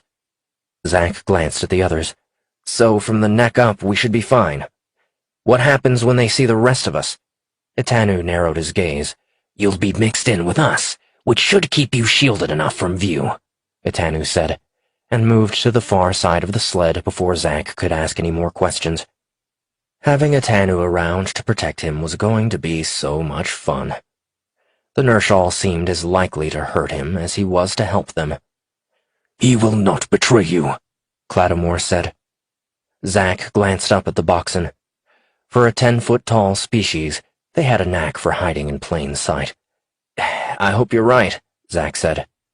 Etanu has given his word. As I've said before, honor is of paramount importance to the Nershalls.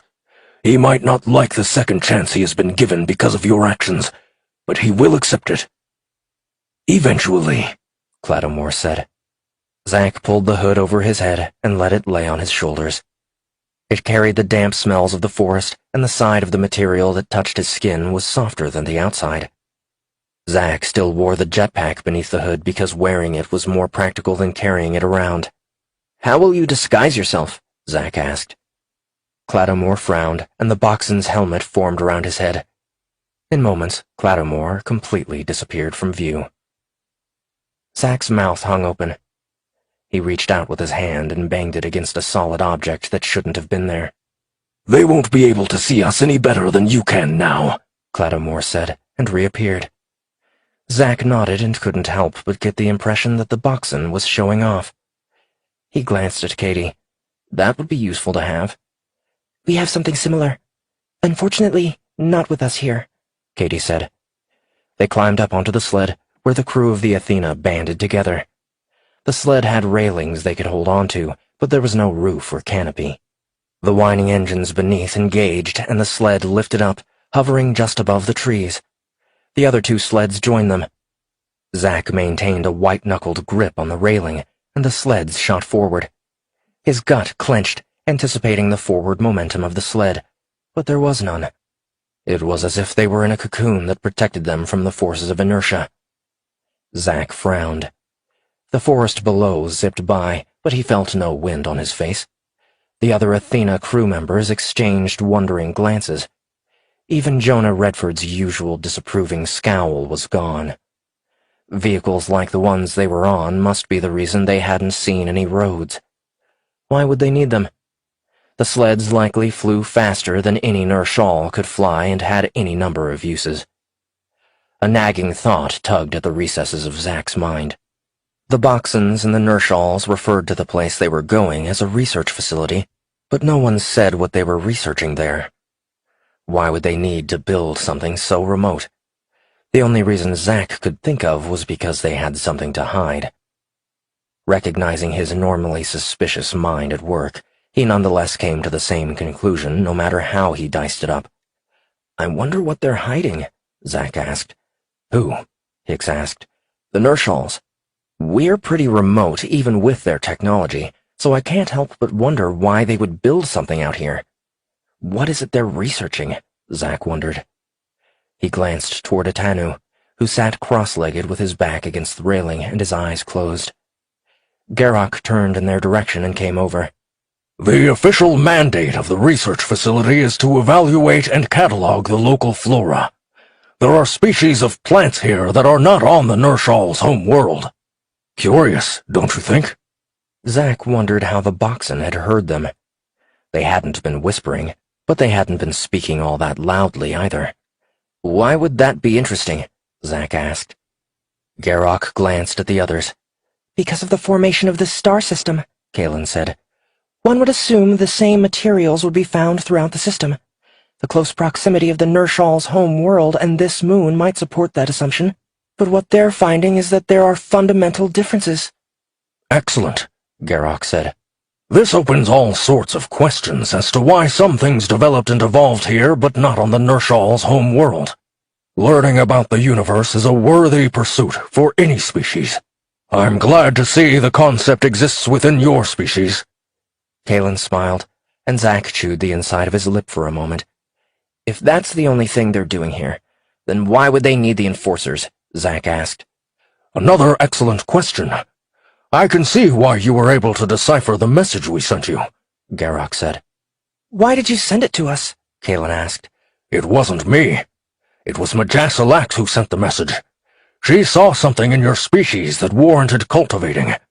As to the specifics of why, I cannot say. Perhaps you will be able to ask her one day," Garrock said. The other two sleds split off from them, each heading in opposite directions. They would circle around and approach the Nershal research facility from different vantage points. The Boxens engaged their cloaking mechanisms and disappeared from view. Zack pulled up his hood, and the others did the same. He glanced at Kalen, who had her eyes closed, her brow crinkling in concentration. He couldn't explain how she was able to do what she could do, but he appreciated it nonetheless. He wouldn't be standing here if not for Kalen and her abilities. He just hated all the tension between them now. He felt his throat constrict for a moment. Had he somehow wronged Kalen? When Atanu struck her, Zack had reacted before he could form any thoughts. He was with Katie now. Shouldn't his feelings for Kalen have faded? Was she so mad at him because she'd suddenly realized she had feelings for him? There was nothing he could do about that. He certainly couldn't talk to anyone here about it. Zack glanced at Katie, who was looking away from him. He still didn't know what he had done to garner Katie's attention. Both Katie and Kalen were beautiful, but in very different ways. With Katie there was a sultry promise of sensuousness in the sway of her hips, her dark eyes, and her tanned skin. She was strong and direct, but without being domineering. Zack had always liked Kalen's thick chestnut hair and the way it came to rest from her delicate neckline to the rise of her cheekbones. Though she never acted like it, Kalen had regal, aristocratic beauty, with graceful facial features chiseled from artisans of the Gold Coast where she'd grown up. Perhaps the fact that her family was extremely wealthy had kept him from pursuing her when they were younger. What could he offer her? When he left MIT all those years ago, He'd expected Kalen to be off ruling the world somewhere in a Manhattan high-rise by the time 10 years had passed. The fact that she'd never pursued any of that spoke volumes. Katie touched his arm. Look at that. The forest gave way to grasslands and open fields. The hilly landscape stretched out, and Zack could see several circular-shaped buildings that formed a complex. Each layered building was joined with its neighbor. One of the Nershals at the front of the sled spoke into his comms device. None of the others appeared to be alarmed, so Zack took his cue from them and decided not to worry about it. One side of the complex seemed entirely made up of open balconies with small shapes zooming onto and away from them. A small smile touched Zack's lips as he realized that every child must surely fantasize about having wings and flying off whenever they wanted. But seeing the Nershals do this left Zack wondering what it would be like to fly. Flying, to the Nershals, would be as natural as walking, an activity Zack didn't think about much. Along the outer edges of the complex were open pads where other sleds were parked. They flew over the parked sleds, and the Nershals below barely gave them a passing glance. "Take us to the far side, closer to the maintenance entrance," Clattomore said. The Nershal pilot circled the complex. The entire structure was made up of sprawling decks that were 6 levels high and resembled giant steps carved into the hillside. The pilot slowed the sled and hovered over the rooftop of the midline level. Clattomore told the pilot to take them down one more level, where they quickly exited the sled. The plan was that the pilot would fly away and land somewhere close by to monitor for their signal. Zack's HUD switched to combat mode. 6 Boxons were outlined, but only because they shared their positions with the rest of the group.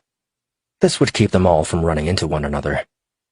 Zack and the Athena crew were cloistered in the center, but the Nershals inserted themselves among them.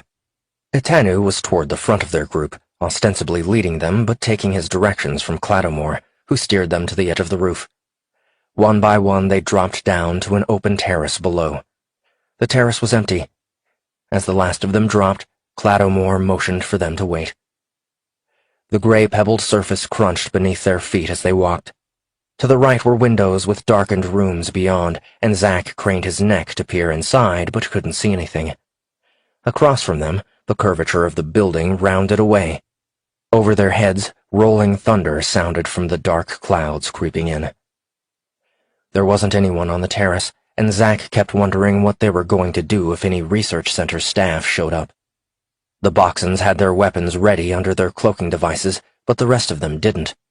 They had to keep up the appearance that they belonged here. Clattomore led them toward a large, metallic gray door. There was a keypad with red foreign symbols on the outside. Clattomore had them stop again while he watched the door expectantly. Several of the Boxons crouched, scanning the area while they waited, and the Nershals with them began casually interacting. The door opened, and out walked a female Nershal. She had pale green skin and large eyes the color of a deep sunset on a clear day, and her long limbs gracefully swung in stride as she came onto the terrace. She glanced at them as she passed, and her large eyes narrowed suspiciously. As the door hissed shut behind her, Clattomore uncloaked himself. He stood with his arms raised slightly away from his sides, the open palms of his large hands showing. "Ezra, I've come to speak to you," Clattomore said. Ezra's lips raised in a half-snarl. You've jammed my communications. "I can't afford to take any chances. You must listen to me," Clattomore said. Ezra's gaze swept over them, and Itanu stepped forward so she could see him. I don't know who you are, but you've let the Boxons poison your mind, Ezra said. Itanu shook his head. No. It is the Zai-Jins who poison our species with their lies and change us into something we're not. Ezra turned her gaze to Clattomore. You think coming here with them will change my mind? "I hoped you'd had some time to consider the things I said when we last spoke," Clattomore said. Ezra's sneer faltered for a minute. Nothing has changed. I will summon the enforcers for you. Clattomore watched her for a moment, considering. "An Alpha priority message was sent to this facility. We need to find out what it is." Ezra's mouth hung open in astonishment. There's been no... I will not help you. Ezra said, stepping back from him, her wings opening. Clattomore sprang forward and grabbed the Nershal by the arm. Ezra flapped her wings, but to no avail. The Boxen was much too big, and there was no way she could overcome his strength on her own. Clattomore pulled her down and shackled her wrists. I tried to reason with you. I'd prefer it if you would help us, Clattomore said, and glanced back at the others. But there are bigger things at stake than your blindness. You will help us whether you wish it or not. Ezra flailed and screamed. Clattomore nodded toward her, and Etanu raced in. They put a glowing necklace around her throat, and Ezra's screams were cut off. Ezra's eyes widened in horror, and no sound came out as she tried to speak. You will not be harmed, but I can't have you alerting anyone to our presence, Clattomore said. He pulled her toward the door and held her palm above the keypad. The door opened to a long corridor, and they went inside. The Boxens uncloaked themselves, and several went on ahead to secure the area. At the sight of them, Ezra ceased her struggling. I'll turn off the suppressor around your neck so you can answer. If you scream again, I'll turn it back on, Clattomore said. Ezra pressed her lips together and glared at him for a moment, and then nodded. An Alpha priority message was sent to this facility. Where would it have been processed? Clattomore asked. I already told you. There has been no message. Your intel is wrong, Ezra said.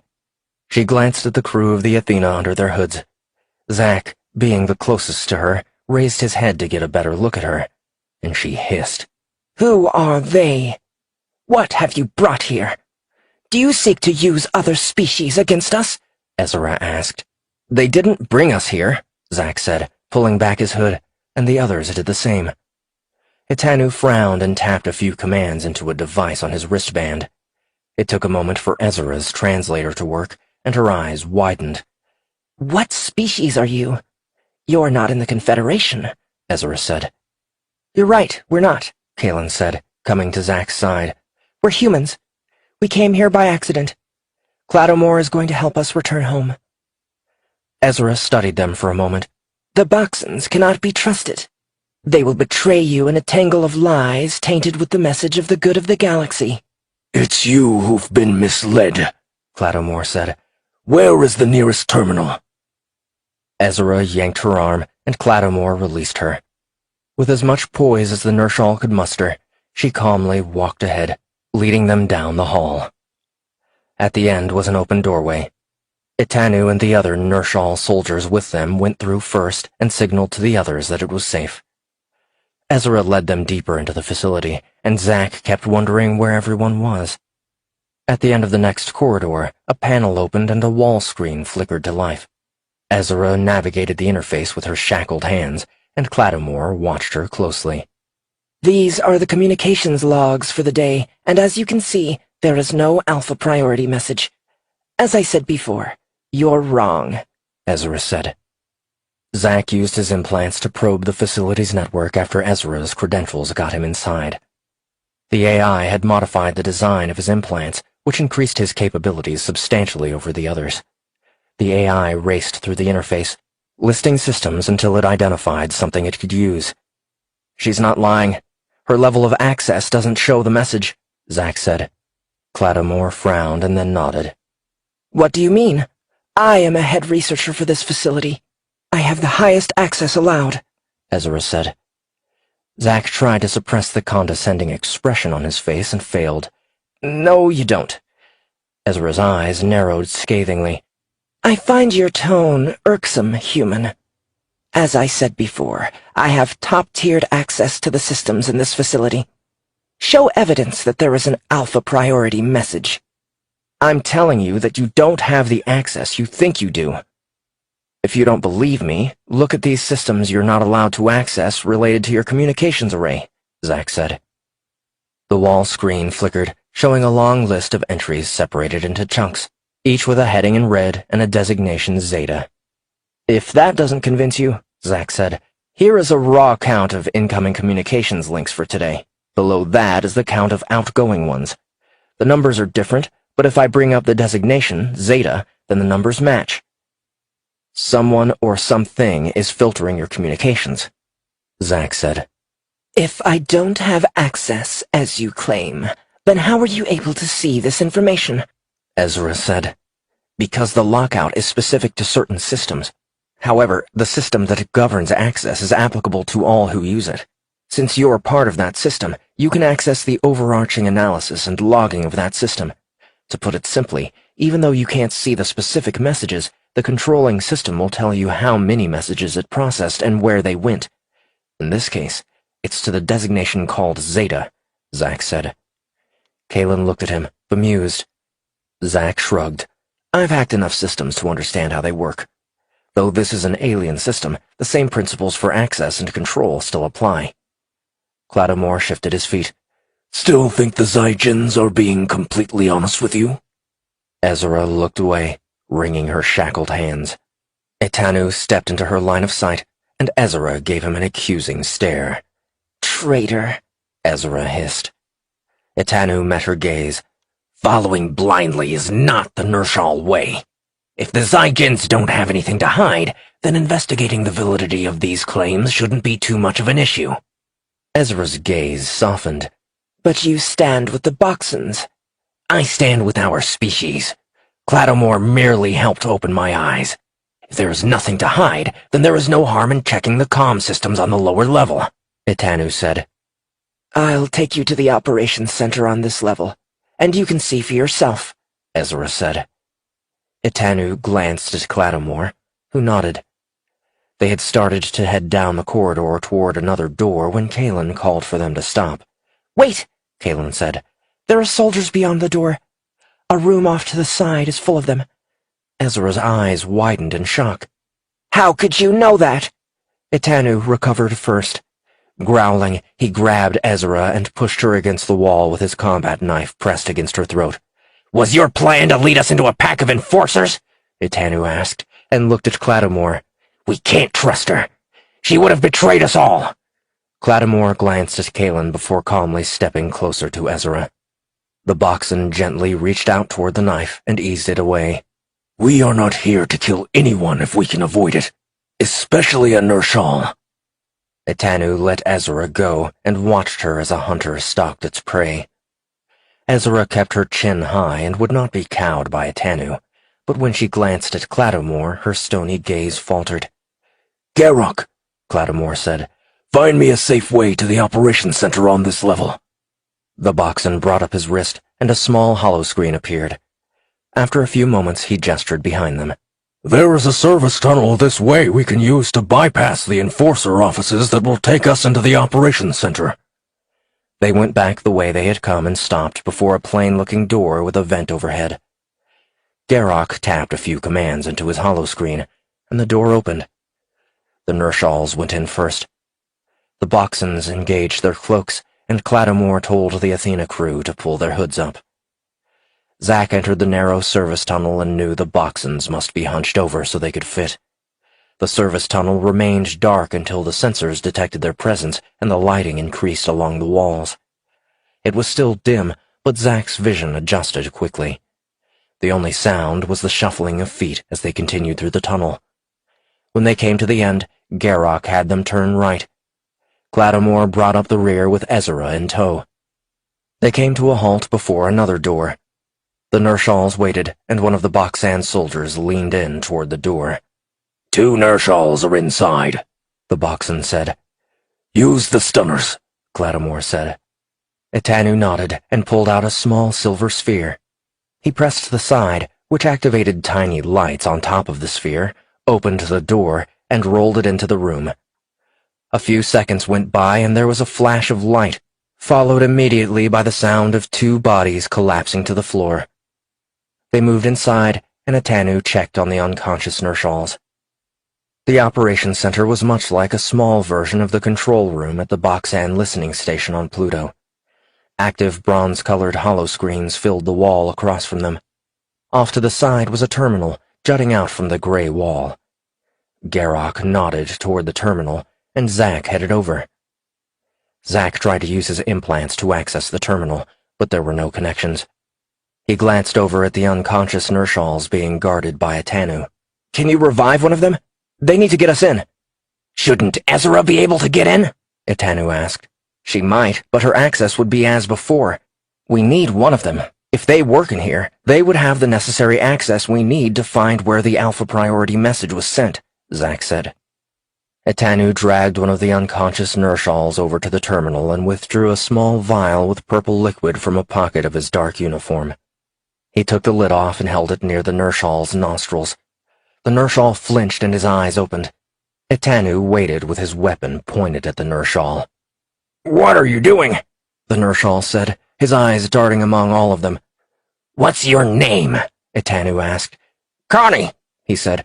"Please, don't hurt me. If you cooperate, you will not be harmed. We need you to access the terminal. An Alpha Priority message was sent here, and we need to know where it went," Etanu said. Connie's eyes widened, and he glanced at the others. "Boxons," Connie said, and saw Ezra with her hands bound. "I can't access the message." "But you can confirm there was one," Clattomore said. Connie looked up at the Boxon, his lips trembling. "I can't. They'll hurt me. They'll hurt my bondmate." "We can protect you," Clattomore said. Connie shook his head and glanced at the unconscious Nershal across the room. "There are rumors of Nershals being taken. My old partner started checking into it, and he went missing." Ezra stepped forward and squatted down so she was eye level with Connie. If there was suspicious activity, why didn't they report it to the enforcers? Connie flinched. "It was the enforcers who took him." Where did they take him? Ezra asked. Connie stared at Ezra as if he recognized her. "I've seen you before. You're a lead scientist here." That's right, Ezra said. Where did they take your co-worker? "I don't know. I stopped asking questions," Connie said, and sucked in a shaky breath. Ezra glanced up at Clattomore, who watched her expectantly. This proves nothing. "We'll see," Clattomore said, and then looked at Connie. "If you help us, we will get you and your bondmate out of here." Connie's gasping eased. "Do you promise?" "A Boxon never breaks his word once it is given. I promise you that we will help you," Clattomore said. Connie nodded and pushed himself up off the floor. He went to the terminal and opened up the interface. It would be under the designation Zeta, Zack said. Connie glanced over at him and then turned back to the terminal. "The log entry for an Alpha message was sent down to level 11. Ezra snorted. There are only 7 sublevels in this facility. "He just confirmed that an Alpha Priority message was received by this facility, and you question whether there are sublevels of which you are not aware?" Clattomore asked. Ezra looked away and didn't answer. "You don't need to align with me and my species, but you must admit that the Zygens are keeping secrets from you," Clattomore said. Ezra glared at him as if holding him responsible for the truth. Connie, Ezra said. Can you grant my identification access to sublevel 11? Don't do that, Zack said. If you do, you'll draw unwanted attention. What we need is to use someone's identification who already has access to that level. My guess would be that a Zygen has access to the system. Zack kept his head down as he spoke so the Nershal couldn't see his face. Clattomore nodded. "Bring up a list of Zygens currently at the facility." Connie entered a few commands, and a small list displayed. "Mar Arden!" Clattomore growled, his flaxen eyes ablaze with hate. Garrock grabbed Clattomore. "The mission is to retrieve the message, not get revenge. Remember who is with us. You can take her to the colony. I want Mar Arden," Clattomore said. "No," Garrock replied sharply. "We're not here for your vengeance. We're here for the Nershals, to expose the Zygens for what they truly are." Clattomore's shoulders rose and fell vigorously with his powerful breath. Garrock leaned in and spoke quietly so only Clattomore could hear. Zack glanced at Kalen, whose ashen face watched Clattomore in horror. Zack got the sense that Clattomore had a brooding soul, but the vehemence of his rage bordered on primal ferocity. The Boxon had seemed so calm and collected until he'd seen the name of that Zygen. What if the message is for him? Garrock said. This got Clattamore's attention.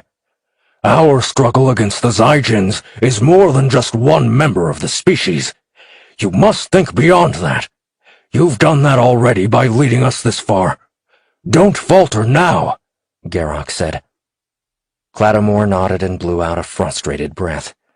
Give us Mar Arden's identity tag, Clattamore said to Connie. The Ner'shal's shaky hands zipped through the terminal's interface. He produced a small metallic card, and Etanu moved to take it, but Ezra beat him to it.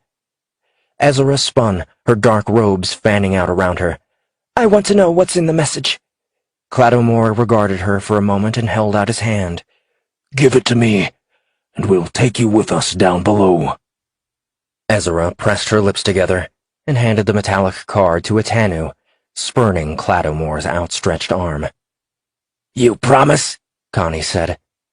Clattamore nodded. Take him out. Get his bondmate and head to the meeting point, Clattamore said.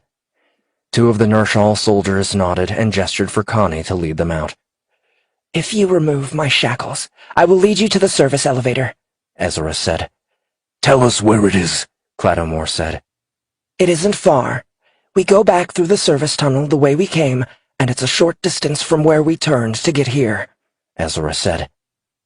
Clattamore glanced at Kaelin, who had closed her eyes. After a few moments, Kaelin opened her eyes and gave Clattamore a single nod. Ezra noticed the exchange, but didn't say anything. Very well, but we'll keep the shackles on for now, Clattamore said. One of the Ner'shal soldiers took up position next to Ezra, and they headed back into the service tunnel. The Boxons engaged their cloaks and faded from view. They moved quickly through the service tunnels and found the elevator. Because it was a service elevator, it was large enough to hold all of them. Etanu inserted the metallic card into the slot, and the menu above changed to offer more levels. Ezra's brow furrowed as she watched him. Etanu selected level 11, and the doors shut. The elevator eased them down, and Zack had to focus to feel any type of descent. After a few moments, the door opened to a well-lit, deserted hallway. The white walls gleamed and were unlike any other part of the facility they had seen so far. The Ner'shals went ahead. Ezra lingered just outside the elevator. I suppose the existence of this place pleases you. Clattamore disengaged his cloak. The truth simply is, it doesn't exist to make us happy. Does it please me for you to finally learn that the Zygens have been lying to your species? No. It fills me with anger and regret that we let them into the Confederation. We cultivated their species. You're paying the price for our failure. Ezra's crestfallen eyes looked down, and she allowed herself to be led onward. Katie had her assault rifle ready, and Zack raised an eyebrow questioningly. Be ready. Anyone we run into from here on out will not be friendly. They will be among those who knowingly deceived their own kind, Katie said. She's right, Hicks said. Zack swallowed hard and nodded. Down the hallway, they came to the end and turned right. The hallway split, and Clattamore called them to a halt. I'm getting life readings that way, but Connie's instruction takes us in the opposite direction, Garrock said. A muffled wail came from the direction of the life readings. Clattamore frowned and nodded for two Boxons to check it out. They waited while the two Boxan soldiers scouted the area. Zack couldn't make sense of how a creature so large could move so quietly. Sir, you need to see this, a Boxan soldier called to them. Clattamore led them in the opposite direction than they needed to go, and Zack couldn't help the sinking feeling in his stomach. They rounded the corner, and windows that gave off a blue glow lined either side of the hallway. Beyond the windows were small rooms. Zack heard Emma stifle a gasp as they saw the occupants. Inside each of the cells were Ner'shals, but they looked different. Instead of the healthy greenish skin, these were almost completely black. They were wild-eyed and didn't seem to recognize the Ner'shals on the outside. One threw himself into the window and bounced off. Some had had their wings removed, and others had different deformities, from lost limbs to elongated features, as if they were a creature that had stepped out from a nightmare. "What happened to them?" Zack asked. "They're being experimented on. See the head wounds on these over here? They've recently undergone some type of procedure," Clattamore said. Etanu and the other Nershal soldiers gazed through the windows, their bodies still as they took it all in. A deep growl sounded from a large cell toward the far end of the corridor, and the Boxons brought up their weapons. The deep growl sounded again and was accompanied by a loud slam. Even the creatures inside the cells cowed back. They cautiously moved forward and came before a large window, but the cell beyond was dark, as if the light would only penetrate so far.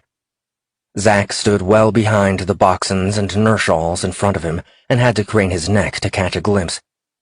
Ezra worked her way forward until she was just outside the window, her eyes wide with fear. A massive clawed fist slammed into the window, and the creature inside roared, suddenly emerging from the darkness. The creature unfurled its wings, filling the space on either side of it, and bared rows of sharp, lethal-looking teeth. A long tail with yellow markings on one side rose behind it, and a long black stinger slammed into the window directly in front of Ezra.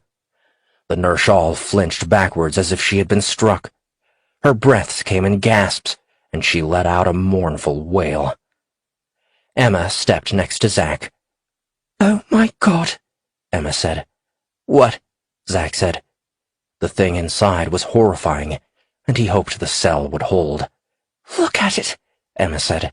"They've done genetic experimentation on them. Look at the features.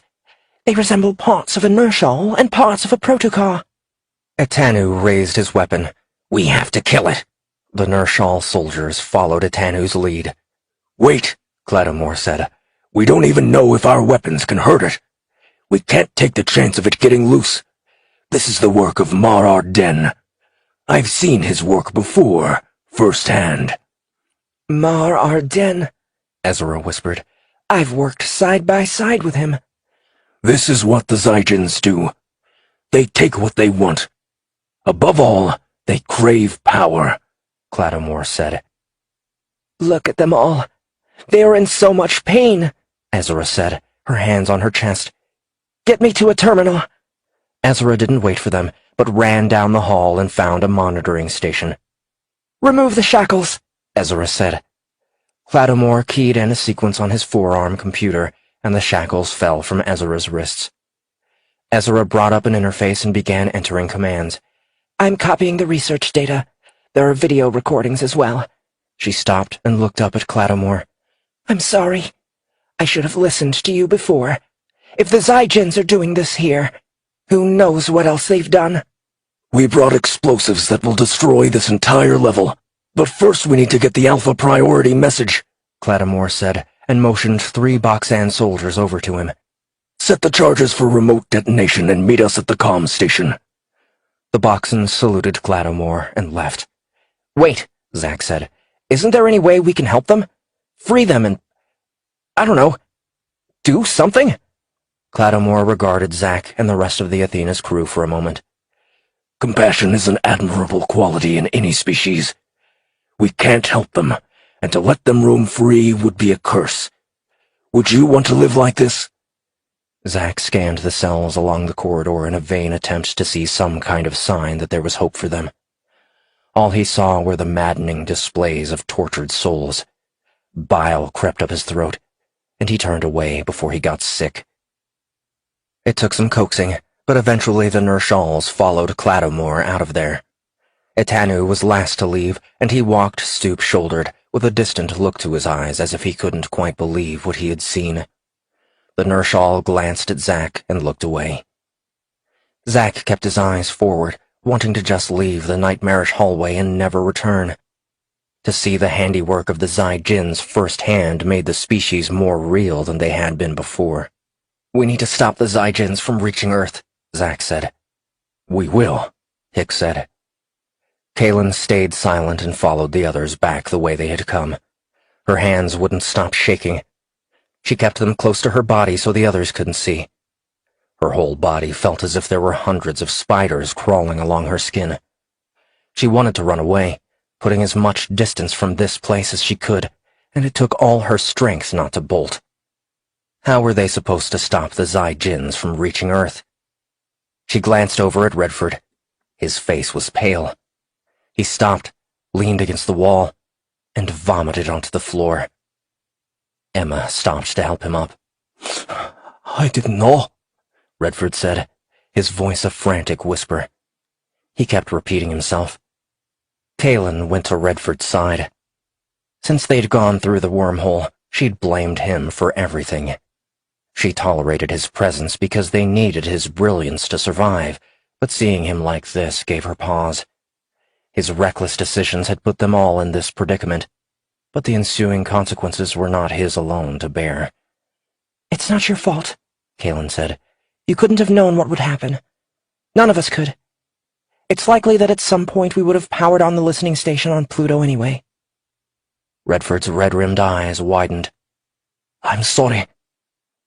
Emma stayed with Redford, and Kaelin moved ahead.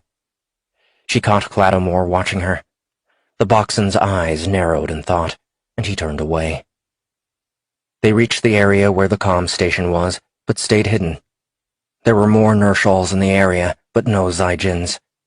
Zack knew their luck with the deserted lower levels would only last so long. Itanu dashed ahead and was followed by the Nershal soldiers with them. "Traitors!" Itanu screamed and stepped boldly into the comms room, firing his weapon. The stunned Nershal scientists died quickly as Itanu blazed through the room, his eyes full of hate. Bright flashes were unleashed from the rest of the Nershal's weapons as they mowed down anyone in the comm station area. The Boxens urged the crew of the Athena forward and took up positions around them. Ezra went ahead to the console on the far side of the room and used the metallic card to access it. Clattomore crouched down to watch, and the rest of them crowded around. Itanu and the others covered their flanks. The holoscreen above the console flickered to life. "I can't find the message," Ezra said. Could it have been deleted? Clattomore asked. "Athena," Zack said, "can you retrieve the message if I open a connection to the console?" "I can try," the AI said. Clattomore nodded, and Zack opened up a connection. Streams of code zoomed by on the holoscreen, then a video message appeared, showing the head and shoulders of a Zai-Jin. Mar Arden, your facility has been put on high alert. We've captured a Boxen entering the system. We believe she is of the Mardoxian sect. Our drive took damage while capturing her ship, and we will be approaching Celebes within the next cycle. I don't need to convey the importance of the successful interrogation of any Boxen of the Mardoxian sect. The risk is too great to bring her down to your facility. Once we reach orbit, we will have you and your team brought to the ship. Be vigilant, as there is a strong likelihood she wasn't alone. If there are any doubts that she is of the Mardoxian sect, then lay them to rest by seeing these. The video message cut out to show a Boxen chained to the floor. The Boxen looked up, her bright green irises reflecting the light. Her mouth curved down in a pained expression, but in the next instant she stared defiantly into the camera. The Boxen's dark brown, roughened skin held the remnant wounds of a recent struggle. "That's her!" Kaelin cried out. "She was the one I saw in the chamber." Garrock gasped. They've captured Majasalax. Clattomore narrowed his gaze. Why wouldn't she follow protocol? This video could be a fake in order to lure us out. "What protocol?" Kaelin asked. In the event of capture, a Mardoxian priest or their protector would sacrifice themselves to prevent them from falling into enemy hands. This keeps the Zai-Jins from studying those with the Mardoxian potential, Clattomore said. "We have to help her," Kaelin said. "We can't leave her in their hands." She felt the faint touch of Majasalax from her time in the chamber. "The video is real. They have her." Clattomore was about to respond when an alarm blared above. The door to the room they were in slammed shut. Itanu and several Nershals sprinted to it and attempted to unlock the door. The sneering pale face of a Zai-Jin appeared on the holoscreen. The creature had purple irises and long dark hair. Its finely chiseled features and sharp angles made it stunning to look at.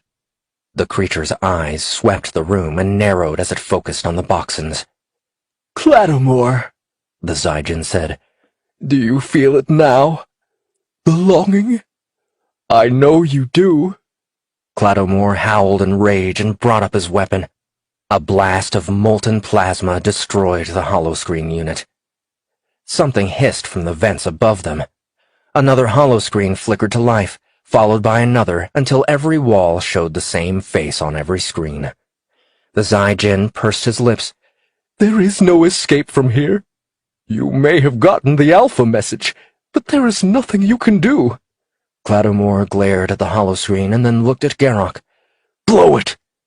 Garrock hit the detonator, and the explosion from the other side of the level shook the room. The lighting flickered and then went out. Emergency lighting engaged. The hissing coming from the air vents kept going, and Kalen started to feel lightheaded. The Nershals began shaking their heads. Clattermore raced to the wall and slammed a small metal box against it, then took several steps back. The metal box glowed red, and a hole melted the wall away big enough for them all to fit through. Let's go! The Zygens will be on us in moments, Clattermore said, and was first through the opening. Glowing blue lines gleamed from the Boxon's power armor. They raced down the corridor. The Nershals prodded them along, and Zack was surprised to see that Atanu was behind him, firing a few bolts behind them from the weapon he carried. One of the Nershal soldiers shoved Kalen to the side, and she collided with Zack. Blue bolts of energy shot past them. Eyes wide as adrenaline flooded their systems, Zack and Kalen managed to keep their feet under them as they continued to run. They came to the elevator doors, and Clattermore and Garrock forced them open, revealing a darkened shaft beyond. The Nershals teamed up, grabbed the Athena crew member nearest them, and flew up the shaft. When a Nershal grabbed Zack's arm, a small explosion knocked them against the wall. Zack shook his head, trying to clear it. Clattermore stood over them, unleashing the fury of his weapon. Itanu checked the Nershal lying near Zack. He's gone, Itanu said. Zack glanced down and saw Kalen sprawled on the ground. His heart twisted in his chest as he reached for her. Kalen began to cough, and Zack pulled her to her feet. The others had all gone up the shaft except the Boxons and Itanu. Use the jetpack, Clattermore shouted. Zack looked down at his chest. He'd forgotten he still wore the small Nershal jetpack. He glanced up the long shaft above them. Kalen locked arms with him and Itanu. Long burst, Itanu said. Zack nodded and slammed his palm on the clasp on his chest. Zack's feet left the ground, and he clutched Kalen's arm to him. Itanu flapped his wings and raced upward. The Boxons used their powered armor to scale the shaft, propelling themselves almost as fast as the Nershals flew. Several bolts shot past them, and Clattermore withdrew a silver sphere that glowed green. The Boxon hurled it below. The shock wave of a large explosion chased them up the remainder of the shaft. They exited the elevator shaft to the roof, where they caught up to the others. Alarms were blaring throughout the facility. The Nershals who resided there ran in different directions. Clattermore signaled for the sled to come pick them up, and they raced to the meeting point.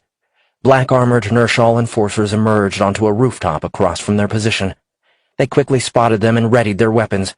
Green bolts shot toward them. Zack ran, but kept glancing back. Katie was near him and stopped to return fire from her assault rifle.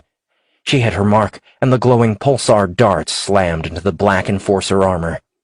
Wherever she hit them, part of their armor glowed red. She kept pelting the spot until the darts melted through. The Nershal sled flew overhead and provided cover fire for them while they boarded. Once the last of them was on board, the sled raced away.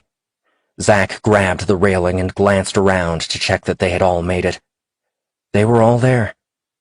He spotted Itanu, who positioned himself near Ezra.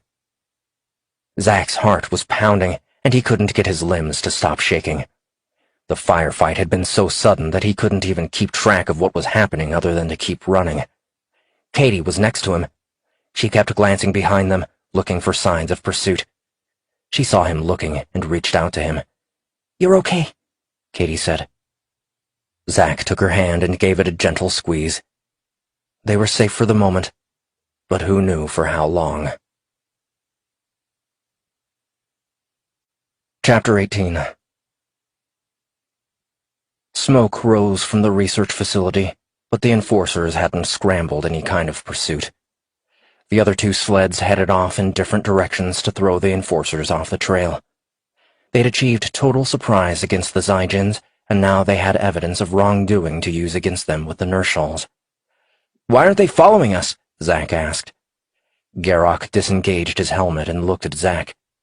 The Boxen's large flaxen eyes regarded Zack, and then he leaned in.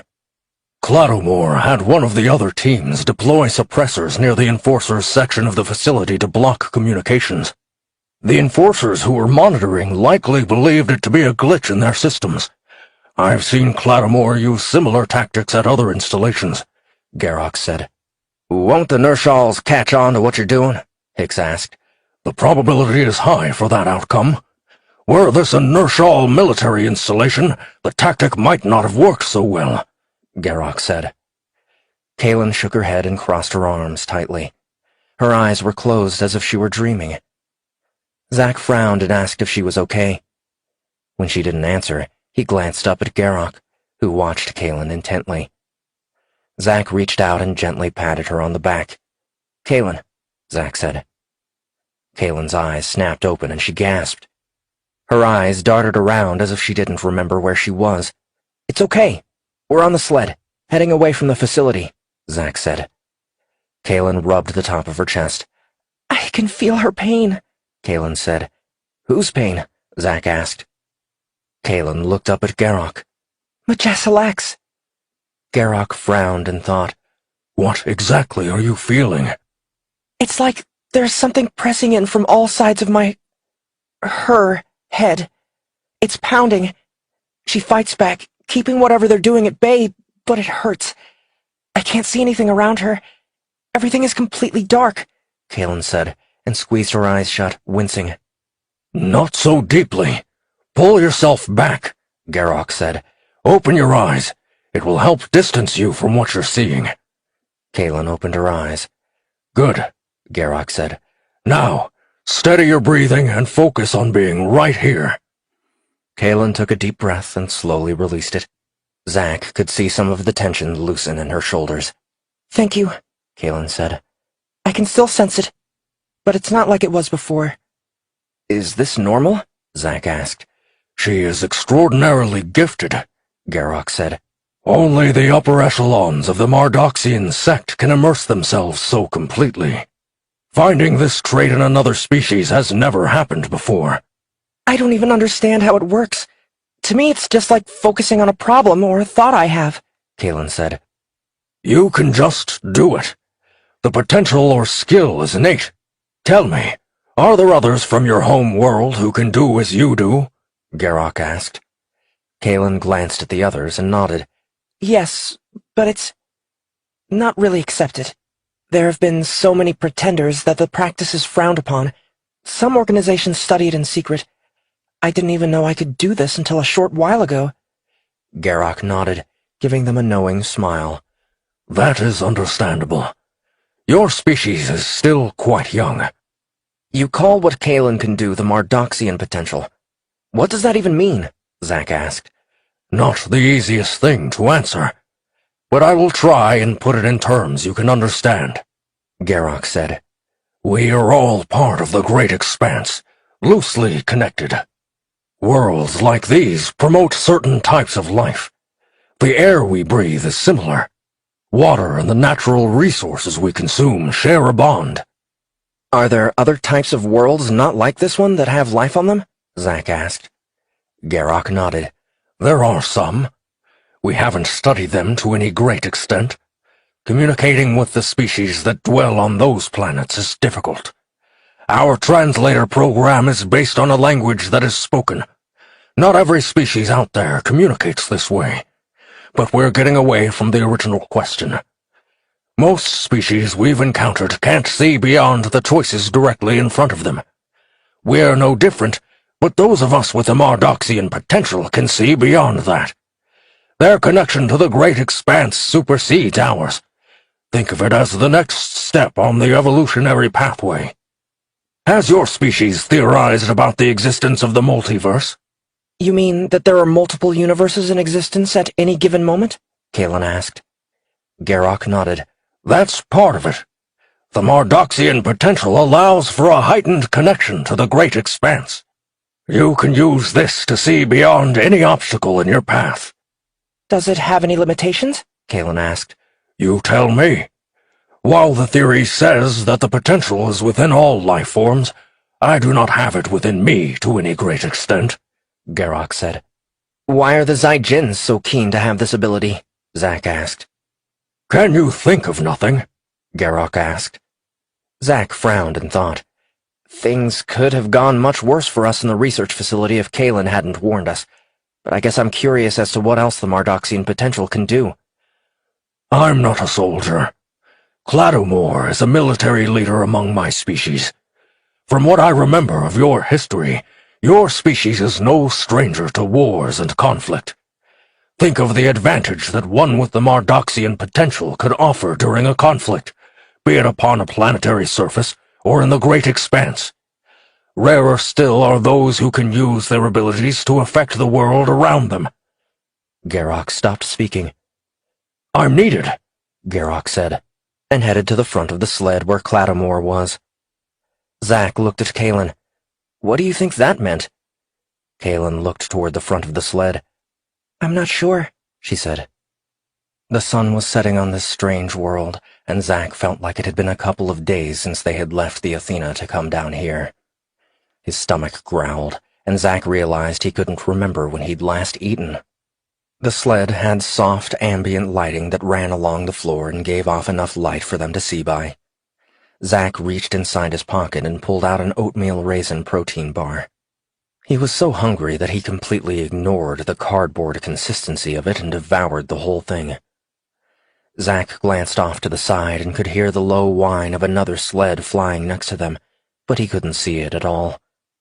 As he was focused on this, the sled slowed down and they descended into an open area. His internal HUD showed that the shuttle was a short distance away from them. The sled came to a stop and hovered less than a foot off the ground.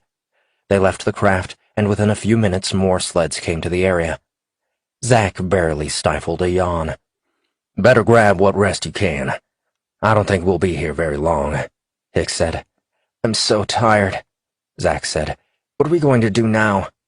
That boxing being a prisoner of the Zai-Jins has gotten them really upset, Hicks said. Do they honestly expect us to go with them on this rescue mission they keep talking about? Redford asked. We need their help to get back to Earth, so we should help them however we can, Kalen said. Redford's mouth hung open. I think we've risked more than enough on this mission already.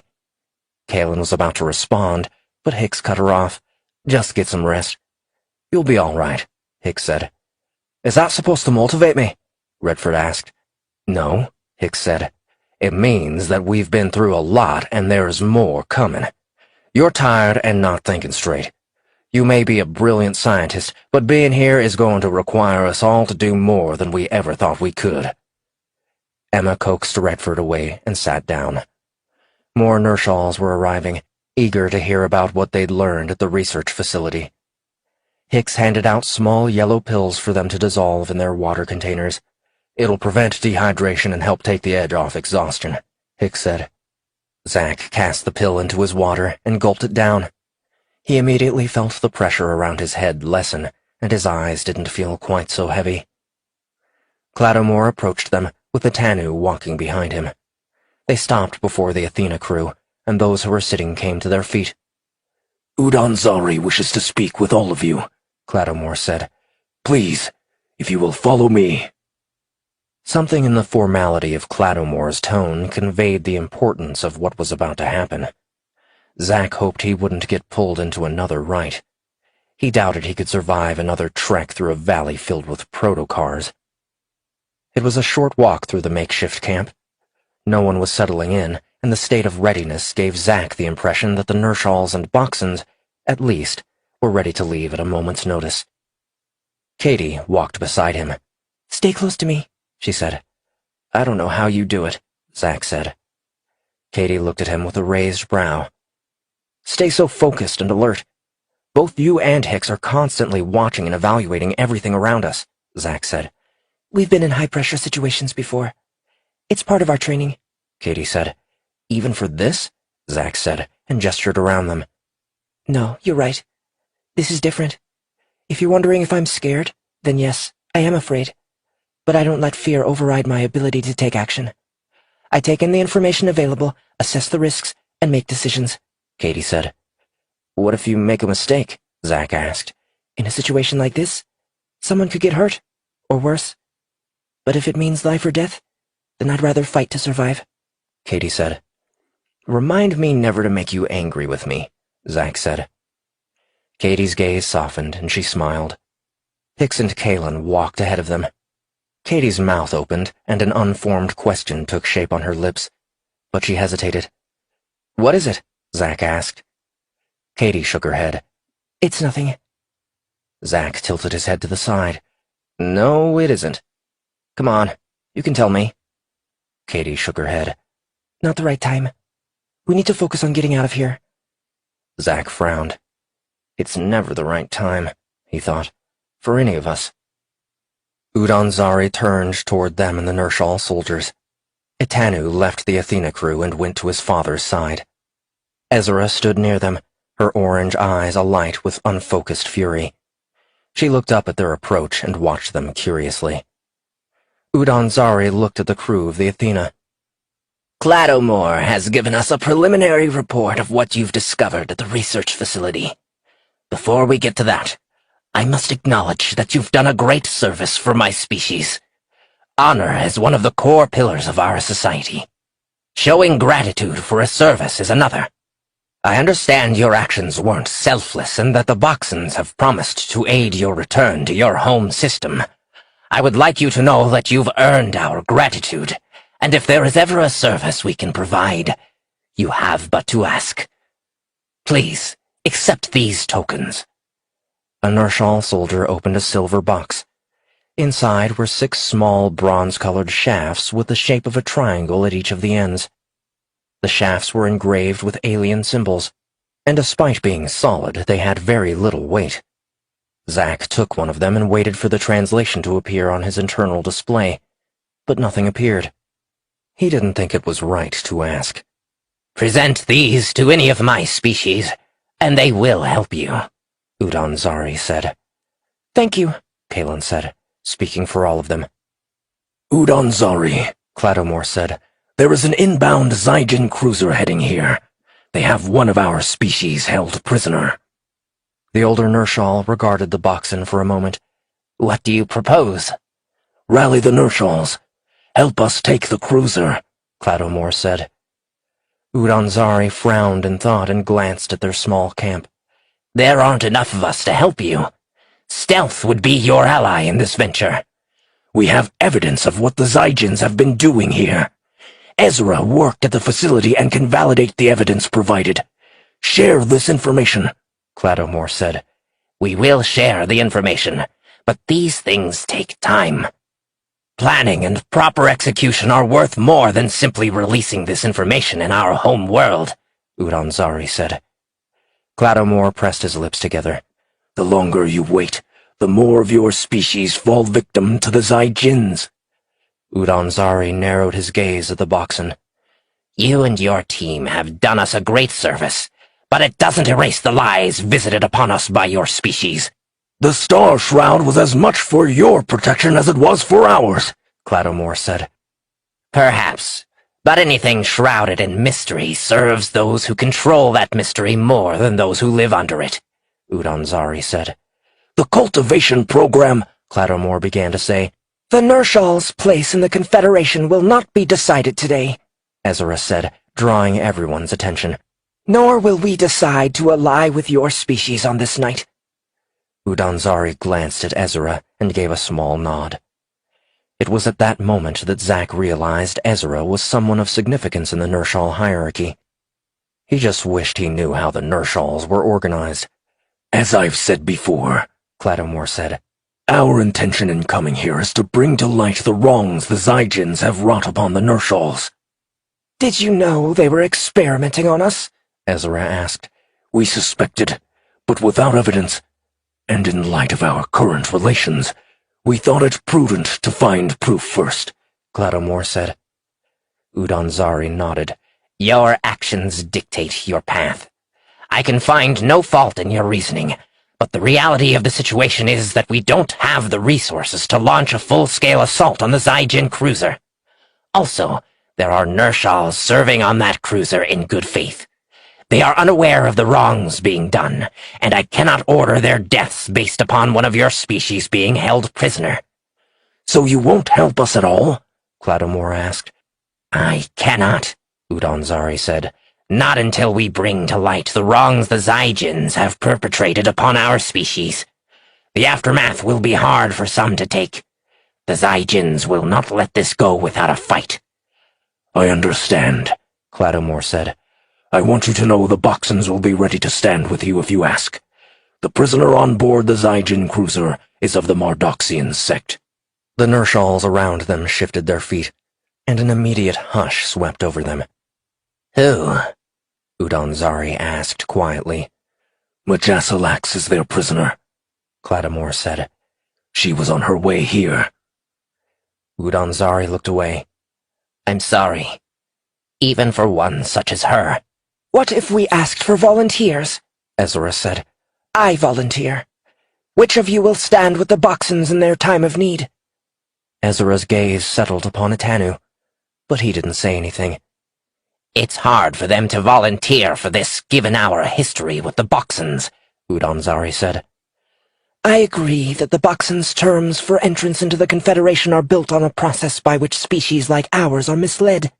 I, myself, have both loved and hated the Boxons for the star shroud that kept the Nershals ignorant of the galaxy, and also kept us safe. Udon-Zari, you are Etanu's father. Didn't you ever tell a small lie to him as a child to comfort and protect him? Ezra asked. Udon-Zari considered this for a moment. The Nershals are not children. Ezra shook her head. No, we are not. Neither are we all-knowing and so wise that we're infallible. Nor are they, Ezra said, gesturing toward Cladomore. I ask for 5 volunteers to join us. Nershals have already died for this, Etanu said. And many more will die before this plays out, Ezra said, and turned her gaze to the soldiers gathered around. Look at me. Decide for yourselves. Aiding the Boxons to free one of the enlightened ones is our duty. 5 of you are barely a token force, but will allow the others to keep their honor intact. The Nershals began glancing at one another. After a few minutes, 4 Nershals came to stand beside Ezra, but no more. You have 4 volunteers, Etanu said. No, son. She has 5, Udon-Zari said. You will go with them. You can't order me to do this, Etanu said. Udon-Zari leveled his gaze at his son. I don't have to. Your debt to the human called Zack will compel you to do this. Etanu's eyes darted to Zack for a moment, and then back to his father. I have fulfilled that debt. I saved his life at the facility. How far you've fallen if you believe that leaving the facility, having saved your own skin as much as his, counts as a debt fulfilled, Udon-Zari said. Etanu glared at his father, and then joined the others at Ezra's side. There is hope for you yet, Udon-Zari said, and turned to Cladomore. We have much to do, and I suspect you will be leaving soon. You are correct, but I will return. We will not abandon you to the Zaijins. Once you turn against them, their true intentions will be revealed, Cladomore said. The light has been passed. It is up to us now to show the lies of the Zaijins to the rest of our species, Udon-Zari said. The Nershals withdrew and left them, and the temporary camp grew silent. The remaining Nershals took their ease and checked their weapons. Etanu handed a weapon to Ezra. So what's the plan? Zack asked, breaking the silence. Cladomore turned toward them. The plan is for you to return to your ship and wait for us. We'll infiltrate the Zaijin cruiser and rescue Majasalax. You're not going without me, Kalen said. Majasalax came here because I went into the chamber. Cladomore crossed his massive arms and narrowed his gaze. You do not dictate to me the terms of my own operation. We can help you, Kalen said. You've already helped. I'm trying to keep you away from the Zai-Jins to prevent another species from falling under their influence. The less they know about you, the better, Clattermore said. Sooner or later we will cross paths with them, Hicks said. Better we learn more about their effects on us now than learn about it when they come to Earth. Clattermore clenched his hands in frustration. You don't know what you're saying, the Boxen broke off, muttering to himself. How would you propose to help? Garrock asked, earning a glower from Clattermore. We have our shuttle, Hicks said. A non-military vessel. The moment you were detected, they could destroy you, Clattermore said. They didn't detect us coming down to this moon, Hicks said. That is correct, Garrock said. But now they are on high alert. They will be looking for anything out of the ordinary. Because your shuttle offers nothing in the way of defense, it doesn't make sense to risk it. We have other equipment to help get aboard the Zai-Jin cruiser, Kalen said.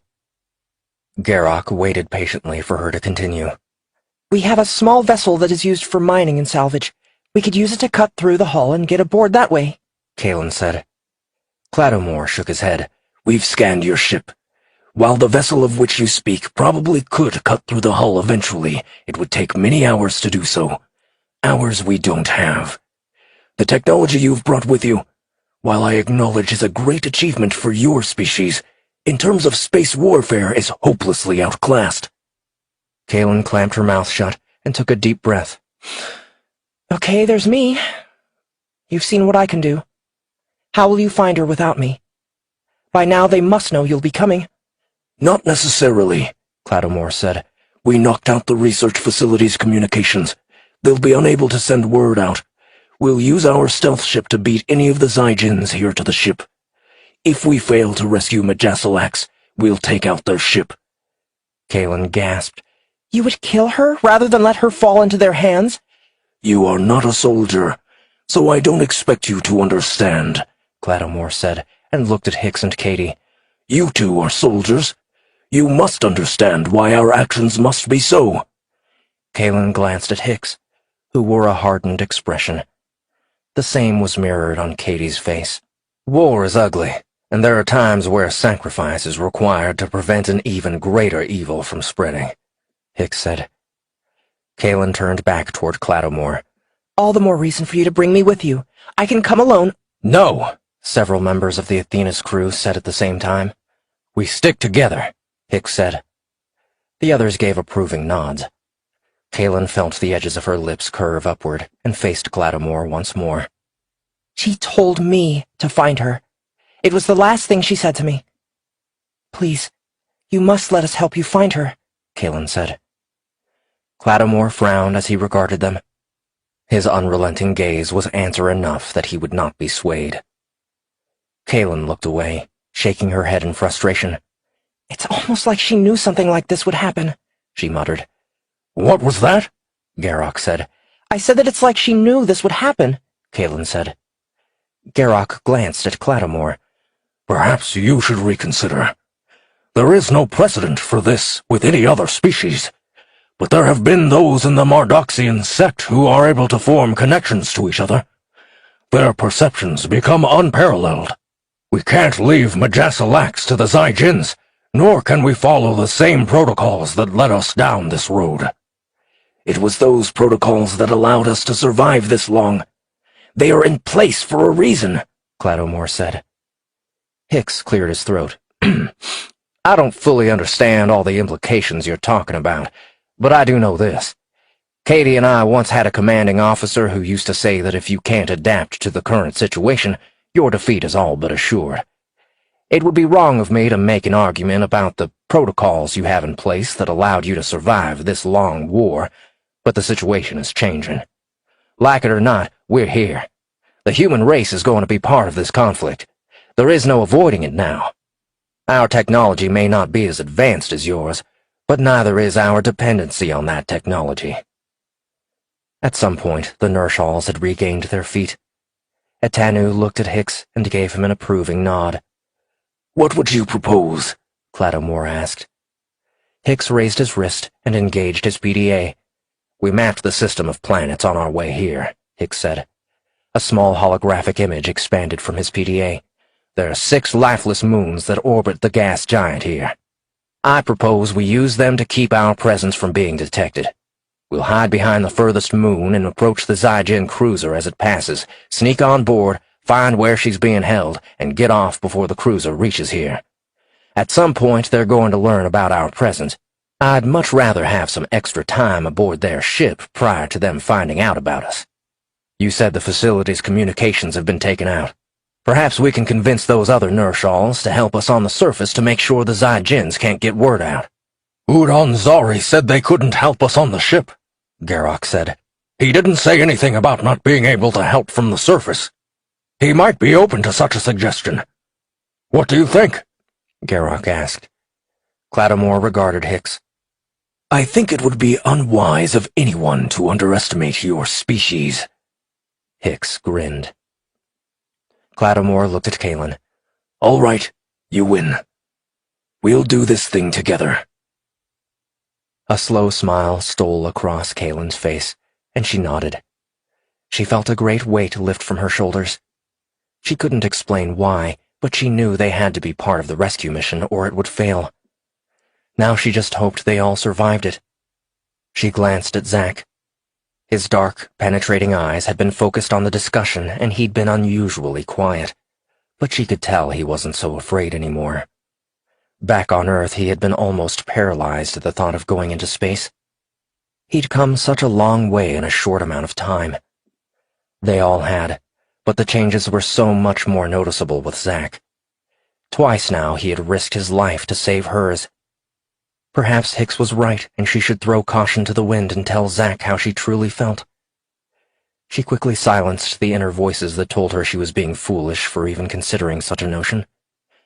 She glanced at Katie, who was extremely beautiful and strong. She could see why Zack was with her. What she hated most of all was that there had been a time when Zack had looked at her the way he was looking at Katie right now. She hated that she was losing him and that it might already be too late. It might have been easier on her if Katie had been a bad person who treated Zack poorly, but that wasn't the case at all. They simply were together. Kalen just needed to tell Zack how she felt about him, and she had no idea how she was going to do it. Chapter 19. They would be leaving soon, much sooner than Clattermore had originally expected when they'd first come to this moon. Circumstances had changed in ways he had not anticipated. Some things were a confirmation of what he had suspected regarding the state of the Nershals' relations with the Zygens. Some of the Nershals had begun to realize that their dealings with the Zygens weren't in their best interests. On the other hand, many Nershals believed the same thing about their dealings with his own race. Boxons were still linked to mistrust and, in some rare cases, outright betrayal. Had the Boxan Council been wrong for instituting the Star Shroud systems to keep the peace in their astronomical neighborhood? The question had been debated since the Star Shroud program's inception, but it hadn't been until the betrayal of the Zygens that the Boxons had begun to seriously consider whether what they were doing was wrong. The Star Shroud had been used to prevent wanton destruction from warlike species. In most installations, it blocked incoming and outgoing signals into space, filtering the view of the galaxy to the star systems the Shroud surrounded. They'd found the technology hundreds of years ago among the remnant skeletons of a galactic war that had occurred before the Boxons' first exploits into the Great Expanse. Clattermore knew the history. Every Boxon did. The Boxons were stargazers. They'd spent hundreds of years observing the Great Expanse, learning its rhythms and the order of things. As they started their own exploration, they noticed entire star systems winking out of existence. Some of these systems simply ceased to exist and were swallowed whole by darkness. Others flared brightly as entire systems were engulfed by exploding stars. The Boxons had done what they always had, observed and recorded. They eventually journeyed to their nearest neighboring star system and discovered a dead system of planets.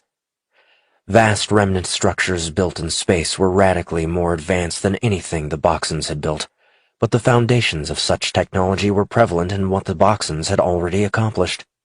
The question the Boxons struggled with was, why would such an advanced species capable of such technological wonders become entangled in a galactic war with a neighboring species? Surely there was enough room to coexist. Presumably, with technological advancement came wisdom, but instead there was destruction on a cosmic scale. Such events had affected other star systems teeming with more primitive life, and the effects were sometimes catastrophic. The Boxons took it upon themselves to devise a way to guide spacefaring species. "Were we wrong, Garrock?" Clattomore asked. He found that the scientist offered keen insights that Clattomore appreciated. If one spent much of one's time around only soldiers, the perspective gained wasn't all that different. Garrock had been standing at his side, quietly thinking his own thoughts. "Wrong about what?" Garrock asked. "The Star Shroud. Were we wrong to institute that program and keep the potentially advanced species ignorant of their galactic neighbors?" Clattomore asked. "Some would think so." "What do you believe?" Clattomore asked. Garrock considered the question for a moment. "In some cases it was the right thing to do. However, in other cases the Star Shroud wasn't appropriate. At some point in our history, it became a way for us to control the galaxy." "So you think an outcome like what happened with the Zygens was inevitable?" "The Zygens proved that our program and judgment were flawed. Otherwise, why wouldn't we have seen the Zygens for the evil they truly were?" Garrock said. "It was a mistake to allow the Zygens into the Confederation. But does that mean we were wrong for putting them in that position? Should the Star Shroud program itself be abandoned?" Clattomore asked. Garrock eyed Clattomore. "Are you having a crisis of faith, my friend? You've always been a stalwart supporter of the program and the importance it had for the galaxy." "I used to believe it, but now I'm starting to think that there are some instances where it wasn't appropriate. The Zygens caught us being complacent, but if not them, perhaps it would have been some other species. Every species we brought into the Confederation harbored bad feelings about having been subjected to the Star Shroud program, but all eventually came around to realizing its importance to the greater good. Now the more primitive species are paying the price for our arrogance in believing we had a right to control everything," Clattomore said. "We started off with the best of intentions. We wanted to protect ourselves and those species that showed an inclination toward harmony," Garrock said. "Majesilax once told me that the Star Shroud was our biggest folly. This was before the Zygens betrayed us," Clattomore said. "I had no idea you'd known her for that long. Members of the Mardoxian sect always had greater insight than any ruling council, but none of them sensed the evil in the Zygens. And if the Zygens ever learned of the Mardoxian potential in humans, they would pounce on that star system with all their might. If we can help the humans with their defenses, they stand a much better chance of survival," Garrock said. "What if they don't want our help?" Clattomore asked. Garrock pressed his lips together. "That is their prerogative." "I will keep Kaelin close to me, and protect her myself," Clattomore said. "You may need to stand in line," Garrock said. "One thing I've noticed about these humans is that they are willing to set aside their differences in order to survive. At the same time, their tolerance of deviant behavior will only go so far before they take it upon themselves to improve the situation." "Some of them are quite clever. I may have been wrong in some of my assertions about the Star Shroud program, but I am right that the humans are still an immature species," Clattomore said, raising his hand to stave off Garrock's reply. "One with potential, but they still have much to learn." "Agreed," Garrock said. "I meant to ask you why you agreed to the humans' plan for infiltrating the cruiser." "Because I hadn't considered it, and I'm betting the Zygens haven't considered it either. The Zygens aren't equipped to repel borders. They are too sure of their own power," Clattomore said. "We can still fall victim to that power," Garrock said. Clattomore nodded. "But we also have something they don't." A human with the Mardoxian potential, and another human with a unique version of our artificial intelligence construct. Zack is quite clever. The artificial intelligence construct they're using is somewhat unique when compared with what runs the listening stations. It merged with their own systems and works to protect their ship and its crew, Garrock said. And it can overcome the security protocols used by the Zyjins, Clattermore said. Ezra approached them. There is something I think you should know. Clattermore nodded for her to continue. I was scheduled to leave on the Zyjin cruiser as part of a research program. As part of standard practice, my access was already transferred to the ship during a scheduled data burst. There is no reason to think those orders have changed, Ezra said. You believe you can help us access the ship using your credentials? Clattermore said. Yes, but I have one request, Ezra said. Clattermore narrowed his gaze for a moment. What is it? Ezra turned to the tree line and screeched a call. The Nershall's call was answered in the form of a large protocar bursting from the forest and barreling toward them. The creature's clawed feet ripped into the ground, propelling it forward. Clattermore knew those claws could tear into even their armor. Long, thick, yellow and purple hair whisked in the wind, and its barbed tail ended in a curved stinger. This protocar was loyal to Ezra. Clattermore knew the creature would die to protect her. I can't leave Dari behind, Ezra said. Garrock took several steps back as Dari closed in. The protocar came to a halt at Ezra's side. She scratched him along the back of his neck, which he seemed to like. The protocar could turn on us, Clattermore said. Not likely, Ezra said. We haven't encountered a species that can completely resist the Zyjins, Clattermore said. Ezra frowned. He won't turn against me. That's what I thought when my own soldiers turned against me at the hands of the Zyjins, Clattermore said, and suppressed the bitter memories threatening to well up within him. This gave Ezra pause. She glanced at Dari, who watched her with twin sets of green eyes that almost glowed in the twilight of their camp. He can come. If he shows any sign of turning against us, I will have him put down, Clattermore said. Ezra's lips thinned, and her eyes narrowed, but she nodded. The ship is almost here. It's time to leave, Clattermore said, and returned to the others with Garrock and Ezra walking at his side.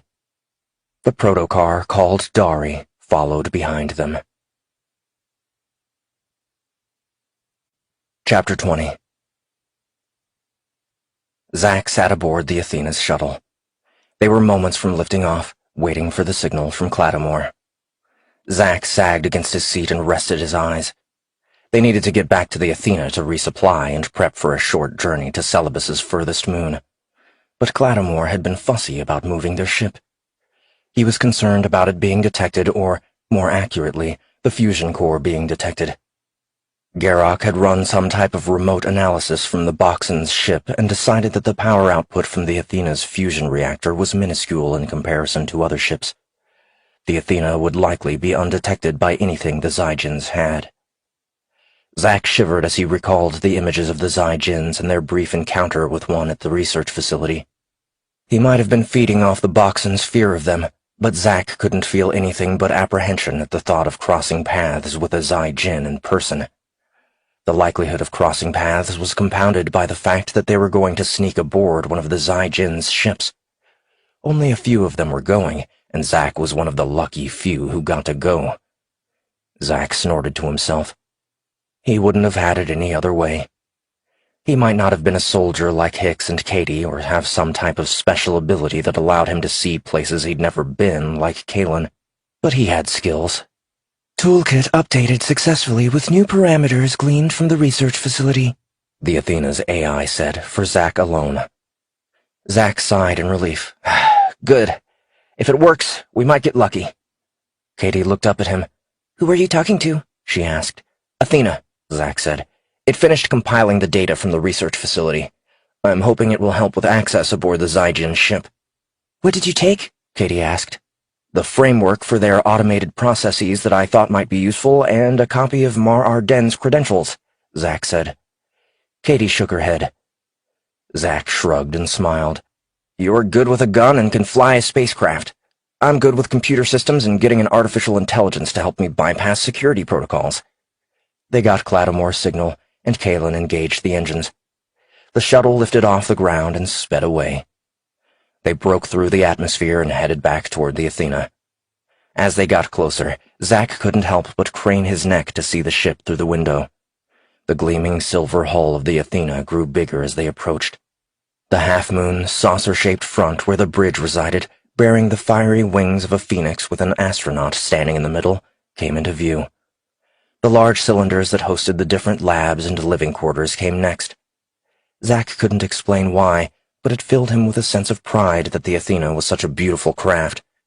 The rest of the crew also silently admired their ship as the shuttle made its final approach.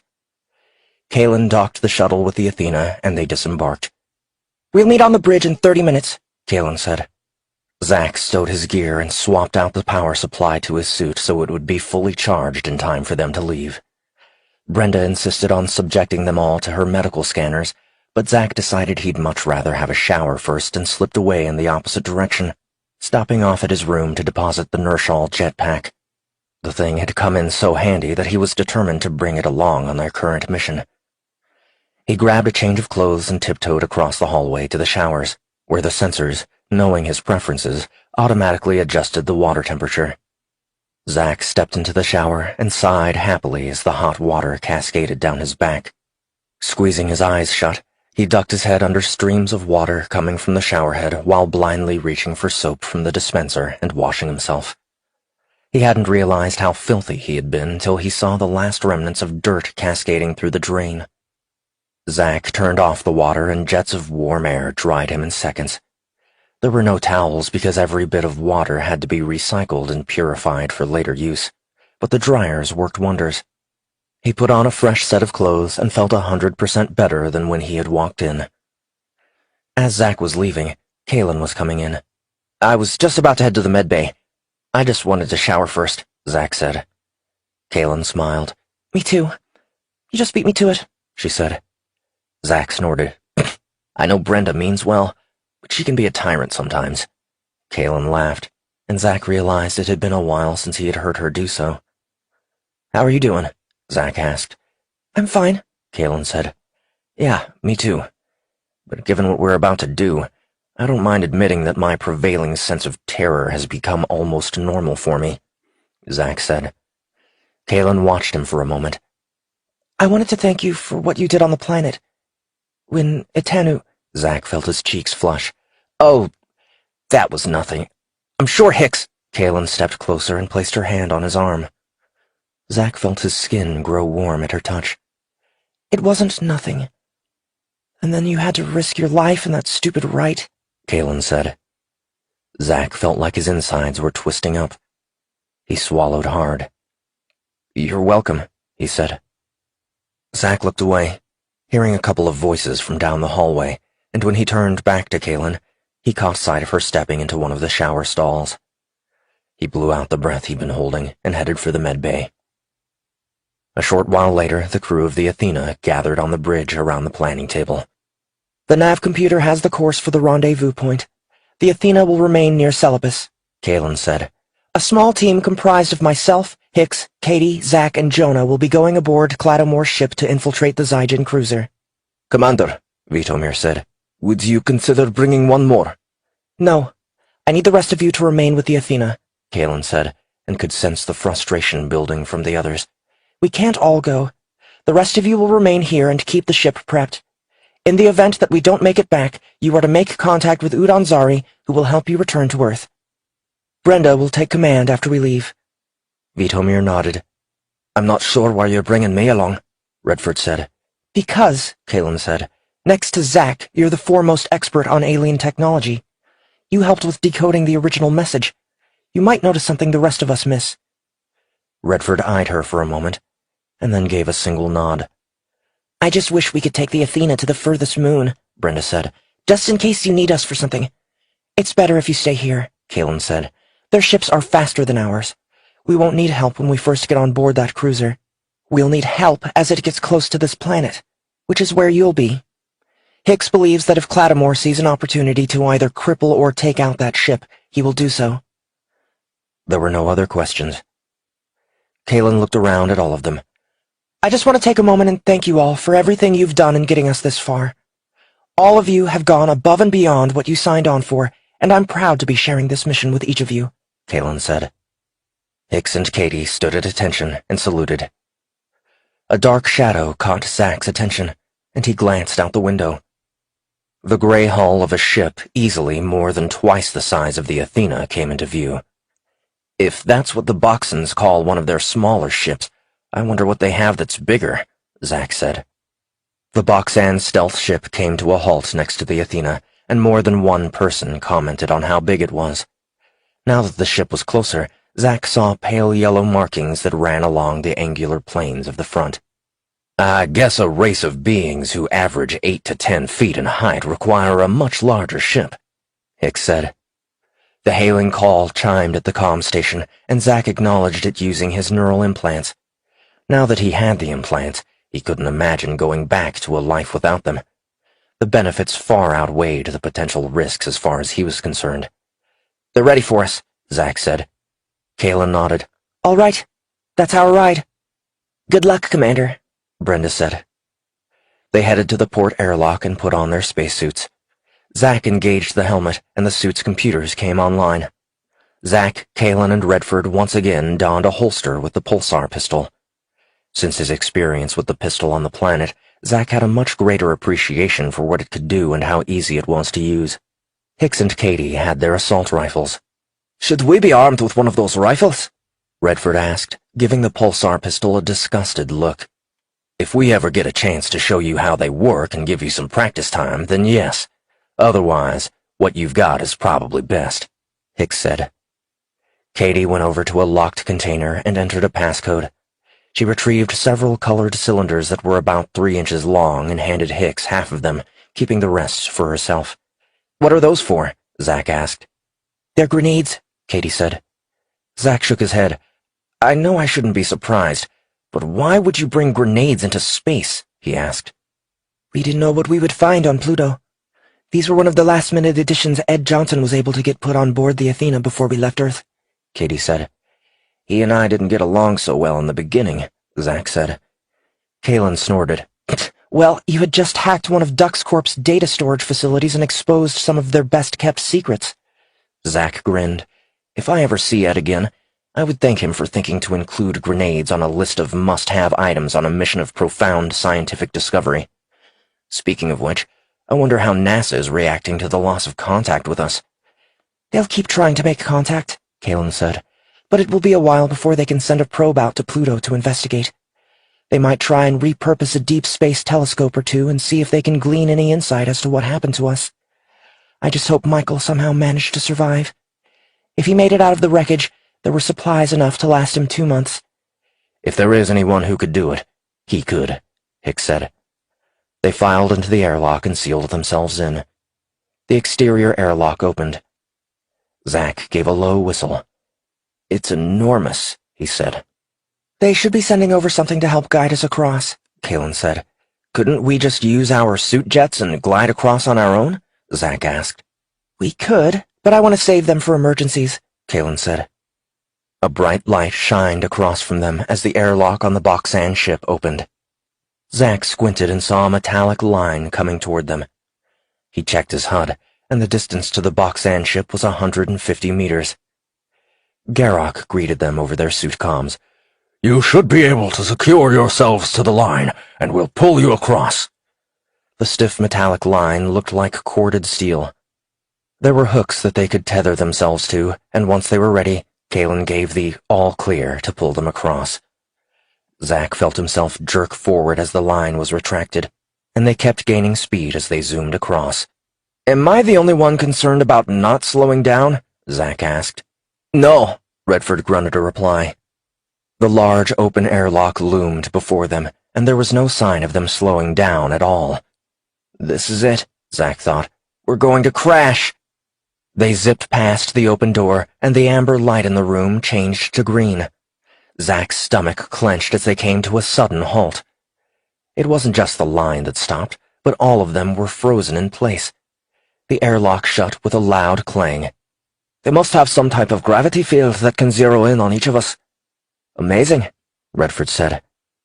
Zack felt himself being lowered to the floor and the gradual return of gravity that kept him rooted there. A little warning would have been nice, Zack said. That would ruin the effect, Garrock said over comms. Zack would have sworn he'd heard the Boxen chuckle before he cut off the comms. The Boxens had been so serious that the attempted humor caught them all off guard. They detached the tethers, and the interior airlock doors opened. Garrock waved at them. "Welcome. Please step on through," he said. They came out of the airlock and into a well-lit corridor beyond. Zack had the surreal feeling of being a child again. The interior was clearly designed for a much taller species than mere humans. The railing along the wall was at chest height for Zack and nearly to Kalen's chin. Control panels at the door were 6 feet from the ground. "You may remove your helmets. We maintain an atmosphere similar to Earth, but it might be a bit more humid than you're used to," Garrock said. Zack removed his helmet. The moist air was soothing to breathe and carried the odor of garden soil after a rainfall. He removed his gloves and lightly touched the wall, expecting to find it slightly wet, but it was dry and cool to the touch. The yellow lighting along the ceiling reminded Zack of sunlight, and he briefly thought about whether he needed a vitamin D supplement today. "While this ship isn't designed for prolonged space travel, we do take steps to ensure a similar atmosphere to our home world. The lighting we use on the ship emits light along the same spectrum as our star, and in different parts of the ship, the wall screens will show images conducive to the personality of the occupants within range," Garrock said. Redford frowned. What happens if the occupants have dissimilar interests? "Then neutral images will be used," Garrock said. Kalen glanced at the computer readout on her PDA. The lighting has ultraviolet rays, she said. Garrock nodded. "We find it soothing and necessary for optimal health. Do you not have something similar on your ship?" Kalen shook her head. Just in the hydroponic garden area. Later designs were going to take that into consideration. Garrock began leading them down the corridor. "Our light spectrum runs through cycles, and our internal sensors prevent overexposure." Zack was glad to hear it. Although getting sunburned while on a spacecraft would be a first, it was something he preferred to skip. Garrock led them to the bridge. Clattermore sat on an elevated platform in the center of the bridge, giving him a bird's-eye view. "We're ready to go," Garrock said. "Acknowledged," Clattermore said. The bridge was sparse in terms of instrumentation available for actual input. Zack surmised that the Boxens relied heavily on their neural implants. There were no windows on the bridge, and Zack couldn't recall seeing any on the path they had taken to get to the bridge. There was no shortage of holoscreens at the various workstations on the bridge, along with a large central screen. The holoscreens were outlined in pale green, which took a moment to get used to. Are there any windows? Zack asked. "Windows are a structural weakness. We rely on our sensor net to observe the surrounding area," Clattermore said. "Engineering, prepare for stealth drive engagement." "The power requirements for stealth are extremely high," Garrock said. Zack sent out sniffers to see if he could connect to the Boxan ship's computers, and Garrock immediately turned in his direction. Zack shrugged guiltily. I was just checking, he said, and killed his sniffer programs. Hicks leaned in so only Zack could hear. "We don't want to wear out our welcome," he said. Zack nodded. "Stealth drive engaged," Clattermore said. "Best speed to Arceus." A countdown timer appeared on the main screen. Do you know the position of the Zygen cruiser? Kalen asked. The image on the holoscreen changed to show a close-up view of the gas giant that Celebus orbited. The moon they were heading to was pretty far from them. Is that moon breaking orbit from the gas giant? Redford asked. "Not for many cycles, but yes, it will eventually break free of its orbit," Garrock said. A blip showed on the screen. "That's the Zygen cruiser," Clattomore said.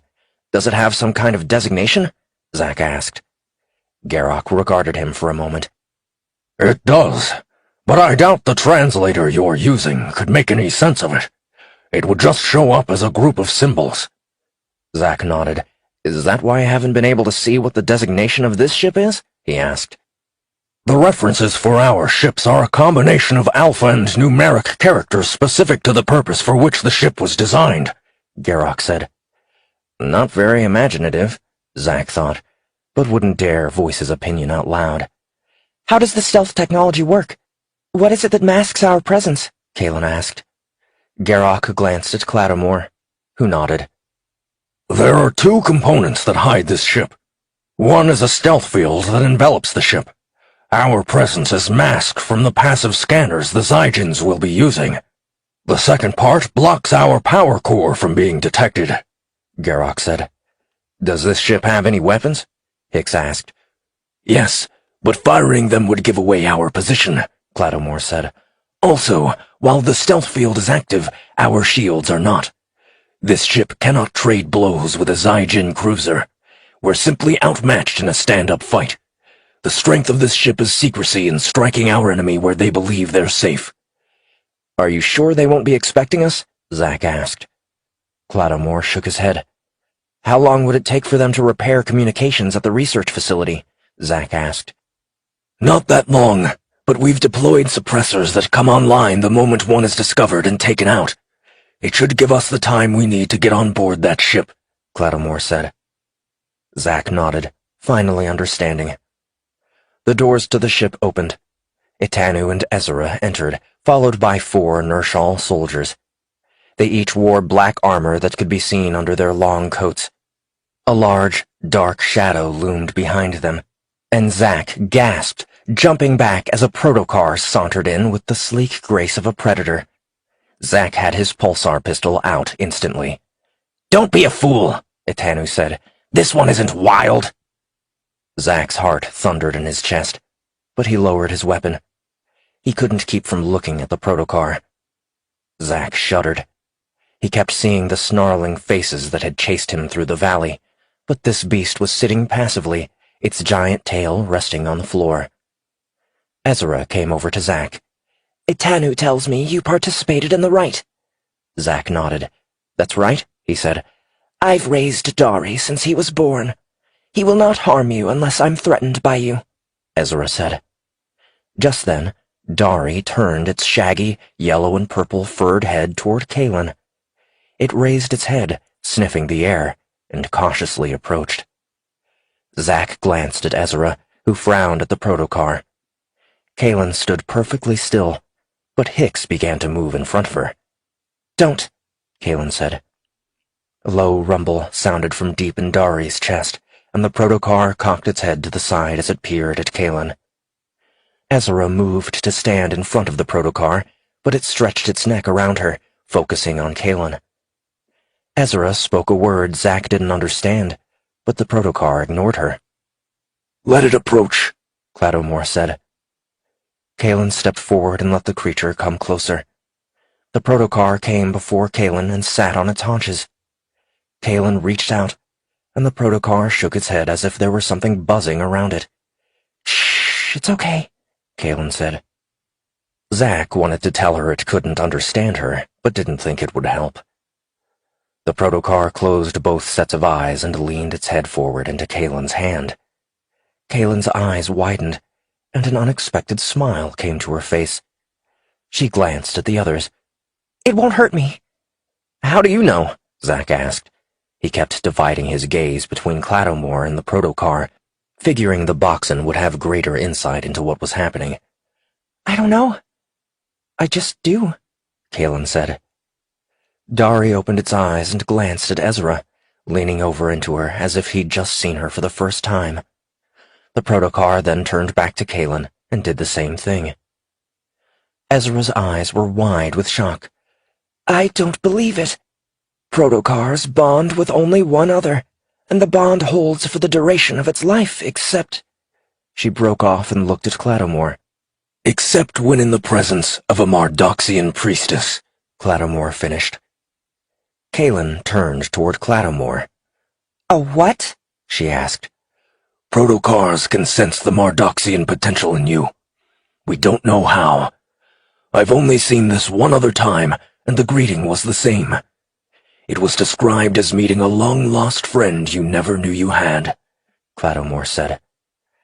The protocar turned around and padded off to the side. Every so often it would stop and glance at Ezra and Kaelin. "The Zygens used them to hunt our species, looking for ones with the potential so they could study them," Clattomore said. Ezra looked down for a moment. A chime rang, drawing their attention to the main holoscreen. "We've made it," Clattomore said. The image changed to show the gray pockmarked surface of a small moon. Although the sensors showed the Zygen cruiser closing in, they still couldn't see it. "No change in cruiser trajectory or speed," Garrock said. "Good. Helm, take us in," Clattomore said. The bridge became silent as the Zygen cruiser drew steadily closer. The cruiser's sleek design was a triangular shape that reminded Zack of an arrowhead. Gun turrets were strewn across the bow of the ship. The Boxan crew became even more somber as they each took in the view of the ship. Zack had no idea how long the two species had been waging this battle, but the strain of it was clearly evident on each and every Boxan on the bridge. As strong as the Boxans appeared to humans, they were severely vulnerable to the Zygens. Zack didn't know what effect the Zygen would have on him, but he felt tensions grow as fear settled in around them. As the Zygen cruiser passed, the Boxan stealth ship zipped around the moon and flew along the underbelly, matching speeds with the behemoth of a ship. "Ready the clamps," Clattomore said. "Attach!" Zack heard a loud clang and wondered if anyone on the cruiser had heard the same thing. "We're attached," Garrock said. "No alarms have been raised." "Excellent," Clattomore said. "Move out." The Boxans rose from their consoles and engaged their power armor. Zack walked next to Garrock. "Doesn't anyone need to stay with the ship?" Zack asked. "No. If it had to, the ship could remote pilot to our position. However, some will remain behind to provide backup if we need it," Garrock said. Zack nodded. Hicks and Kaelin were walking in front of them with Clattomore. "This puts us by the engines," Hicks said. "Couldn't we sabotage the ship and give us more time?" "Negative," Clattomore said. "It would alert the Zygens to our presence. Stealth is our safest bet." Clattomore led them through the ship to the upper level where they would cross over to the Zygen ship. Zack became aware of Itanu walking behind him and glanced back at the Nershal. "Stay focused at all times, and we may get through this alive," Itanu said. Zack faced forward. He didn't know what to make of Itanu. There were times when the Nershal seemed to hate him, and other times the Nershal regarded him with grudging respect. Zack engaged his neural implants, and the interface appeared on the HUD of his helmet. He focused his attention to put the words on screen. "Athena." "I'm here." "Anything come up on passive scans?" Zack asked. "I thought it prudent to wait until we're on board. This way our scans won't be detected," Athena said. Zack could have gotten the scan status himself through his neural interface. It amazed him how much he'd grown to like conversing with the AI. Sometimes the AI was keenly observant and offered valuable insight. Other times it was completely obtuse to the situation and kept its insights to itself. Clattomore came to a halt at the end of the corridor in front of large gray doors. The doors were outlined with a thin yellow light. There were 10 Boxans with them in full battle armor. The crowded corridor was silent. "Beyond the doors is an engineering access hatch. We'll be going through in a moment," Clattomore said. "Won't they detect the hatch opening?" Kaelin asked. "They will," Clattomore said. "Once on board, Ezra will use the maintenance console to update the status. The crew is a mixture of Zygens and Nershals, so it shouldn't raise any suspicion." Kaelin nodded. "I need each human to pair off with a Boxan. Kaelin, you're with me," Clattomore said. Zack glanced at the others in alarm. This was the first any of them had heard this. Clattomore noted their hesitation. Garrock stepped forward. The cloaking of our armor can be extended to close proximity of the wearer. This proximity is enough to envelop each of you if you pair off with one of us. It's the only way to mask your presence on the ship. No way. We should stick together, Hicks said. You agreed that on this mission you will obey my commands, Clattermore said. He's right, Kalen said. Pair off. Hicks clamped his mouth shut and nodded toward Katie. Zack, you're with me, Garrock said. Zack nodded, a bit relieved. Garrock was the most reasonable of the Boxons he'd encountered so far. What do you need me to do? Zack asked. Just stay close to me. I'll link up with your suit's computer so you'll know when the cloak is engaged, Garrock said. They lined up. Ezra and the other Nershal soldiers dispersed between them. Itanu stuck close to Garrock and Zack. The Boxons unholstered their weapons and held them ready. Zack and the others followed their example, but the Nershals did not. Zack focused on the door and felt a slight squeeze in his chest. He took in a slow breath and held it for a moment. Kalen stood in front of him next to Clattermore. The two commanders disappeared as an active connection registered on Zack's HUD. He looked down at one of his hands, and it vanished in front of him. His HUD changed, and he saw the green silhouette of the Boxons with their cloaks engaged. Zack faced forward and saw Kalen's silhouette next to Clattermore. The doors opened, revealing the cruiser's maintenance hatch. Garrock prodded him gently forward, and Zack exhaled. Here we go again, Zack thought. Chapter 21. The maintenance hatch shut behind them, and Zack started scanning the ship's systems as soon as they were on board. Ezra accessed the console and was able to use her credentials to submit the routine maintenance code for the hatch. Anyone monitoring the system wouldn't be any wiser that they were there. They were in an engineering subsection near the power core of the ship. Dari pushed ahead to walk near Ezra. Likely Majasilax will be held in the detention center, Clattermore said as they went. We should be able to get to it quicker if we cross over near the power core. I don't see her listed as a prisoner, Garrock said. Zack had requested the AI monitor communications from the Boxon's power armor. Since there was an open connection, the AI was able to decode the protocols used to access the ship's system so Zack could run his own search.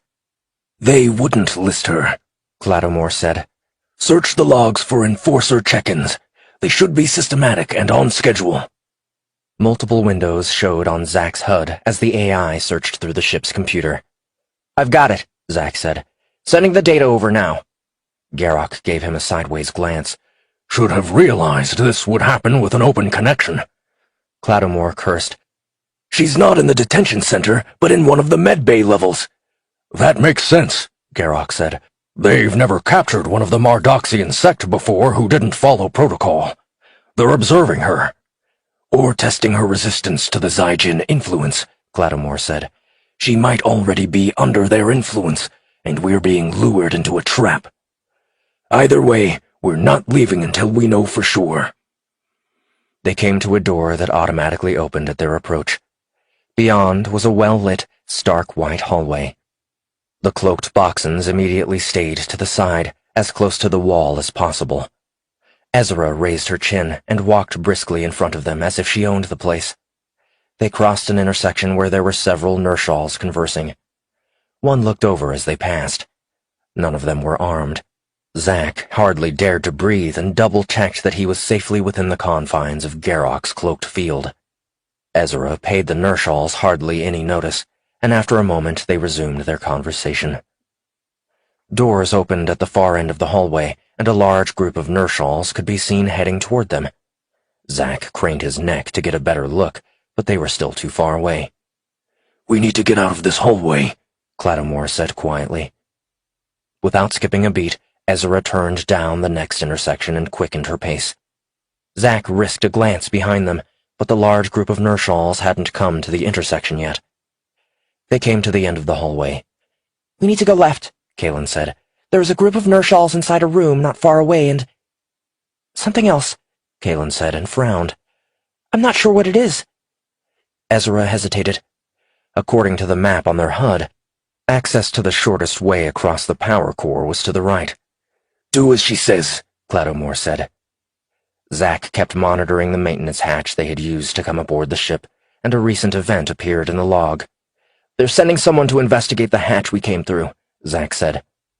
Clattomore sent a message back to their ship to detach and move to the secondary site. Zack's stomach clenched. He had the sickening feeling that the Zai-Jins knew they were here. He tried to reason his way through his doubts, but couldn't shake the feeling. "Athena, can you run a search on the security status of the cruiser?" Zack asked. "Status is normal. No heightened security protocols have been engaged," Athena said. They turned down another corridor and headed to the door at the far end. Ezra opened it, and they went through. A blast of air sounded beneath them as they stepped onto a walkway that circled a massive chamber. Dark gray panels adorned the walls. In the center of the chamber was a black sphere surrounded by a semi-translucent field. The sphere hovered above the ground, far below them. Garrock gently prodded him along, and he tore his eyes away from the sphere to check his suit readings. There was no sign of radiation. In whatever way that thing powered the ship, it didn't emit anything they could detect. It took them almost 15 minutes to circle around to the other side of the chamber. With each passing moment, the risk of discovery grew. It was taking longer for them to get to Majassalax than they had originally expected. Zack kept glancing down at the network of walkways beneath them. His balance started to shift when someone grabbed onto him. "Focus," Itanu said. Zack gasped, and his eyes snapped in front of him. "Thanks," he said. Kaylin turned around, and Zack gave her a quick wave that he was okay. They came to a door, and Ezra entered her credentials as she'd done before, but the door didn't open. She tried again with the same result. "Try this," Zack said, and told her the sequence for Mar Arden's identification. The door opened, and they quickly passed through. "We need to move," Garrock said. "I know," Clattomore replied. They quickened their pace and came to the end of the corridor. A group of Nershals in black uniforms turned around at their sudden appearance in the corridor. Ezra turned to lead them in the opposite direction. "You're not supposed to be here," one of the Nershals said. Oh, crap, Zack thought. He gripped the pulsar pistol, which had become slippery in his sweaty palms. "Apologies," Itanu said. "We've gotten a bit turned around. Perhaps you might be of assistance." The Nershal narrowed his gaze suspiciously. "Where do you need to go?" "We're heading to the research lab on this deck," Ezra said. "That area is restricted. I'm going to need to call this in," the Nershal said, and raised his left hand to his head. The others with him reached for their weapons. "Don't do that," Itanu said to the Nershal who had challenged them, stepping closer. "This is the second time something like this has happened. If this gets reported, I'll never be accepted into the academy." The Nershal lowered his hand and smirked. "Which house are you from?" "The one loyal to all, Nershal," Itanu said. He grabbed the soldier by his uniform and slammed his fist into the soldier's smirking face. Garrock grabbed Zack and held him in place. The others sprang into action. A few seconds later, the unconscious soldiers were bound and gagged, then stuffed into an empty room. "Good work," Clattomore said. "They weren't going to let us go," Itanu said. "You heard him," Clattomore said, addressing the rest of them. "Weapons ready. The area up ahead is restricted, so it's likely guarded. There will be no talking our way through." "Should we split up?" a Boxan soldier asked. "I can take a few of us and cause trouble in another part of the ship, then meet up with you later." Clattomore considered this. "Negative. We stick together." They started to move on, and Kaylin stumbled. Clattomore stooped to help her up. "I'm sorry," Kaylin said.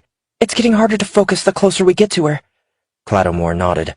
"I should have anticipated this. The closer we get to Majassalax, the stronger the connection." "I'll be fine. Let's keep moving," Kaylin said.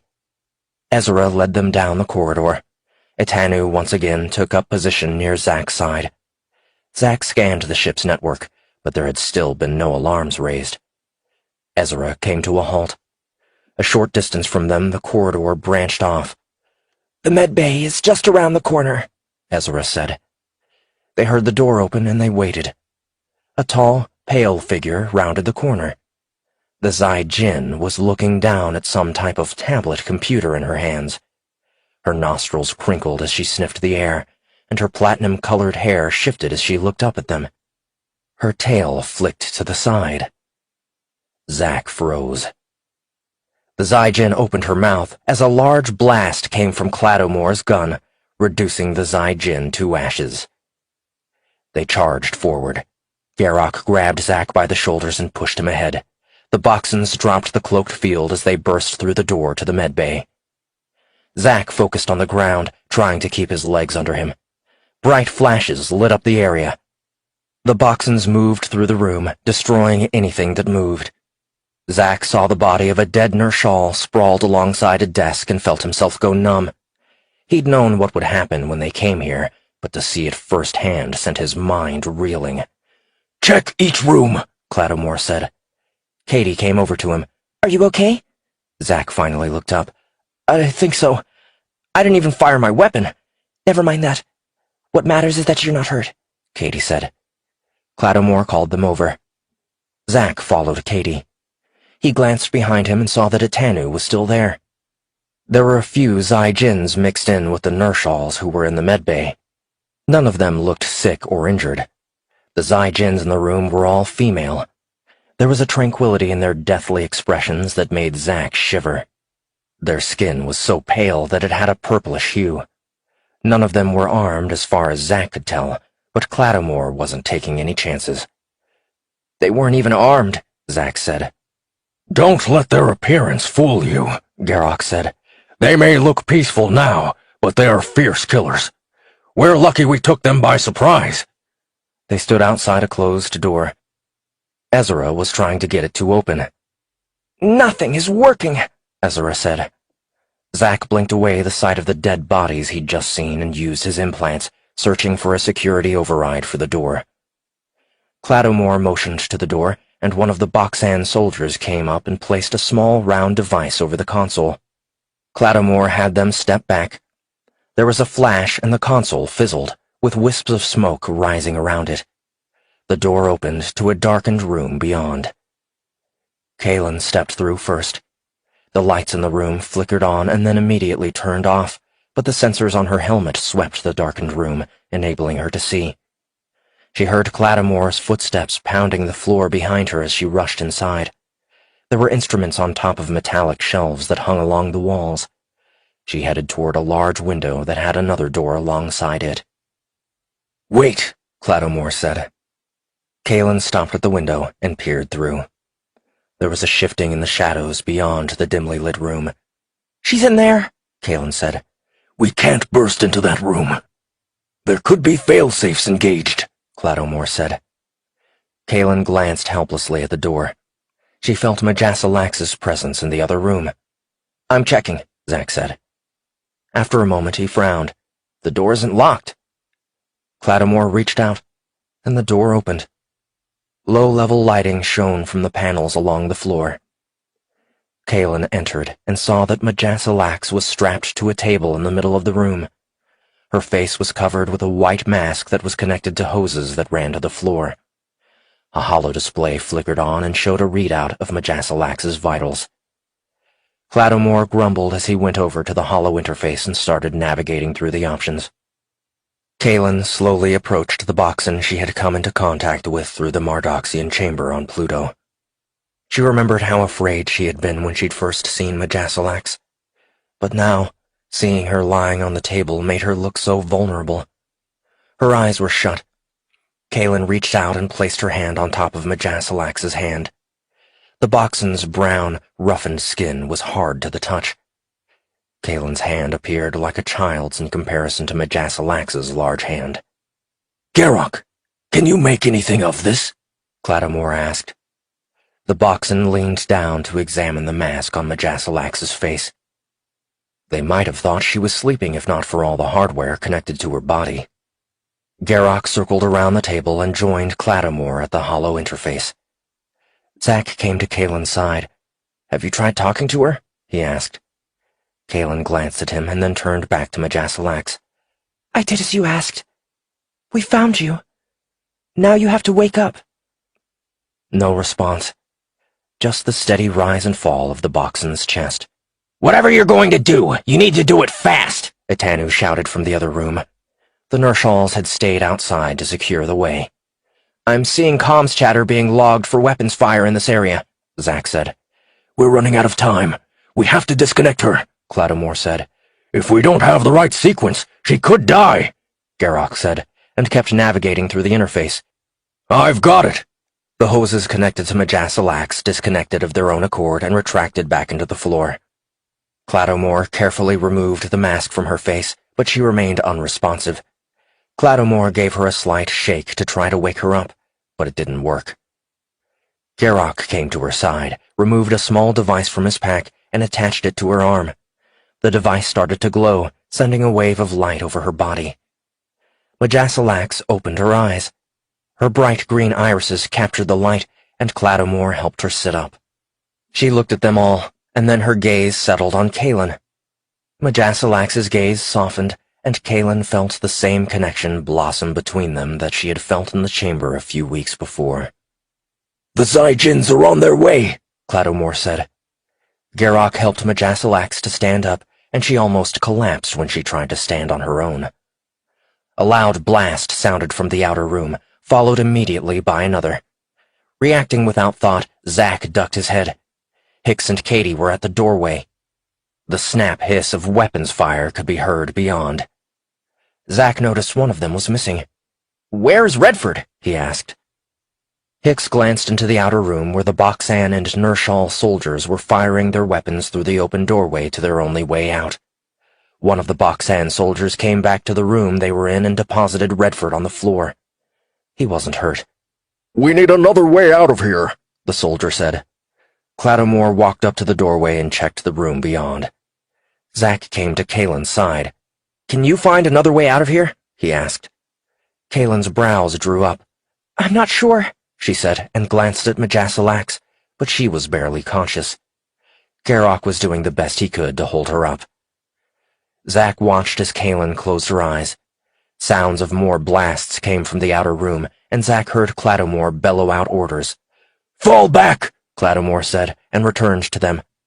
"I can take out one of these walls so we can escape. I just need to know which one," he said.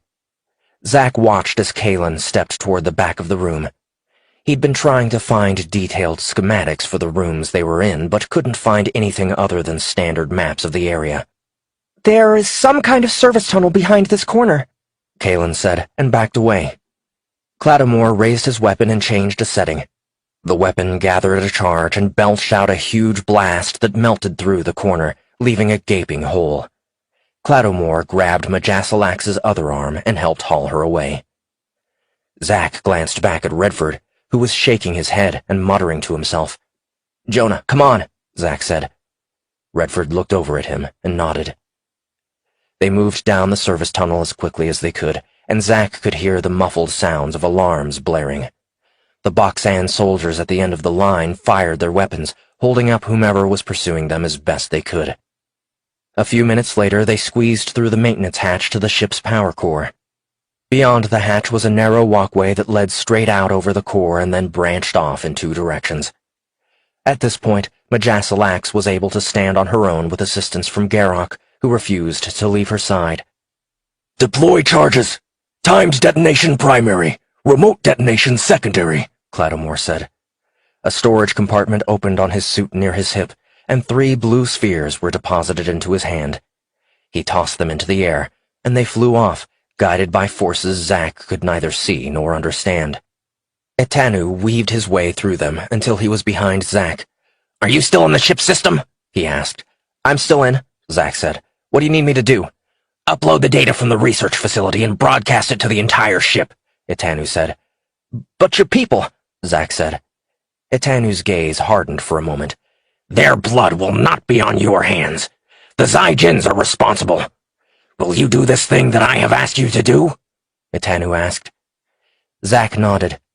"Athena, compile the data recorded from the research facility.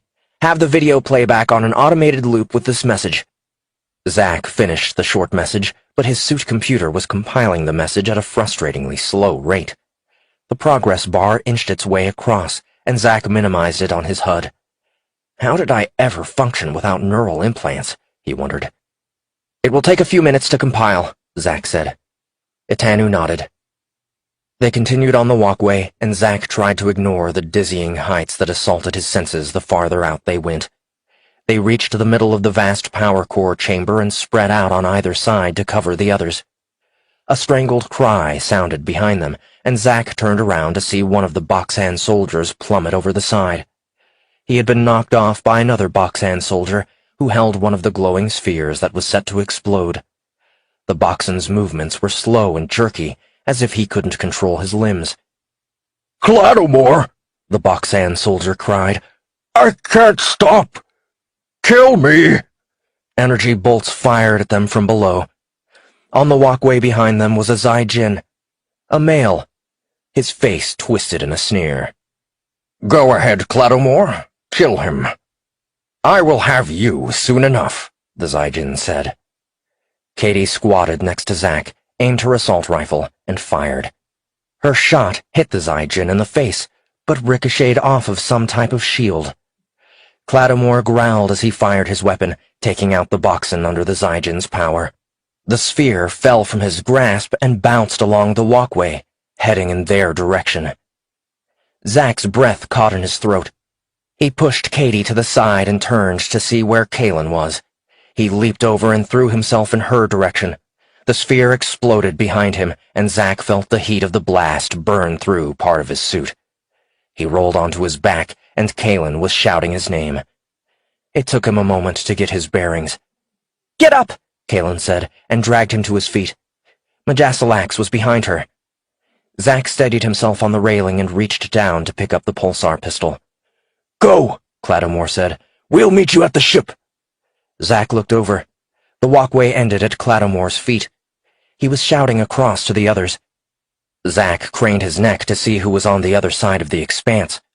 All of them were there. It was just himself, Kalen, Majasalax, and Cladomore stuck on this side. The space between the two sections of the walkway was too great to jump across. Itanu and one of the Nershal soldiers unfurled their wings and flew over to them. Katie locked her gaze onto Zack across the expanse that separated them. Hicks came up behind her, and it took him a few tries to get her attention. Zack opened up a comms channel to them. "Go on! We'll meet up with you," Zack said. "Keep your head down," Katie said, and was cut off by energy bolts fired at them from below. The bolts smashed against the bottom of the walkway, which was starting to buckle under their weight. "Run!" Zack shouted, and watched as Ezra was the first to realize the danger they were in. She called out to the others and ran the other way. Itanu and the other Nershal soldier reached them. His name is Luck, Zack thought. Cladomore helped Majasalax onto her feet and bellowed for them to keep up. Zack stayed by Kalen's side. She had her pulsar pistol out, and so did Zack. As they ran away from the edge of the walkway, Zack felt it shudder beneath his feet. It was going down at any second. Ahead of them, the walkway connected to another section that would bring them to the edge of the chamber. They just had to reach it in time. Itanu and Locke hovered just above them and provided covering fire. Cladomore picked up Majasalax and carried her. Zack and Kalen ran side by side. A Nershal soldier appeared by the edge of the walkway, and Zack fired the pulsar pistol, taking him by surprise. Zack felt his stomach rise into his chest as the walkway dropped several feet. Kalen cried out. A Nershal soldier had grabbed her and was trying to pull her over the side. She struggled against the Nershal and its flapping wings. Zack couldn't get a clear shot. He raced forward without any thought at all other than getting to Kalen fast enough. He slammed the stock of his pistol into the Nershal's face. The Nershal released its grip and shook its head as if it couldn't see what it was doing. Zack seized the opportunity, grabbing Kalen's arm and half-dragging her away. Cladomore called out to them to hurry. As they closed in to where Cladomore waited, Zack watched in horror as a jagged tear separated the walkway into sections, causing it to tilt wickedly to the side. Cladomore backed away, carrying Majasalax to safety. Zack stumbled and fell to the ground. Kalen, barely keeping her feet under her, staggered back to him. The walkway lurched beneath them. "Grab onto something!" Zack said, grasping the railing with one hand and Kalen with the other hand while she did the same. The groaning supports snapped, and the walkway twisted as it swung down, dangling. Zack squeezed his eyes shut and held on as tightly as he could. Chapter 22. Hicks kept his weapon ready. Years of combat training provided the foundation that allowed him to stay focused. They had left Kalen and the others. He'd had no choice. There was no way to get over to them. Katie had gone grimly quiet and took to coldly killing anything they came across. They'd made it to the edge of the power core chamber and were heading to the door. Hicks kept a careful watch on the Boxan soldiers still with them. One of them had betrayed them. Perhaps the Zai-Jin influence. He didn't understand how one's control could be overridden so easily. He'd hardly caught a glimpse of the Zai-Jin before Clattermore had taken it out. Could all Zai-Jins control other species? Maybe only some of them could. "We're almost there. Quickly now," Ezra said, while waving them on as she made sure no one else had been lost. Redford stumbled in front of him, and Hicks helped steady him on his feet.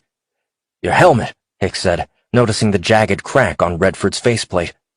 Redford reached up and felt along the edges. "I don't remember," he said. "Never mind. Just keep going. I'm right behind you," Hicks said. Katie provided cover from behind them. They were now close to the rendezvous point with the ship. A loud crash sounded from some other part of the chamber, startling Hicks. "We have to move," Ezra said. "Clattermore will make sure the others get out." Hicks pressed his lips together, fighting the urge to run back to find the others, and saw the same reflected in Katie's eyes. The walkway shuddered beneath their feet, which caused their pursuers to stop firing on them. The ship was coming apart. The Boxan soldiers ushered them onward, and they left the power core behind to race for their ship. Zack struggled to hang on and slid down the railing several feet. "I'm slipping," Kalen said. The damn walkway was swaying back and forth. Zack wasn't sure how long they could hold on. "We need to let go," Kalen said. "What? Are you crazy?" Zack said. "Look," Kalen said. "if we time it right, we can land on the walkway below us." Zack glanced down, and his attention was divided between plunging to his death or the slight chance of hitting the walkway on the next level down. "There's no way we can make it," Zack said. "We need to climb up." With each passing moment, he slid farther down, with Kalen doing the same. "Trust me," Kalen said. "we go together." "This is gonna hurt," Zack thought, and nodded. The walkway swayed away from the one beneath them, and Zack fought off the feeling of vertigo. "Now," Kalen said. They let go, and Zack felt as if his heart were going to burst through his chest. He focused on the grip of Kalen's hand in his and screamed. The angle of the dangling walkway decreased their velocity and functioned as a slide. Kalen landed on the walkway below, and Zack slammed into the railing, knocking the breath from him. Kalen scrambled to her feet and pulled him from the railing to the walkway. Zack kept coughing, trying to catch his breath. Each breath he took sent a lance of pain through his side. "Get up," Kalen said, pulling him up. There was a loud snap overhead, and the dangling walkway started to crash down on them. They ran toward the edge of the chamber. Severe pain in his leg nearly brought Zack to his knees. He grabbed onto the railing to propel himself onward. The section they were on split in two directions, with both leading to a door. Kalen's eyes widened in fear. "They're coming. Come on, we've got to move," she said, pulling him in one direction. Zack's leg twisted under him, and they went down. "My leg!" he gasped, and pulled himself back to his feet. "I can't breathe. I just need a second," Zack said. The door behind them opened, and out poured Zai-Jins, wearing dark armor that covered their bodies but left their heads exposed. Zack grabbed his pulsar pistol and took aim while he and Kalen backed away. A piece of wreckage whooshed by them, coming dangerously close. The Zai-Jins noticed them and started heading over. According to the map on his HUD, there was an elevator through the doors behind them. He sent a signal to summon the elevator so it would be there waiting for them. A green energy bolt singed the railing where Zack's hand had been. "Stay back," Zack said. Both he and Kalen had their pulsar pistols raised. There were 10 Zygen soldiers closing in on them. The leader cocked his pale head to the side, as if he didn't quite understand them. "What sort of species are you?" the Zygen asked. Zack and Kalen continued to back away. The Zygen's green eyes narrowed menacingly. "Take another step, and we'll open fire." More wreckage from above crashed down around them. "Your control is tenuous at best," Zack said. "The Nershals won't sit back and allow what you've done to go on." The Zygen sneered. "You refer to the broadcast that invaded our systems moments ago. Who do you think authorized the research in the first place?" "You lie," Zack said. "One rogue faction doesn't condemn an entire species of wrongdoing," the Zygen said. "Surely you have experienced deviance on your home world." "Liar!" a voice bellowed from above. Zack looked up and saw Tanu and Locke swoop down and land in front of them. The Zygen leader held up his hand to keep his soldiers from firing. "Nershals would never sanction what you've done," Tanu said. "You've been infected with bucks and lies. We've been nothing but honest in our dealings with you," the Zygen said. "I am Science Schiff, first commander of this ship. You know the Boxons lied to us all. They cannot be trusted." "Perhaps," Kalen said, "but neither can you." Science Schiff smiled. "Yours is an interesting species. I look forward to learning all about it." Kalen felt as if her head had been submerged into a thick fog. She shook her head and glanced at Zack. He seemed to be waiting. "Resist," Majasilax's voice whispered in the depths of Kalen's mind, and the fog was driven back. "Focus on something important to you," Majasilax said. Science Schiff stepped forward, and his soldiers followed. Kalen's eyes darted to Zack. His bleeding side was getting worse, and he still favored one leg, but he stared defiantly at the Zygen. He was strong in ways she had never suspected, and she cursed herself for not seeing it sooner. Etanu and Locke leaped to the side and hovered in the air, firing their weapons at the Zygens. A few soldiers went down, but not before taking out Locke, whose limp form plummeted down. Kalen heard the snap hiss of Zack's pulsar pistol firing. She glanced upward and saw more wreckage barreling toward them. Kalen grabbed Zack and pulled him back, out of the way. Pieces of the walkway crashed down in front of them, cutting off the Zygens. They backed away, and she could see Zack looking for Etanu, but they couldn't find him. The Nershal must have gotten caught in the wreckage.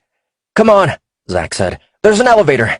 Together, they headed for the open elevator doors. She heard Zack's labored breathing as he clutched his side. They stopped a few feet from the elevator, and Zack collapsed to the floor, almost dragging her down with him. She dropped her pistol and had moved to pick it up when she noticed more of Zack's blood soaking through his uniform. "Come on, please," Kalen said. "You've got to get up." Zack cried out as she tried to get him to stand back up. "Go," Zack said, clutching his side. "I won't leave you," Kalen said, and pulled Zack to his feet. They made it to the elevator, and there was an explosion behind them. The wreckage on the walkway was blasted away by the Zygen soldiers. Zack was leaning against the elevator doorway, and he suddenly pulled her toward him. "I'm sorry," he said. He pressed his lips onto hers and shoved her into the elevator. The glass doors began to shut. "No, Zack!" The doors shut with her safely inside and Zack outside. He had grabbed her fallen pulsar pistol. Kalen slammed her fist onto the door and tried to open it, but the controls wouldn't respond. "Open the door!" Kalen said. The elevator started to rise. "Open the goddamn door!" She repeatedly banged her fists on the window. "Why?" Zack watched her, pressed his lips to his hand, and placed his hand on the window.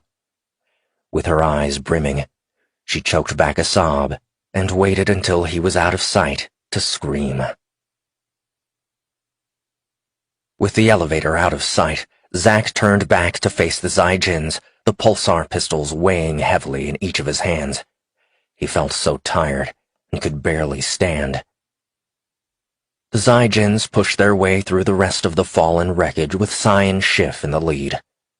Etanu climbed over the railing onto the walkway near Zack. One of his wings was damaged and wouldn't fold in right. The Nershal glanced at the approaching Zijins before coming to stand near Zack. "Thanks for coming," Zack said. "An honor to stand at your side, human," Itanu said. Zack raised his pistols and started firing at the Zijins. The Zijins returned fire, and a green energy bolt struck him in the chest and knocked him off his feet. Zack heard the rapid approach of muffled footsteps. He tried to open his eyes, but couldn't. The pain in his side vanished. He felt as if he were floating in a pool of water. "Keep them alive," Zack heard Cyan Schiff say before everything faded to black. Chapter 23. Kaylin screamed herself raw, and her heart felt like it was going to burst. All Zack had needed to do was get on the elevator with her. Then everything would have been okay. She kicked the elevator door again, her bruised fists shaking. He had kissed her before he pushed her onto the elevator. He wouldn't have done that if he thought he was going to live. Kaylin wiped her eyes. "You're not going to die," Kaylin said to the empty elevator. "Not if I have anything to say about it." Kaylin clenched her teeth. She would get Clattamore and the others in return for Zack, even if she had to tear this whole goddamn ship apart to find him. There was a loud pop of some far-off explosion. The force of it shook the elevator, which came to a stop, and the doors opened. Kaylin pressed her back to the side to hide from whomever might be outside. "Kaylin?" Clattamore called. Kaylin sighed in relief and sprang out of the elevator. "Zack is down there! We have to go back and get him!" Kaylin said. Clattamore still had his arm around Majasalax, who could barely stand by herself. "We can't. We have to go," Clattamore said. Kaylin's brow furrowed. "No, didn't you hear me? Zack is still down there. So is Itanu. They need our help." A siren started blaring. A message sounded, advising all hands to abandon ship. "The ship is coming apart," Clattamore said. "Zack sacrificed himself so you could get free." "I don't care. I'm not leaving without him," Kaylin said. Kaylin went back to the elevator, but the controls were locked out. "We can't help him now," Clattamore said. "I won't force you to come, but know that if you stay here and die, he will have sacrificed himself for nothing." Kaylin's lip trembled as she glared at the locked-out control panel. In her mind, she was still seeing him press his lips to his fingers and place them on the translucent elevator door, his pained expression oddly peaceful. She tried to focus her mind to locate Zack, but nothing worked. She couldn't find him. "Is he dead?" Kaylin wondered for a second, then banished the thought just as quickly. Kaylin left the elevator and blindly followed Clattamore, and pieces of her heart felt like they were being torn away with each step she took. She heard Clattamore coordinate with the ship to meet them at a new location closer to where they were. Clattamore glanced down at her. "The others got off safely and are on the ship," he said. Kaylin nodded, but didn't trust herself to speak. The corridors were deserted. She felt the impact of explosions shimmy through the floor. Then another explosion blew out the wall near them. Majasalax collapsed, pulling Clattamore off balance, and Kaylin stumbled over to the wall. "Boxins!" A Zijin sneered as he stepped over the wreckage. Clattamore struggled to free his weapon, and Kaylin sucked in a breath. The Zijin aimed, and his weapon began to glow red at the tip. Kaylin scrambled over to help Clattamore. Suddenly, the Zijin cried out, and Kaylin saw a large black stinger protruding from the Zijin's chest. Blackened blood pooled at its feet as a protocar stepped into view from beyond the wreckage. "Dari," Kaylin breathed. The protocar's jade eyes were fiercely fixed on the Zijin as it hoisted the body into the air and flung it behind them. Dari circled back and trotted over to Kaylin, giving her a soft push with its muzzle. Clattamore lifted Majasalax up. "We must hurry." They quickly made their way to the airlock and returned to the Boxan ship. Clattamore handed Majasalax over to be taken to the sickbay, and they headed toward the bridge. "Garrock," Clattamore said. "Get us out of here." Kaylin saw the others and could hardly make herself look at Katie. "Where is Zack?" Katie asked. The question felt like a blow. Kaylin tried to form the words, but her tongue became thick in her mouth. She shook her head and glanced at the main holoscreen. The hull of the Zygen cruiser raced past the screen as their ship moved away. There was a bright flash at the rear of the Zygen ship, and the breath caught in Kaylin's throat. Zack! Warning alarms blared on the bridge as they cleared the Zygen cruiser. There was another flare from the center of the cruiser, and then the ship blew apart. Large sections tumbled through space. Kaylin cried out and doubled over. Katie wrapped her arms around Kaylin's shoulders. I'm sorry, Kaylin whispered, her lips trembling. I shouldn't have left. I shouldn't have left you, she said, her eyes fixed on the holoscreen. Katie coaxed her off the bridge so they could have some privacy. She heard Hicks ask where the medbay was, and someone led them there. Hicks and Redford stayed close, but also kept their distance. Calm down, Katie said. Just tell us what happened. Kaylin took several deep breaths. She kept seeing the Zygen ship coming apart.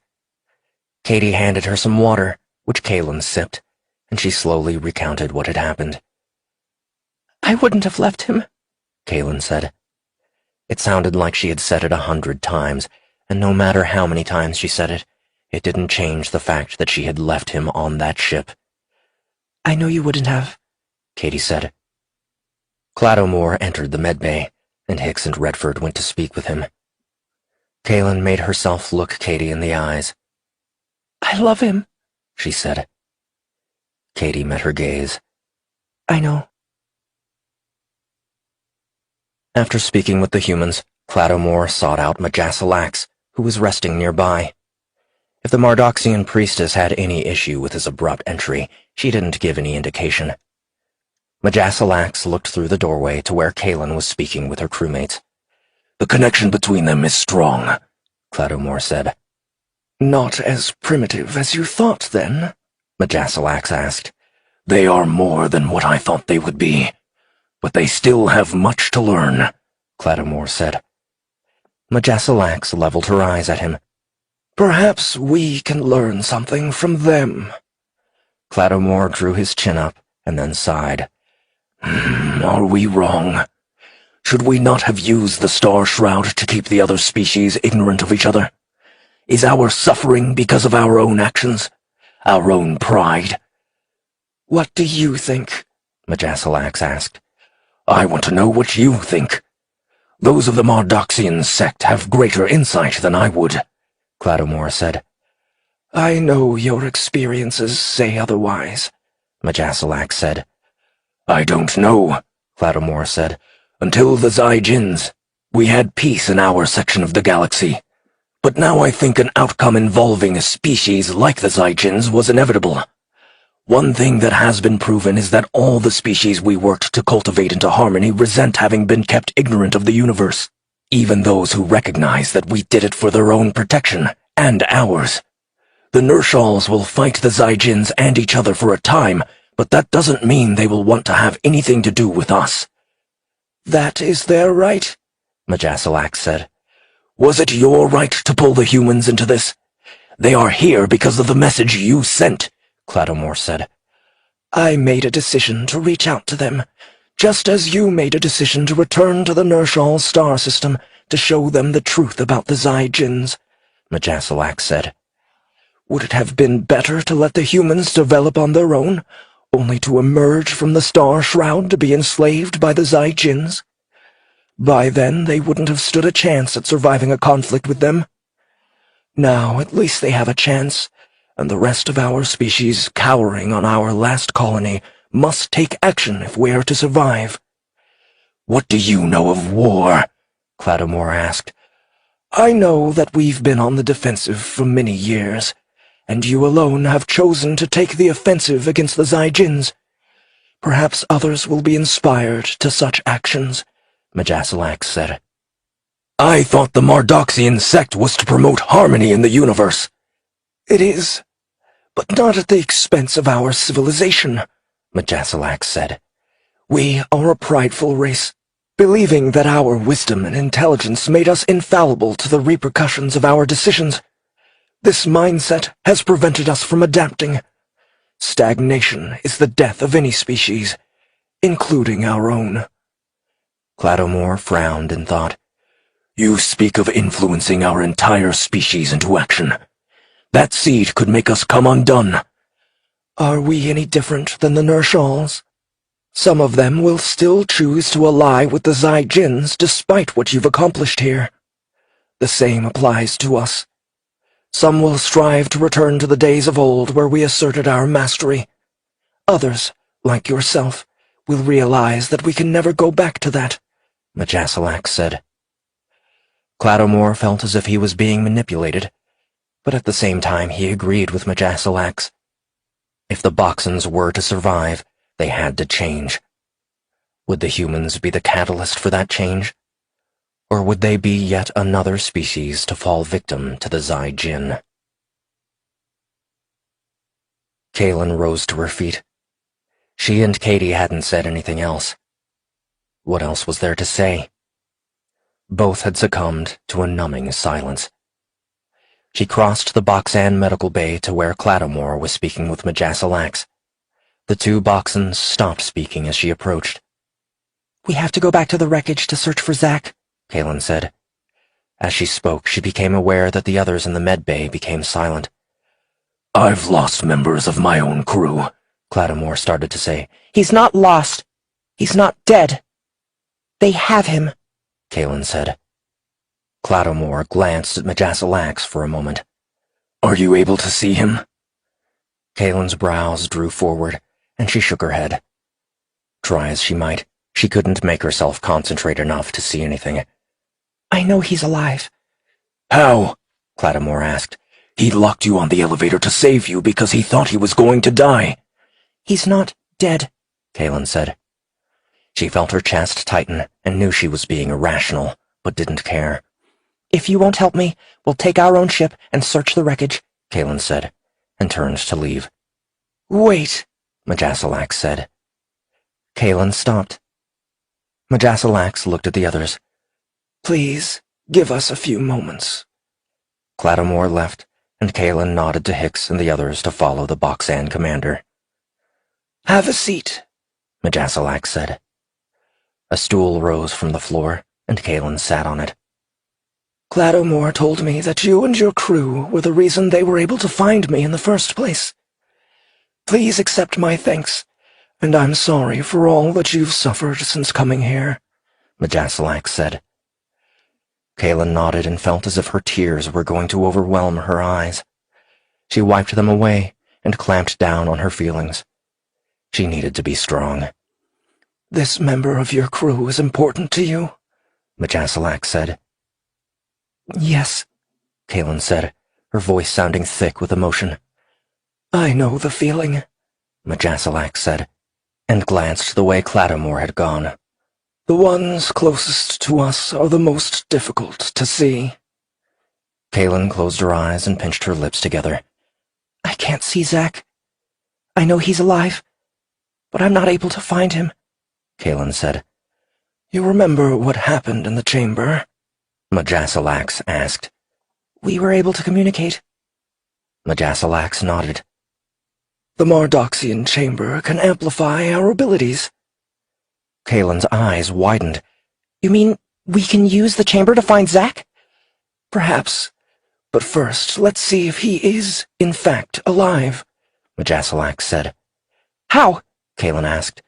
Take my hand, Majasilax said. Kaylin placed both her hands in Majasilax's large hands. The Boxan had brown, roughened skin, but Kaylin could also feel warmth radiating from her. Now, close your eyes, Majasilax said. Kaylin did as she asked. She felt more focused than before, as if holding Majasilax's hand gave her the foundation she needed. Kaylin focused on Zack, from his deep, penetrating eyes to the last press of his lips on hers. She saw him kiss the tips of his fingers and place them on the door. The side of his spacesuit was stained crimson with his blood. Kaylin's chest tightened, and a soft moan escaped her lips. Memories of their time on the Athena played through her mind, both the times where they'd laughed and when they'd argued. She eagerly sought both, strengthening her image of Zack. Then the memories faded in her mind until there was nothing but darkness. She heard her own beating heart in her ears and something else. She strained, reaching deeper inside than she had ever done before. She knew that if Zack were alive, she should be able to focus on that. She held her breath, and in that moment, she heard a slight gasp and a sigh. Zack! Chapter 24. Earth Star System. Mission Control, Houston, Texas. Gary Hunter glanced at the computer readout, checking the logs and waiting for anything new to come from Pluto. This had been his daily routine at Mission Control since all communication with the Athena had ceased. There had been plenty of speculation, and an effort to send a probe to Pluto was currently in the planning phases. Nothing they had in space now could match the Athena's speed. Even the guys monitoring SATCOMs, who used to complain daily about their telemetry data being incorrect, only grimly nodded in his direction. Quite a few of them had gotten a good laugh when they learned that Zack Quick had poked a bit of fun at their satellites by having them suddenly report that they were on the other side of the known galaxy. He wished one of the SATCOM's guys would come over with a new occurrence like that one. At least then they would know that the Athena and her crew were alive. The lack of communication and the fact that they were unable to establish a connection to the Athena's comm systems grated on everyone's nerves at Mission Control and beyond. Edward Johnson with DuxCorp had rarely left Mission Control when they first announced the Athena's disappearance. The last communication sent from the ship had been a partial data dump that cut off in the middle. They were still working through the part they had received. "Good morning, Gary," Ed Johnson said. Gary glanced at his watch. "It's 3 a.m. Ed shrugged. "I couldn't sleep. Here, I brought you some coffee." Gary took the proffered cup. "Thanks," he said, and took a sip. Cream and sugar, just as he liked it. "Anything new?" Ed asked. Gary shook his head. "Not yet. Still waiting for today's report." The main screen at Mission Control flashed, indicating an incoming transmission. The various groups pulling the graveyard shift perked up. "What is it?" Ed asked. Gary frowned, his fingers tapping through the interface with practiced efficiency. "I'm not sure." "Hold on. It's a video feed." "From the Athena?" Ed asked. Gary examined the data headers as the feed was still coming in and compiling. "No, but it's coming from Pluto." A few minutes passed, and the data dump completed. An image appeared on the main holoscreen at Mission Control. "Hello. This is Michael Hunsaker, commander of the Athena mission. I'm sending you this message from the alien outpost on Pluto. First and foremost, we have confirmation that we are not alone. The structure on Pluto was built by a race of beings who call themselves Boxons. Included in this message is a set of instructions to build a communications device that will allow us to speak in real time. The status of the Athena is unknown. The ship went through a wormhole to another star system. I'm not alone here. There was a Boxon named Chazen who was in stasis for a very long time. He woke when we powered the station up. I will send another update tomorrow, but until you build the communications device, we will have no way to communicate with each other." Gary's mouth hung open in shock, and after a moment he glanced at Ed, who had a broad smile on his face. "Time to wake up the world," Ed said. "We've got work to do."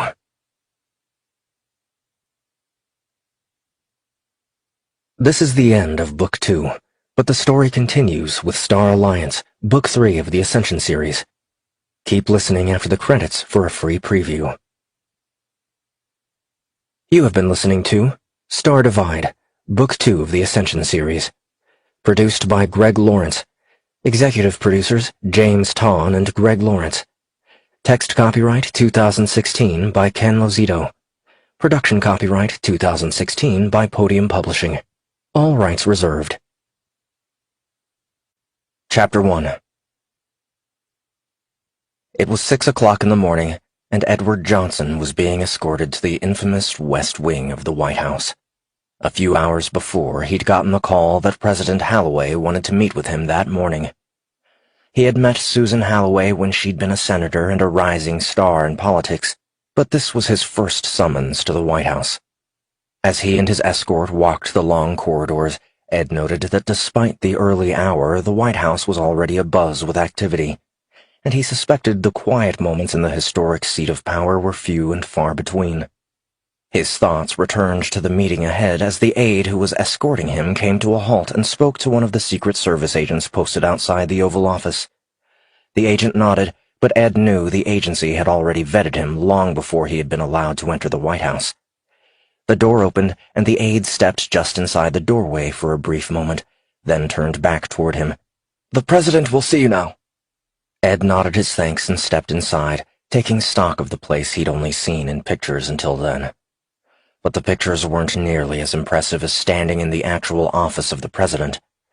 Ed felt like he was marching through history with each step he took across the plush carpet of the vast room. His eyes slid toward the resolute desk where 90 years before John F. Kennedy, Jr. had played at his father's feet. Ed closed his mouth and brought his attention back to the President. "Madam President," Ed said. "Mr. Johnson, it's been a long time," President Holloway said. "Thank you for coming on such short notice. I believe you know Dr. Philip Gray?" Ed shook hands with Dr. Gray.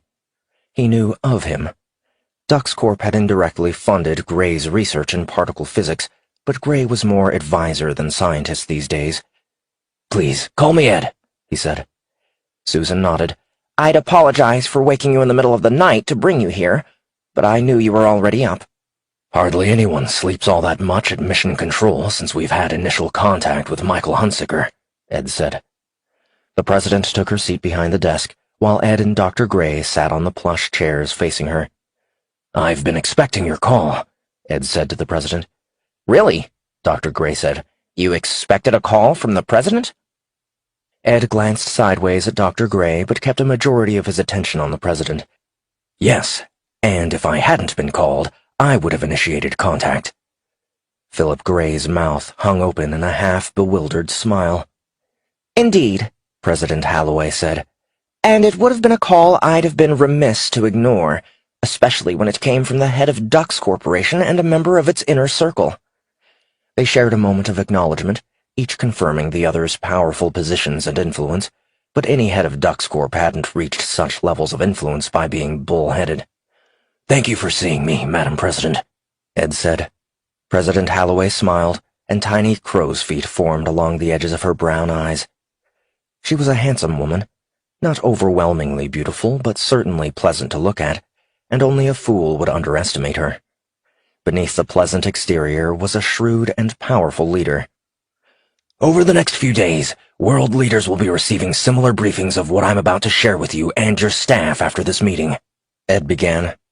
"Is this regarding the Shroud Network?" Dr. Gray asked. "In part. NASA and the other space agencies around the world have been working through the Athena's final data burst," Ed said. "The one from that hacker, Zach Quick?" Dr. Gray said in a tone that bordered on accusatory. "I won't argue Zach's presence on the Athena mission. His contribution to the mission has proven invaluable time and time again. The only reason we're aware of the Shroud Network is because of his work," Ed said. "What is Commander Hunsicker's status?" President Holloway asked. "He's assured us that he has plenty of provisions, but I assume you'd really like to know about the alien he's taken residence with on Pluto," Ed said. "That's a big part of it," President Holloway said. "The events of the past few months have made the spaceship Endurance a high-priority item so a rescue mission could get underway.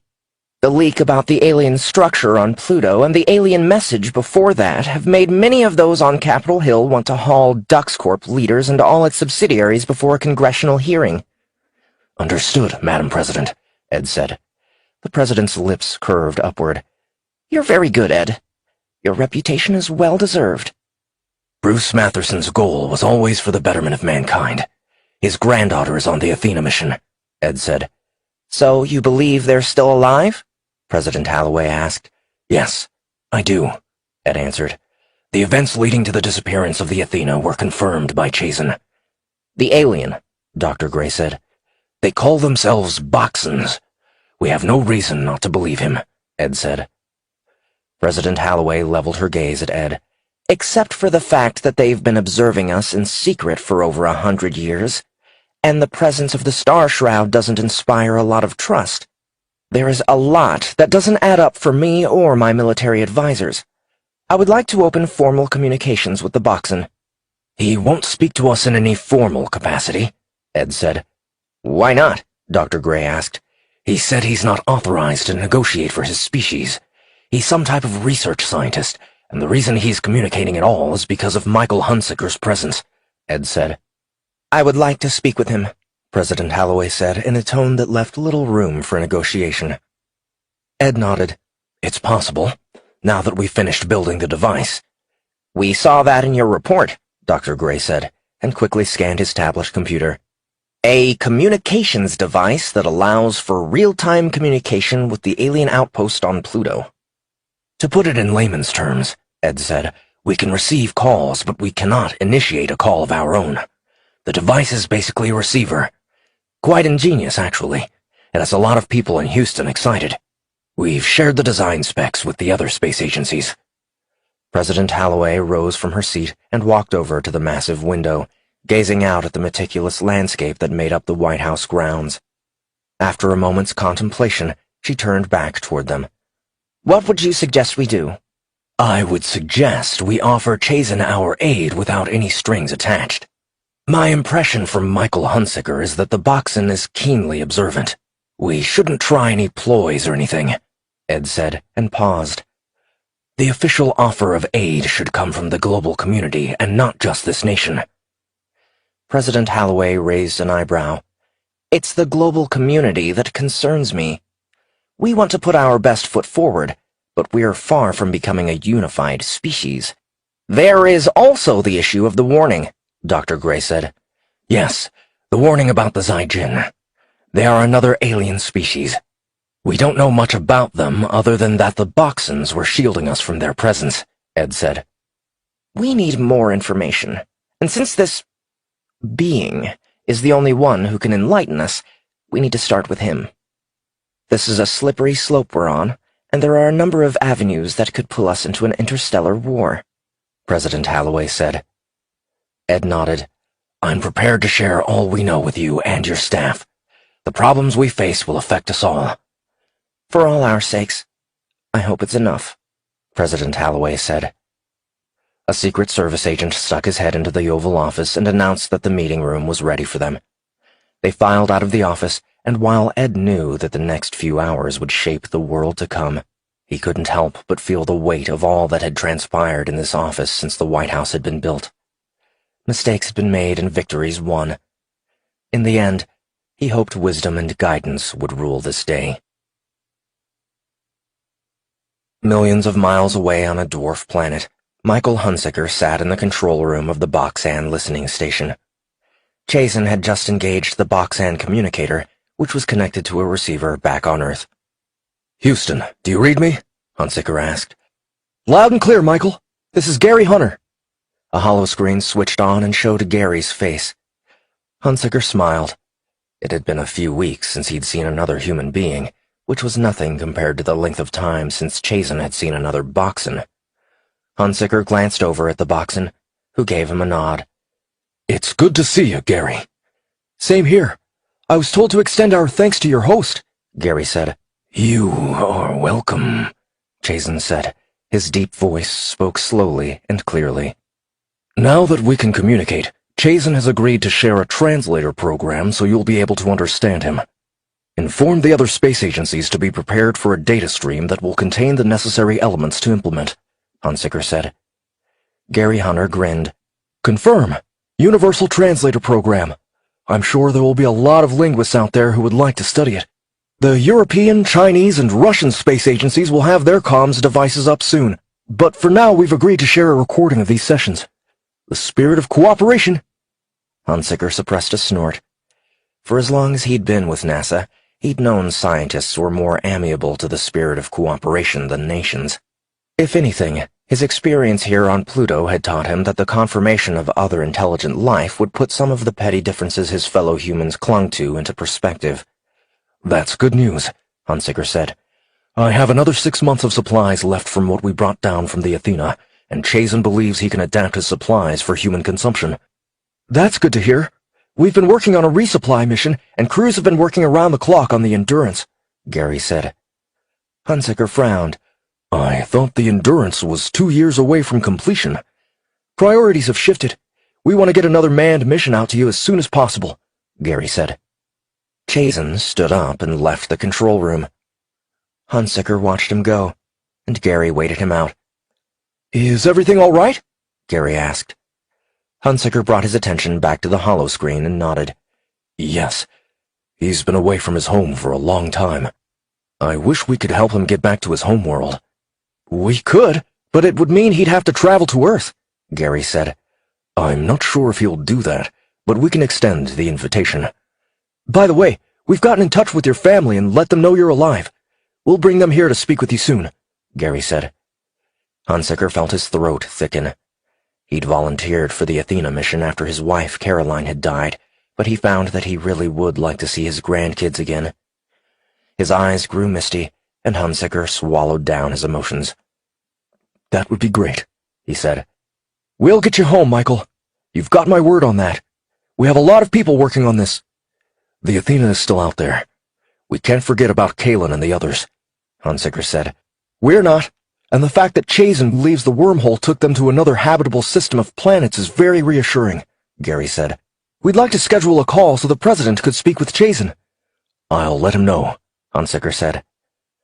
Hunsaker spoke with Gary Hunter for the next hour, answering his questions. He knew there was frustration about the Boxan communication device only being able to be activated from Pluto. He suspected Zack could have figured something out about that. The former hacker was absolutely brilliant and could run circles around the best of them. Chazen had insisted that only the receiver designs could be sent back to Earth, and he was violating certain protocols by doing that much. Hunsaker had no doubt there were efforts to reverse engineer the designs, and he suspected Chazen thought the same. After the call ended, he left the control room and headed toward the power station. Most of the wreckage from Redford's attempt at restoring power to the Boxan monitoring station had been cleared. The artificial intelligence had been designed to function autonomously and had engaged first contact protocols when the Athena crew entered the station and started turning things on. Chazen later explained that the botched startup protocols used in the power station had led to the seismic activity they'd experienced. When the Boxans had built the monitoring station, they had calculated Pluto's orbit and its effects on the planetary surface. The AI running the station had been attempting to compensate for 50 Earth years worth of planetary shifts, which had led to their frightening experience. While the seismic activity hadn't seemed to worry Chazen all that much, what did have the Boxan concerned was the fact that a wormhole had opened in the first place. Hunsaker entered the power station and found Chazen working at one of the interfaces. The President of my country would like to speak with you, Hunsaker said. Chazen glanced down at him. As I've said before, I will speak with your world leaders, but I'm not authorized to speak on behalf of my species. I don't think it's anything that formal. Many of my people are eager to learn about you. They know you are stranded here and are working on a way to get us safely back to Earth. Perhaps from there we can help you make contact with your home world, Hunsaker said. Chazen closed the console he'd been working on and turned away. The last communication from my home world was clear. No further contact should be attempted. All Star Shroud networks are to go on permanent standby until reactivation is authorized from Sethion High Command. Those orders left you stranded here. Don't you want to try and get home? Hunsaker asked. Chazen turned back toward Hunsaker. The only reason for that last communication was because of the Zygen attack. Right, and the shutting down of the Star Shroud networks prevented the Zygen from gaining access to worlds with intelligent species to exploit, Hunsaker said. Chazen remained quiet. I think it's important that you at least consider coming to Earth, Hunsaker continued, to help quantify the threat of the Zygen. I'm here with you, and I'm not sure I fully understand the threat they represent. The AI correctly surmised that the Mardoxian potential exists in humans, Chazen said. Because Kalen was able to use the chamber. Yes, Chazen said. This will bring the Zaijin here. Hunsaker swallowed. He wasn't sure how much he should push Jason. The Boxen had gone silent for long periods of time before while they repaired the station. Look, Kaylin is exceptional. She's the only person I've ever known who could do what she can do. We're not a planet full of people who have this Mardoxian potential. That won't matter to the Zaijin, Jason said. All the more reason for us to work together and perhaps return to Earth. They just want to speak with you, Hunsaker said. Jason sucked in a deep breath and remained silent. What would you do if you were in our position? Hunsaker asked. Jason glanced over at the reactor chamber, his eyes growing distant for a few moments. I will speak with your president, Jason said, and walked away. Sensing that the Boxen wanted to be alone, Hunsaker didn't follow. The Boxens adhered to well-defined protocols to deal with a number of situations, but Hunsaker guessed that being stranded in an alien star system wasn't among them. He needed Jason if he was going to survive, and Jason needed humans if he was going to survive. And survival meant not spending an eternity on this lifeless planet. Chapter 2. Kaylin stood on the bridge of the Boxan stealth ship. She'd much rather have been working from the Athena's bridge, but the Boxan scanners were way better than anything they had. They'd spent much of the last few days looking through the wreckage of the Zaijin cruiser. Initially, she'd hoped they would detect Zack's suit computer, but they hadn't found a trace. The cruiser wreckage had spewed out into space, with large chunks being drawn into the gas giant Celebes orbited. The ship hadn't been vaporized in the explosion, but had blown apart into pieces. Some of those pieces were as big as the Athena. The escape pods that jettisoned from the cruiser had gathered at a safe distance and were later picked up by Nershal ships from their homeworld. Those ships had entered into orbit around Celebes, and salvage vessels had arrived to collect the remaining wreckage. Cladomore wanted to leave, but Kaylin wouldn't leave without Zack. She couldn't leave him behind. I don't think there is anything more we can learn by scanning the wreckage, Garrock said. They must have taken Zack somewhere else. Cladomore was hunched over, looking over the shoulder of another Boxen. He turned in Garrock's direction and stood up straight. Boxens were 8 to 10 feet tall on average, but their battle armor made them taller still. If he's still alive, Cladomore said. Kaylin met the Boxen's challenging gaze. He is still alive. The Boxen's flaxen-colored eyes softened as he drew in a patient breath. You haven't been able to detect his location since the cruiser was destroyed. I need to have some idea where he is in order to be able to find him. You have us so far from anything, it's no wonder I can't find him, Kaylin said. She hated the desperation in her voice, but her frustration had been mounting. She hardly ate and only slept a few hours at a time. You might need to accept that he's gone, Cladomore said. Kaylin clutched her arms in front of her chest. I won't leave here without him, she said, and left the bridge. Cladomore shook his head, and after a few moments, Garrock cleared his throat. Cladomore looked up and waited for the scientist to speak. Nicely done, Garrock said. Someone needed to say it, Cladomore said. If Zack isn't dead, you and I both know he's being used by the Zaijins, which is a fate much worse. We don't even know if the Zaijins can affect them the way they do us, Garrock said. There are other ways to make someone do what you want. We may not practice it, but the Zaijins have no issues with torture and genetic experimentation, Cladomore said. All the more reason to try and find him, Garrock said. We have been. I've been in contact with Udonzari, but with the growing Nershal unrest, the Zaijins have been on high alert. He doesn't even know where the survivors have been taken. He has his agents scouting all the known facilities on Celebes, and so far, nothing, Cladomore said. If they moved the survivors, wouldn't it make more sense for us to start searching the Nershal homeworld? Garrock asked. Cladomore blew out a breath. Where would you suggest we start? We're one ship, restricted to stealth. which means we can only use passive scans to avoid detection. The humans won't leave here until they find out what happened to Zack, Garrock warned. Don't you mean Kalen won't? Hicks has the bearing of a soldier and is someone I think won't shy away from making the tough decisions, Clattermore said. Garrock pressed his lips together, his eyes drifting downward in thought. They are an interesting species.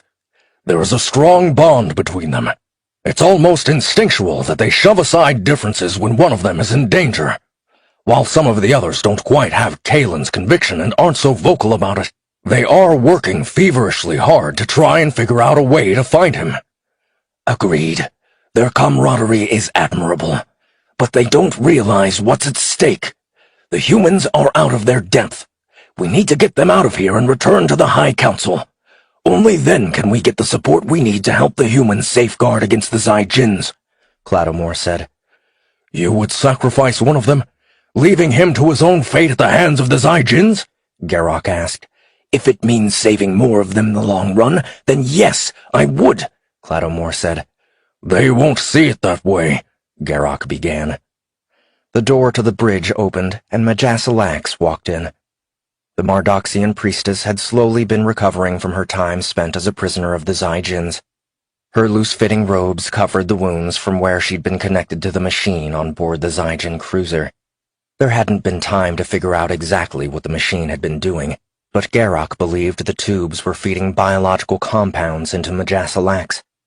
The question remained as to whether there were any long-term effects and whether any of them would be affected by whatever Majasalax had been exposed to. Clattermore gave her a slight nod in greeting. Majasalax leveled a knowing gaze at Clattermore. Garrock is right. About what? Clattermore asked.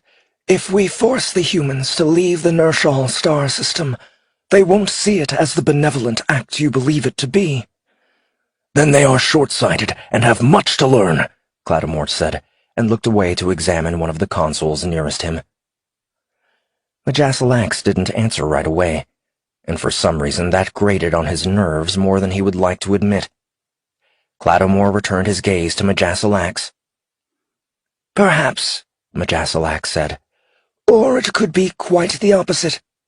We're being too far-sighted. So much of our time is spent accounting for the longevity of our actions that we fail to see the things that are right in front of us. Fine. What do you think I'm missing? Clattermore asked. You've lost soldiers in this war, friends who are gone now and whom you carry within you. The pain of their loss has served you well when facing the Zai-Jins. However, that same strength is becoming a hindrance when giving aid to the humans, Majasalax said. I've been trying to help them, Clattermore said. You think because they haven't had your experience with the Zai-Jins, you know what's best. It was our arrogance that blinded us to the threat of the Zai-Jins in the first place, and now it's our fear of them that will lead us to alienating an intelligent species that needs our help, Majasalax said. The silence on the bridge became apparent to Clattermore as he realized the Boxan crew had stopped what they were doing and turned to listen. Clattermore's brain raced to oblivion in the blink of an eye. He wanted to lash out at the Mardoxian priestess because her words cut deeper than he thought they could, and he wanted to blame her for sending the initial message to the humans that had brought them here in the first place. I make my decisions based on experience, and my experience tells me the humans are being irrational and will not listen to reason, Clattermore said. They listen just fine, Majasalax said. They just don't agree with your reasoning. Clattermore's shoulders stiffened, and he resisted the urge to step away. Then they disagree to their own detriment. Clattermore glanced around at the Boxans on the bridge, who quickly turned their attention back to the consoles in front of them. Majasalax stepped closer to him and spoke softly. If you persist in this line of action, you will drive the humans away. We need to work with them. They need us in order to get back to their star system, Clattermore said. Majasalax gave him a patient look. I know you wouldn't hold that over them. If the Zai-Jins reach Earth, it could be Sethion all over again, Clattermore said. Our home world is still there, Majasalak said, with half the population having gone mad. You are living proof that the effects of the Zygen influence can be counteracted, Majasalak said. And you discount the humans because they aren't as technologically advanced as we are. But perhaps there are other things we can learn from them. If the Zygens learn of the Mardoxian potential in humans, they will be hunted down. We've managed to prevent any of our own with the Mardoxian traits from falling into the Zygens' hands, but if they were to figure out how the trait works and perfect it into their own genetically altered species, the galaxy would be even more under their shadow than they are right now. I would do anything to prevent that from happening, Clattermore said. I would never question your conviction when it comes to the Zygens, but if we're to form an alliance with the humans, we need to help them, even if we don't approve of the wisdom of their actions. As long as those actions don't violate any of our own core values, I don't see why we shouldn't help them. And neither should you, Majasalak said. Clattermore was silent while he gathered his thoughts. His instincts told him the humans were being foolish. The sacrifice of one of their own to help ensure the survival of their species wasn't too steep a price to pay. He understood the loyalty the crew of the Athena had for one another. He respected it, but he also knew their loyalty was something the Zygens would use against them. The Zygens wouldn't hesitate to use any advantage that would swing the odds of winning an engagement in their favor. He couldn't make himself agree to stay in the Nershal star system any longer. Clattermore rubbed the bottom of his chin and glanced back at Majasalak. Let me put it this way, Majasalak said. If we don't help them now, using all the means at our disposal, then why would any of the humans, or any other species for that matter, have cause to listen to our counsel when the stakes are higher? The current state of the Confederation should have taught us that. We are not all-knowing And the other species will not simply listen to us because we think we know what's best for them. Believe me, you've made your point quite clear, Clattermore said. I'm not sure I have, Majasalak said. Why is that? Because you still don't believe it. What would you do if, after all this, the Nershals remain allied with the Zygens? Majasalak asked. Then I would keep exposing the wrongdoings of the Zygens, Clattermore said. I'm sure you would, but consider for a moment that no matter what you did, the Nershals remained in their alliance with the Zygens. Or better yet, what if the humans entered into an alliance with the Zygens? Majasalak asked. Clattermore's brows pushed forward, and his gaze hardened. Then we would leave them to their fate. Ah, you see? There it is, finally, Majasalak said.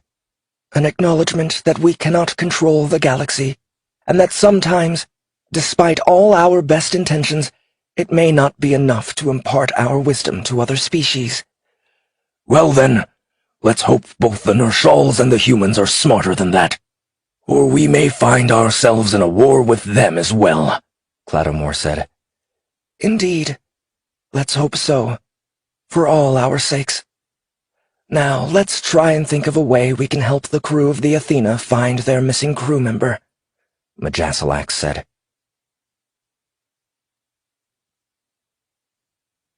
If you enjoyed this audiobook, let us know. Take a quick moment to rate and review it on Audible, so we know we're bringing you audiobooks you'll love. Audible hopes you have enjoyed this program.